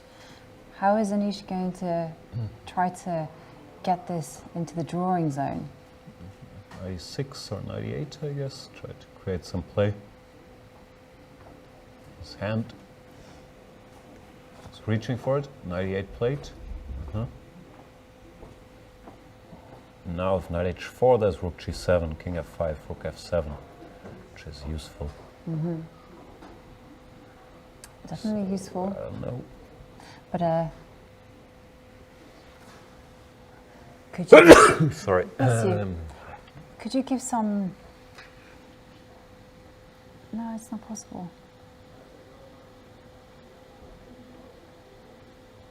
So I guess you just have to accept that this pawn is falling. The king is not going to advance so easily, so maybe just move the rook out of the way, out of the f2 square. Just keep him along the second row. I don't know, king f5 looks sort of normal to start running, but then Then we knight also... takes, and then there's also rook. Ah, I missed this. Rook d4 is not possible. Yeah. G3, g6 is coming, and Ariane, is he down to seconds as well? Played rook e2, takes the knight. Rook takes Who's pawn. better and why? Could you just go knight f6 as well? Yep. Yeah, at least now Anish is once again out of danger, and Ariane has to be a little careful. Yep. And in the meantime, we do have results. Rajabov actually. did beat Wang Hao. Yeah. He just has a perpetual. It's a funny construction. He just keep giving checks. No, it's not a perpetual. It's going nuts. Okay, the Norwegian commentators are going crazy again. There's been no development in the Magnus Carlsen. He has put his bishop on h4. Yeah, and rook e6, somewhat surprising. Might be fine, but I thought he would just bring the king closer. And it's headed toward rook bishop. Whoa! Just when you thought. No more twists in this one. We get a third chapter. It's a bonus. But okay, this one looks like a very bad construction of rook and bishop. I mean, white doesn't seem to be in any danger at all. It doesn't matter. Like the Yeah, I was king told. will be pushed back. Yes, but I was told if you hold the 6th row or the 3rd row or whatever, the F line or the C line, then it should be just an easy draw. It's when you start to get pushing back to the 2nd row and then the 1st row, then things get a little bit tricky. But you can be pushed on the 3rd rank, no? Let's see if Maxime manages. Okay, well, he's a full bishop down, but the position is a technical draw. And Magnus, 1 minute on the clock, so he does have the capability. The 3rd rank or the 6th. Yep. Okay, so the bishop comes. But it's very difficult to get pushed back to the 1st row. This is the big thing. King. And we have to count, because it's going to be super important. When did that pawn disappear? Let's have a look.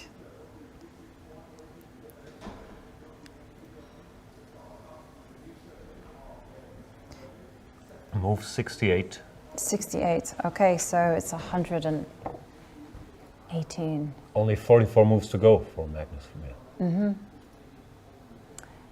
Okay, here it comes.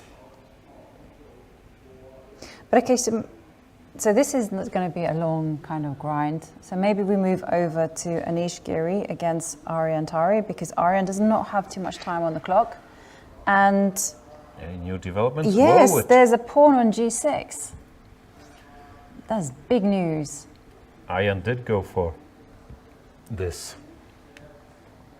Counter-attack. Knight f6, he takes, g6. But now something went wrong. Knight d2 check. Apparently a losing mistake, what he should have done. Well, but this is the only move, and it's very strange because you don't want the king off the back rank. This was the only way to hold the balance. And this game, by the way, didn't last very long. Maxime is saying, Oh, I believe you, Mr. World Champion. he's just agreed to draw. He did that's not shocking push. to me. That is very shocking to me, because for sure, if the situation were reversed, Magnus would be pushing hard. He would not Usually just this agree always to played draw. out. Yeah. Wow. Well, anyway, we are going to see MVL and Magnus Carlsen fight it out in Armageddon. And we're going to see a situation where Magnus will be in a must-win situation.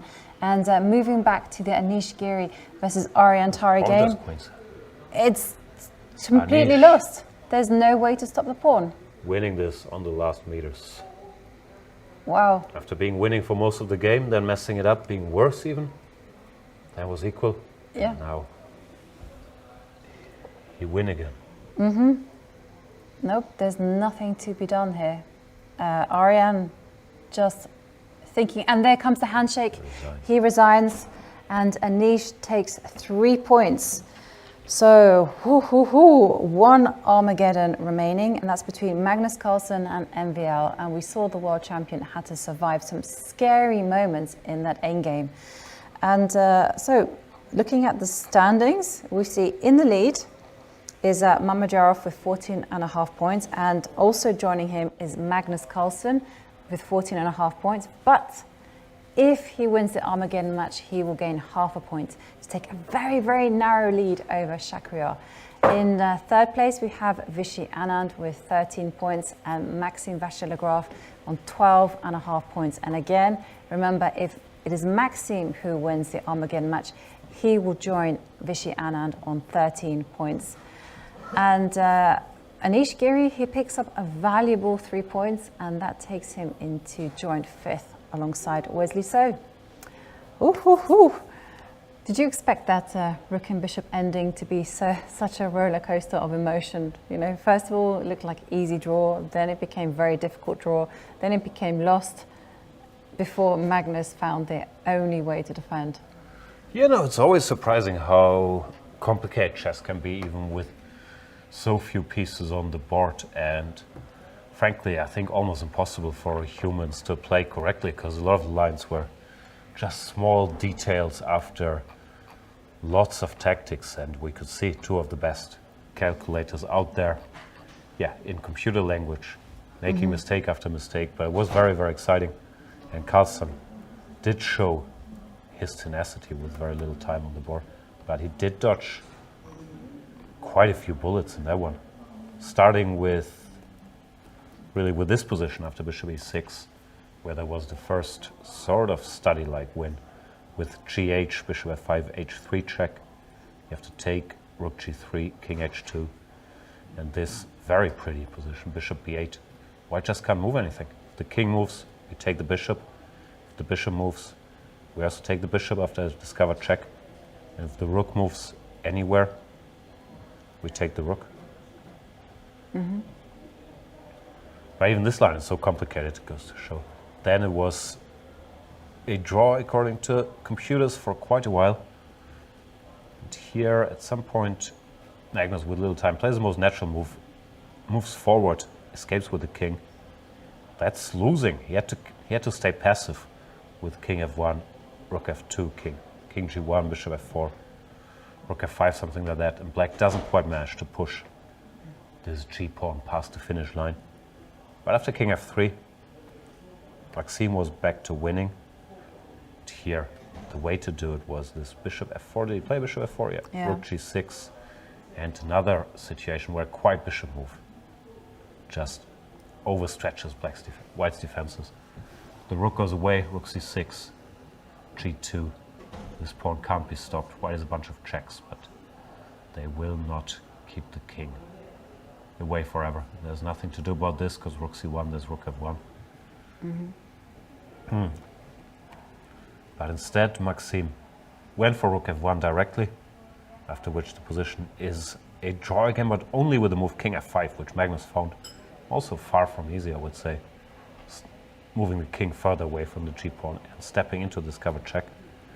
But now it's a draw, bishop g5, sneaky move. If takes, g2 once again wins. However, after king e4, once again played, the position is a draw, and here Carlsen doesn't go king e3, which maybe could have allowed him to avoid this rook bishop versus rook situation. But he went rook e6 and went for this, which is a draw, but it's almost always played out between top players, and actually won quite often. So, somewhat surprising, Maxime said, nah, I believe you, let's play Armageddon. But maybe he also knew how good Magnus is at it. I don't know, usually it's played out, so. Two surprising things today. Maxime not continuing here, and then of course the shocker of the day. Vachier-Lagrave going queen to b5 and instantly resigning, where even after the blunder you would normally expect him to wait if Mamedyarov sees this. Mamedyarov, as he told us, had not yet spotted it. Yeah. Tough round for everybody involved. Yeah, it has been a round full of surprises and shocks. And we are going to take a quick break whilst we try to get Anish into the studio.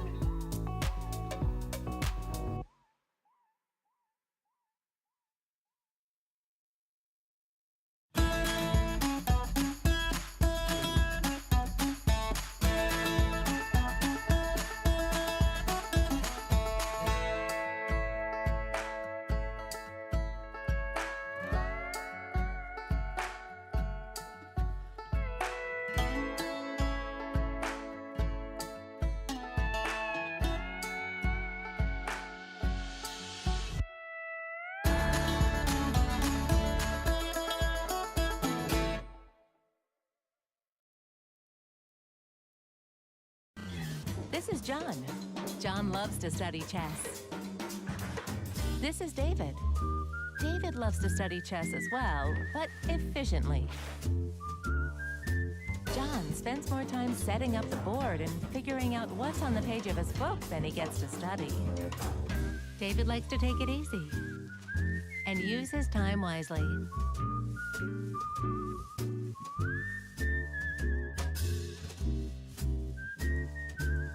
David has finished his exercise for today. John should try the same.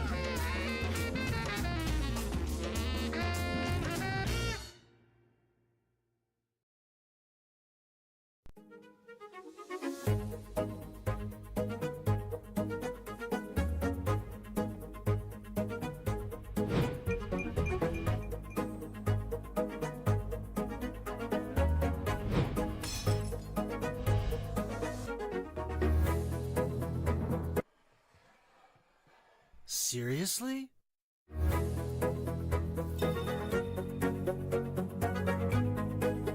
Checkmate! Aim chess is an intelligent system that analyzes your game, prevents mistakes, and develops recommendations for improving your skill. Phew!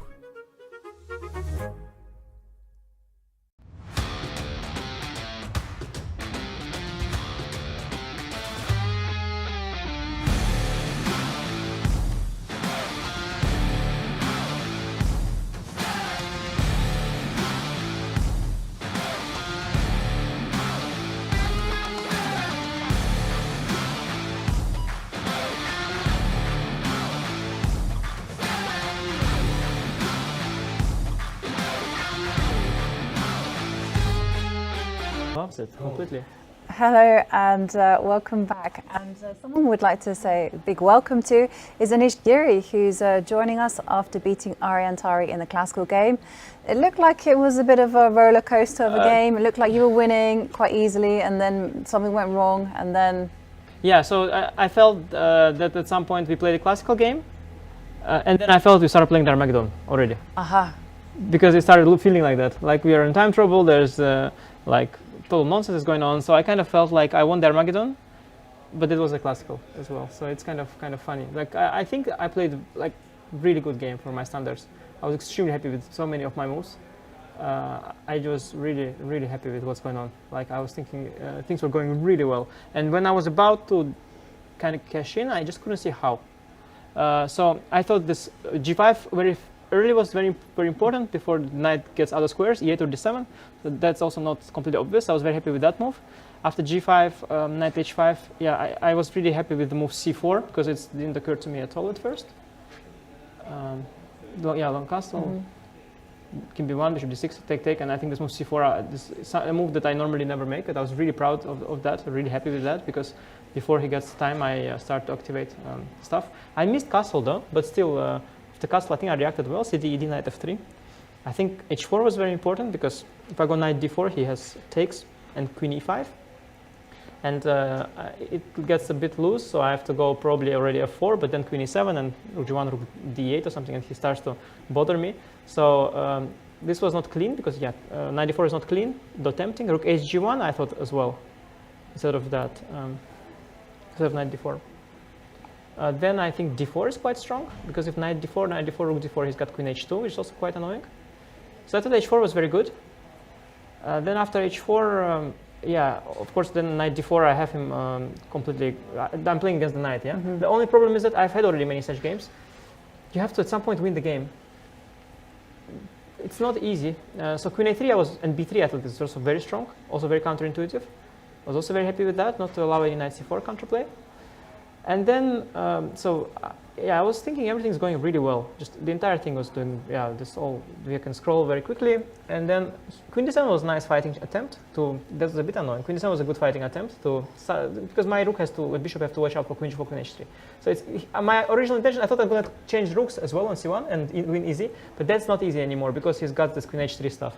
So that was a good fighting thing, but of course still I'm completely in control. I thought this bishop F1 was a great move as well. I thought it's very subtle. And here, yeah, one more move I think was also very good. And here, I have to be winning by force, but I just don't see how. Because bishop f3, he's got knight h2 and queen e2. Queen e2 is a better shot, but queen e2 he's got f5. And because my queen left, I don't have knight c6 anymore. So I have to have some kind of move here that wins, but I just don't see it. And then I spent a lot of time, and from this moment onwards, I just realized, okay, I'm going for plan B, which is just trying to flag him. Computer likes queen e2, f5, and now just rook d1 and keeping. Yeah, but I king h7. Yeah, then bishop f3. Queen h2, let's say. Isn't it a bit counterplayish? Just reporting here. Yeah, no, that's, you see, that's the kind of thing you need to see to win games. And that's the problem. That's the problem. Very It's computerish always, solution. yeah, but it's not computerish, it's how you have to win games, like that. Like that you have to win games. The positions like that have to be won this way, and I just don't see this kind of stuff sometimes.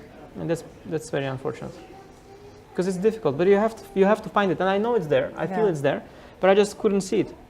And then the thing is not that I couldn't see it, I didn't have the time to see it also. Like I had time at this point, but I thought, okay, I have to make a move. So I just made a3, king a2, and now f5. Now it's very hard to convert. Yeah, now it's just very hard to convert because he's just standing and I don't know, like I can't threaten anything. And then I just went completely out of hand. I just tried to flag him and I did in the end. I just don't see how to convert. I'm strategically winning, but I just don't see how to break. Like it's very hard to break. And this he found some trick of After f4 it got messy. Yeah, I saw now knight a5 I have, but I didn't see this idea. I didn't realize knight x4 is taking the queen. Oh, Magnus survived, yeah, of course. So, There was a neat recovery though. knight a5 I could have found. It's very easy. I looked for these things. I considered bishop g4 instead. Bishop g4, fe, queen e2. And now if queen e4 I have f3, but knight f4 is very strong. Queen e4, f3 is nice, rook c2, king b1. So I was hoping that this is the win first. I was very excited. Then I realized that, yeah, rook c2, king b1 kind of nice maybe. But he's got knight f4 instead. And I was trying some other things, but I didn't see this knight x4. I should have looked for longer, but yeah, I just thought I cannot give up my time advantage. Yeah. I have to flag him, so. Yep. And I'm just going to say that the game between Magnus and MVL has kicked off. You want to join us? Yeah, let's go. Let's go. Yes, my streaming minutes from Chess24 commitment are going to be deducted. 9:30, I'll start the timer. I thought that you're supposed to castle first. Did Maxim mix up his prep again, or is his prep to play this? Because I know the line with short castle, and then depending on the knight, knight e2, knight f3, you do different things. I haven't looked at this forever. In the old days, you went castle, knight e2, c5. Yeah, and knight e2, you can go b5. That's that depends on Swedish stuff. But knight f3, you can go c5, which is very, very trendy. But Maxim goes for just b5 in either case. I think that's also probably possible. They're following some game, Dubov, Nepomniachtchi, where... I think they're following the game, Carlsen and MVL from earlier today, no? That one too. But now knight c6, this is the improvement. He now follows Nepomniachtchi. He played bishop g4 in the classical, which is... Oh, is that... Yeah. But how did he get better after this? Was Magnus blunder some move, or what happened there? Yeah, it was more step by step, I think. Wow. Bishop Okay, e4, rook c8. Okay, this is the classical. Here, h3, the computer didn't like it. So bishop e3, and what is better? Well, after h3, black is somehow in time. And then he didn't want to pull the brakes too early. He was trying to keep it complicated, but got worse. But now, something different happened. Rook b1, knight c6, pawn to e5. Yeah, so this is different from so the game. Ugly what black is doing now. Bishop f5, really?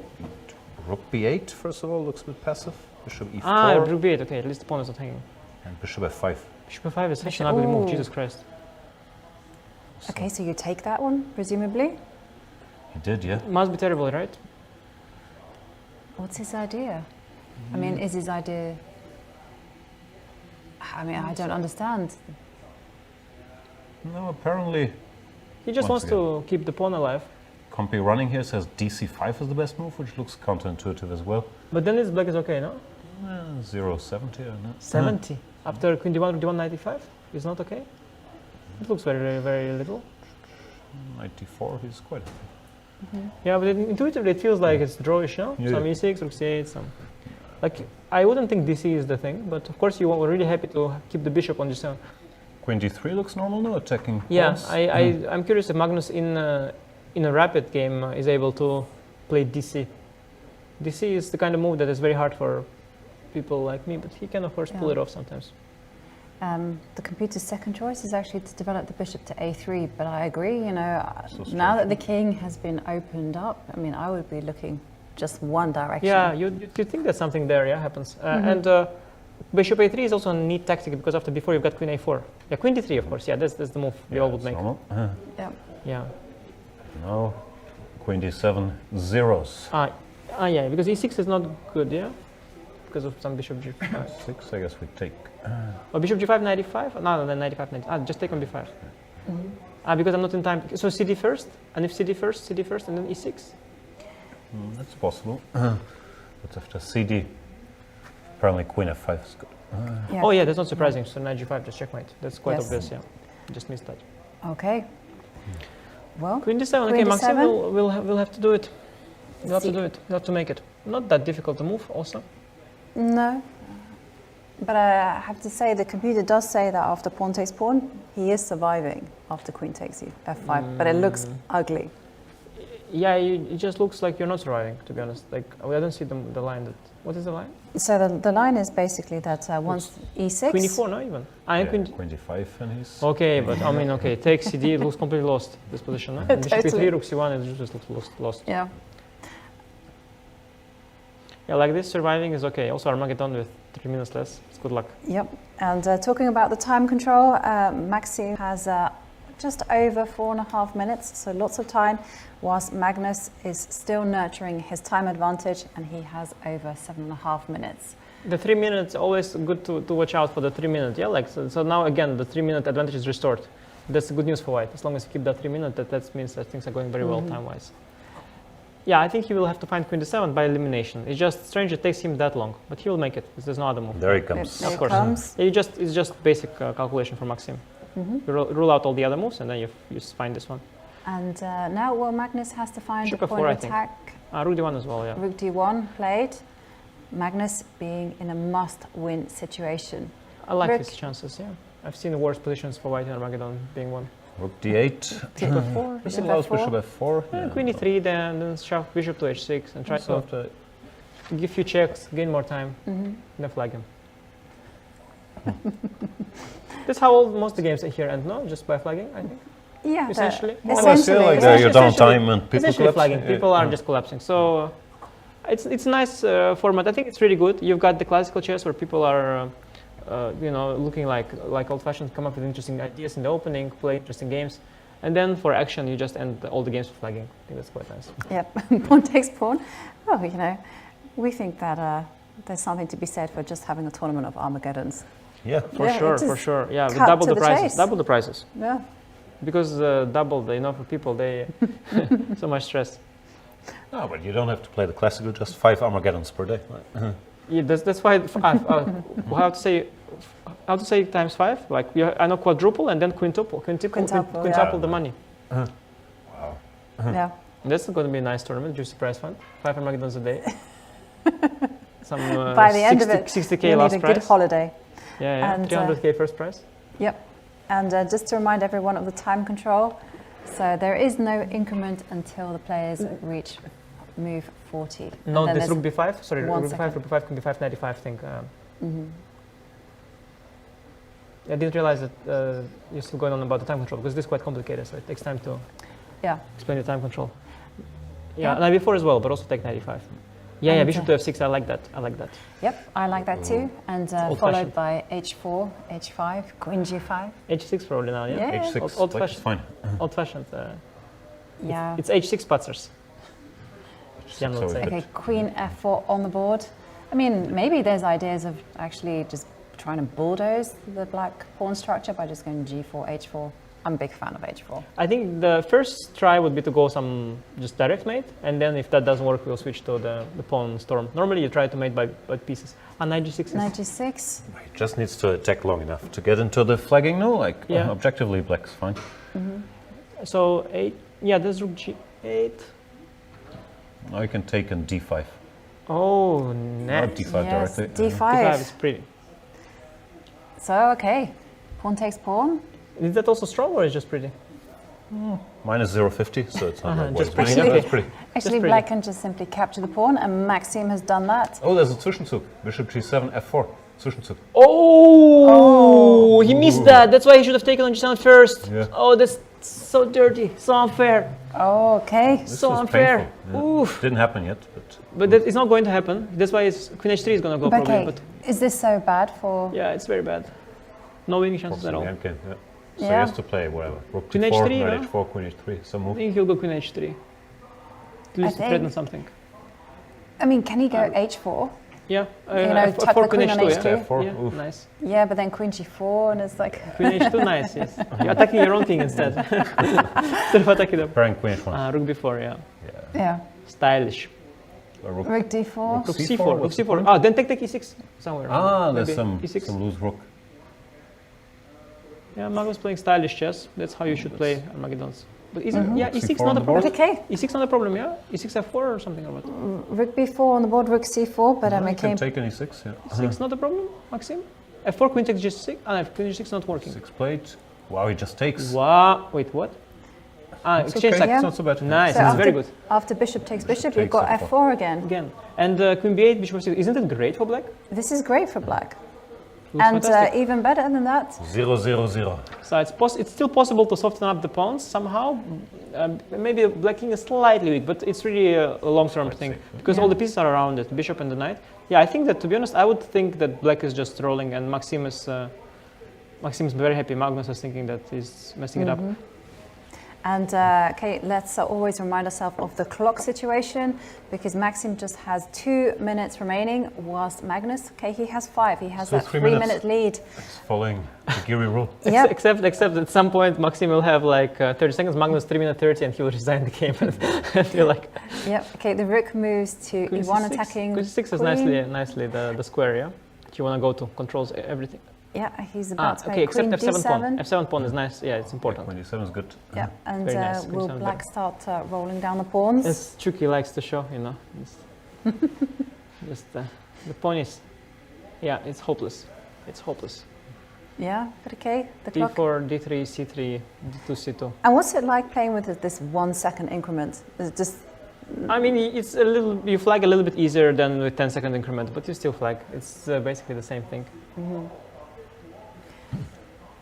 1 second is you know, like when you're kind of drowning completely and you give this very thin, very thin, not even wooden stick, this chopstick you give, and you're like, grab it.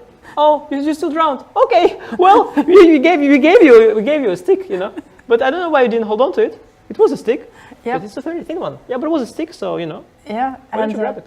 talking about stick, I mean, we saw the players repeat moves a few times, and now G3 and H4 presumably is going to come. Yeah, F4 I like It's just- also. Oh, he went f4. Uh-huh. Oh, I like that move. Why not? Stopping H4 just to be sure. Some FG softens up the king side. okay. Getting rid of the double pawns as well. Quite nice.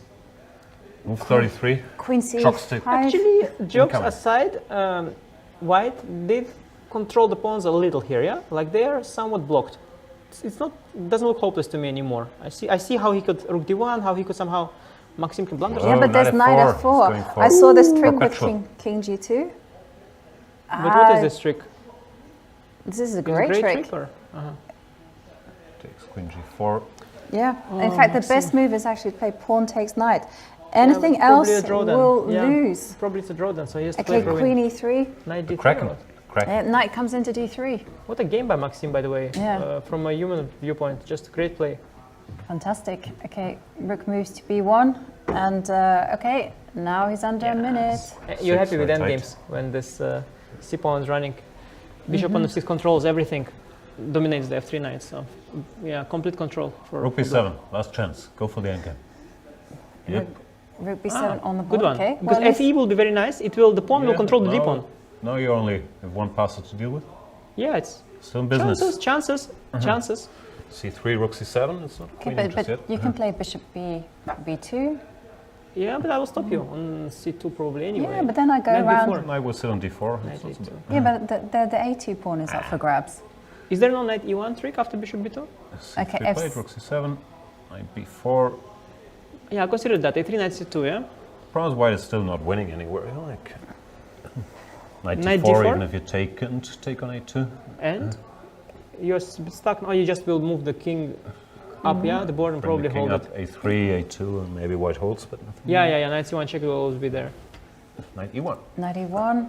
But a2 Yes, to win. pawn. Just take the pawn. Bishop Oh, e5 this is is nice. nasty, and bishop g3. The double attack. Oh, very Yeah, nice. no, it's just Very Maxim. sharp, Maxim. yeah, Today like, is just in a great form.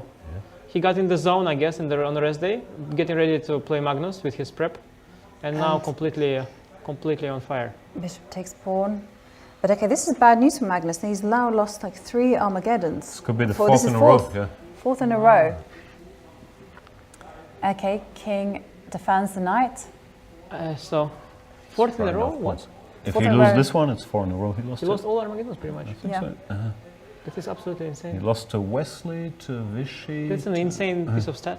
Wow. To Ariane. to Aryan, and now And this. now this one. Anyone losing all Armageddons is weird. But like the best player, Okay. And this is very, very. Wait. Still a pawn. there's a. You sure? Is it in 17 time? seconds. Wait, is it in Knight. time? No, but Yeah. guys, C2 He's in check. time, he's in C2 time. check is there. What do you mean? intermezzo? What's There's the C2. Even King B1. King B1 King and b1, then. h3, no, like king h2, Take c2. C2 and then C2. Yeah. Yes, and then C2. I thought King B1, C2 and then H3. But yeah, Okay, so he's Rook actually B1. played Yeah, Rook B1. He doesn't look happy about it. yeah, because Touch H3. piece. Touch piece, gonna move it. Okay, Rook Yeah. B1. Again, there are these intermezzo tricks. And too many pawns, probably the king can join one of them So at some king point. f6, it's not like you ever win. No? Yeah. King f6 King play, F6. wow, he's really precise. King Yeah. B3, you just King E5 or what? h3, can still run. Oh, the bar says no. The bar says no? I know what happened. Night before, the computer is not a fan of, now it says it's winning.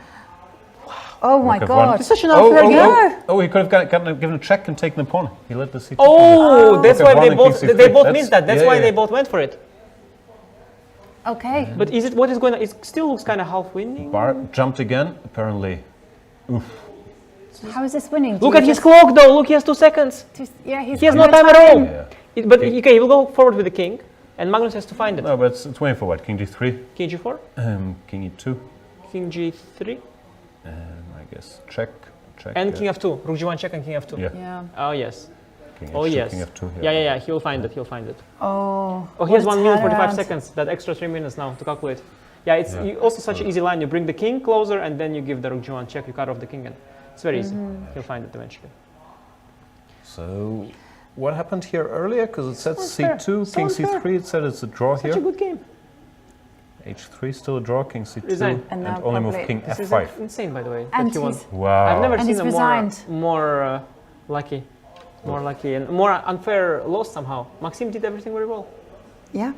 So he got his knight stuck, and then it got tricky But it again. was still but, okay, yeah. Even the knight it stuck was fine, by margin. Like it was, and then he did something. Yeah, it was a bit unfortunate. But it's good we avoided that statistic of Magnus losing all Armageddons. Yeah, now He he's would be unhappy. Yeah. Yeah. So that's a nail-biting finish. What's the to total Armageddon. situation? Magnus is now He's in the lead. in the lead. So it's important for him, yeah, this Half half a point is ahead of Maviarov, yeah? Wow, So if they both Shach, draw, he Shach wins in the one. house suddenly. Yeah. But And that was, by the way, beautiful. Yeah, I mean, it's You saw that, incredible. yeah? This queen Yeah. b5? I saw it happen. Like I was walking by and he made a move queen b5. And of course, you instantly see that the alarm bells go off. And I think like, wow. But Maviarov hadn't seen it until Vichy resigned. Like, Yeah, but he he would probably would he have would. spotted I it, mean, but Shach, he's been there, done that. Yeah. of course. yeah, for sure. But it's much easier if someone tells you. But I'm not sure. You No, know, no, the rook. like I saw it, like I was just walking by. Like I Okay. just walked by and he plays queen b5 and I look like queen f3. So everybody was like that. Yeah. And Shach, okay, Shach didn't see it maybe because he didn't look at the board probably yet. Yes. Yeah. He just looked at Vicious hand that was extended. All right. Well, it's been a shocker of a day, I have to say. You know, full of emotion, full of surprises. Yeah, You know, that's why we love- unexpected moments. That's why we love Norway chess. This is exactly why Norway chess is the home of fighting chess. And there we have a recap of the round 8 results. So Magnus Carlsen did beat Maxim Vachier-Lagrave in a very tumultuous Armageddon game. And then Wesley So lost to Veselin Topalov, who looked very powerful in their Armageddon match. Anish Giri, who we're joined with in the studio, defeated Aryan Tari in the classical game to pick up 3 points. Vishy Anand lost in a very surprising one-move blunder against Shakriyar Mamedyarov, and Timur Rajabov 1.5 points against Wang Hao.